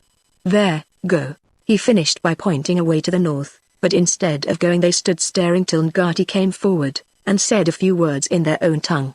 The effect was electric. They all shouted, brandished their spears, danced wildly, and ended by throwing down their weapons before the officer, seizing him by the arms, and rubbing noses with him. He submitted laughingly till the Maoris picked up their spears, and stood looking on, apparently quite satisfied that they were safe. "Here, hi, Jack!" cried a hoarse brutal voice. "Look sharp, we want to get rid of these cords. Where's your knife?" "Wait a little while, my friends," said the officer sarcastically. "As soon as we get to the ship, you shall have them changed for irons." "Halt!" cried Mike. "We were out in search of 3 convicts who murdered a couple of the guard, and escaped from Norfolk Island in a boat. I have fallen upon you by accident, and I have you safe, Norfolk Island." "Where's Norfolk Island, mate?" said Mike coolly. "Never heard o' no such place," said his vilest-looking companion, gruffly. "Memory's short, perhaps," said the officer. "But convicts?" "We're not convicts," growled Mike. "Gentlemen, perhaps, on your travels." "Yes, that's it," said Mike with effrontery. "Ah. Well then, I shall have to take you on board His Majesty's ship Vixen, where you will probably be hung at the yardarm for inciting the ignorant Maoris to attack peaceful settlers. Forward, my lads." "Here, stop!" roared Mike with a savage grin. "What for?" said the officer sternly. "Aren't you going to take them, too?" "Take whom, the Maoris?" "No, but for you they would have let these people be in peace." "Forward." "No, no, I mean them too," said Mike savagely, as he pointed them to Don Lavington and Jim Wimble. "Halt!" cried the officer. "Do you know these men?" he said suspiciously. "There, I told you so, Master Don," whispered Jim. "I know that man," said Don firmly. "I only know the others by their making us prisoners out in the bush." "Where did you know him?" said the officer. "Norfolk Island?" "No, sir, at Bristol. He worked as labourer in my uncle's yard." "That's right enough," said Mike, and him and Jim Wimble was pressed, and went to sea. Said the officer quickly, "and they deserted, and took to the bush." "Ha!" ejaculated the officer. "From the sloop of war. The captain asked us to keep an eye open for 2 lads who had deserted." "Haw haw haw!" laughed Mike maliciously. "And now you've got Mr. Gentleman Don and Master Jemmy Wimble. If your hands weren't tied," cried Jim fiercely, "I'd punch your ugly head." "Is this true, young man?" said the officer sternly. "Did you desert from His Majesty's sloop?" Don was silent for a moment, and then stepped forward boldly. "Yes," he said. "Ah, Master Don, you've done it now," whispered Jim. "I was cruelly seized, beaten, and dragged away from my home, and Jim here from his young wife.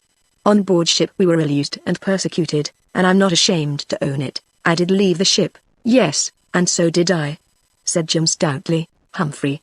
"Then I'm afraid you will have to go with me as prisoners," said the officer. "Haw haw haw. Here's a game. Prisoners.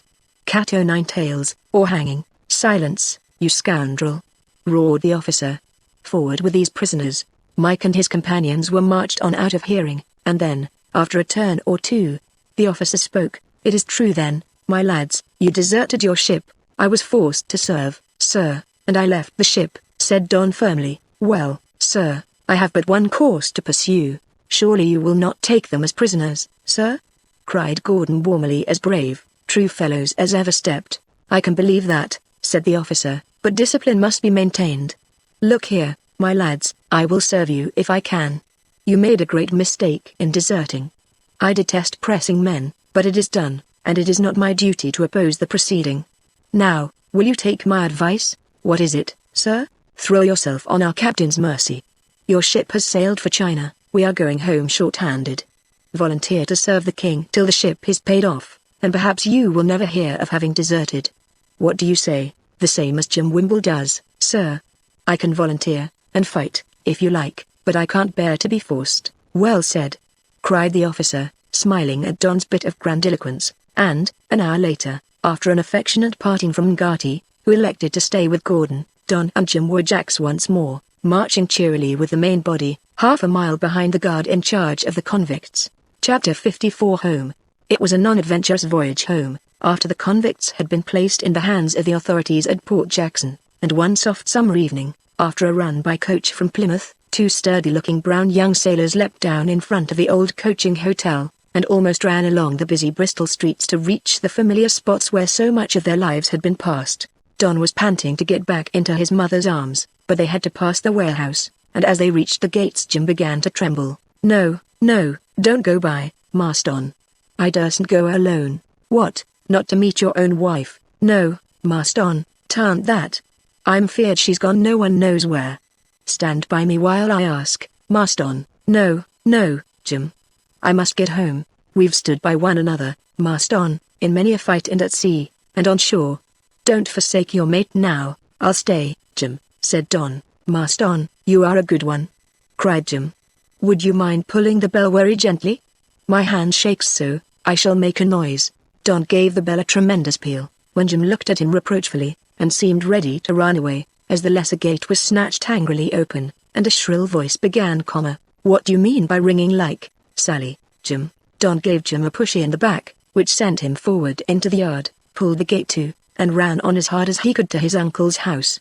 He had laughed at Jim when he said his hand trembled, but his own shook as he took hold of the knocker, and gave the most comical double rap ever thumped upon a big front door.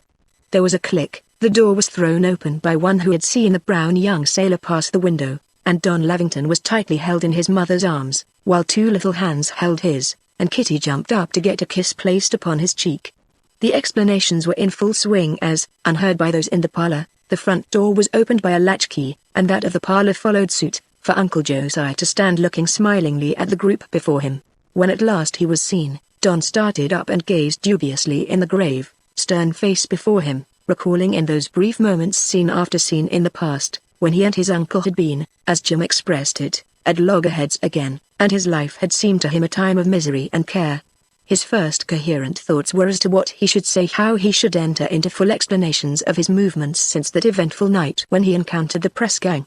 It was better to attack, he thought, than to await the coming on of his adversary, and he had just made up his mind to the former course of action, when all his plans and words were blown to the wind, and there was no need for either attack or defense, for the old man advanced with extended hand. "Don, my lad," he said quietly, "I've felt the want of you badly at the office. Glad to see you back. I ought to tell you, sir." "Well, explain all by and by, my boy," said the old man. "I know that you can't have been to blame, and, look here, time back you were as stubborn as could be, and thought you were ill-used, and that I was your enemy.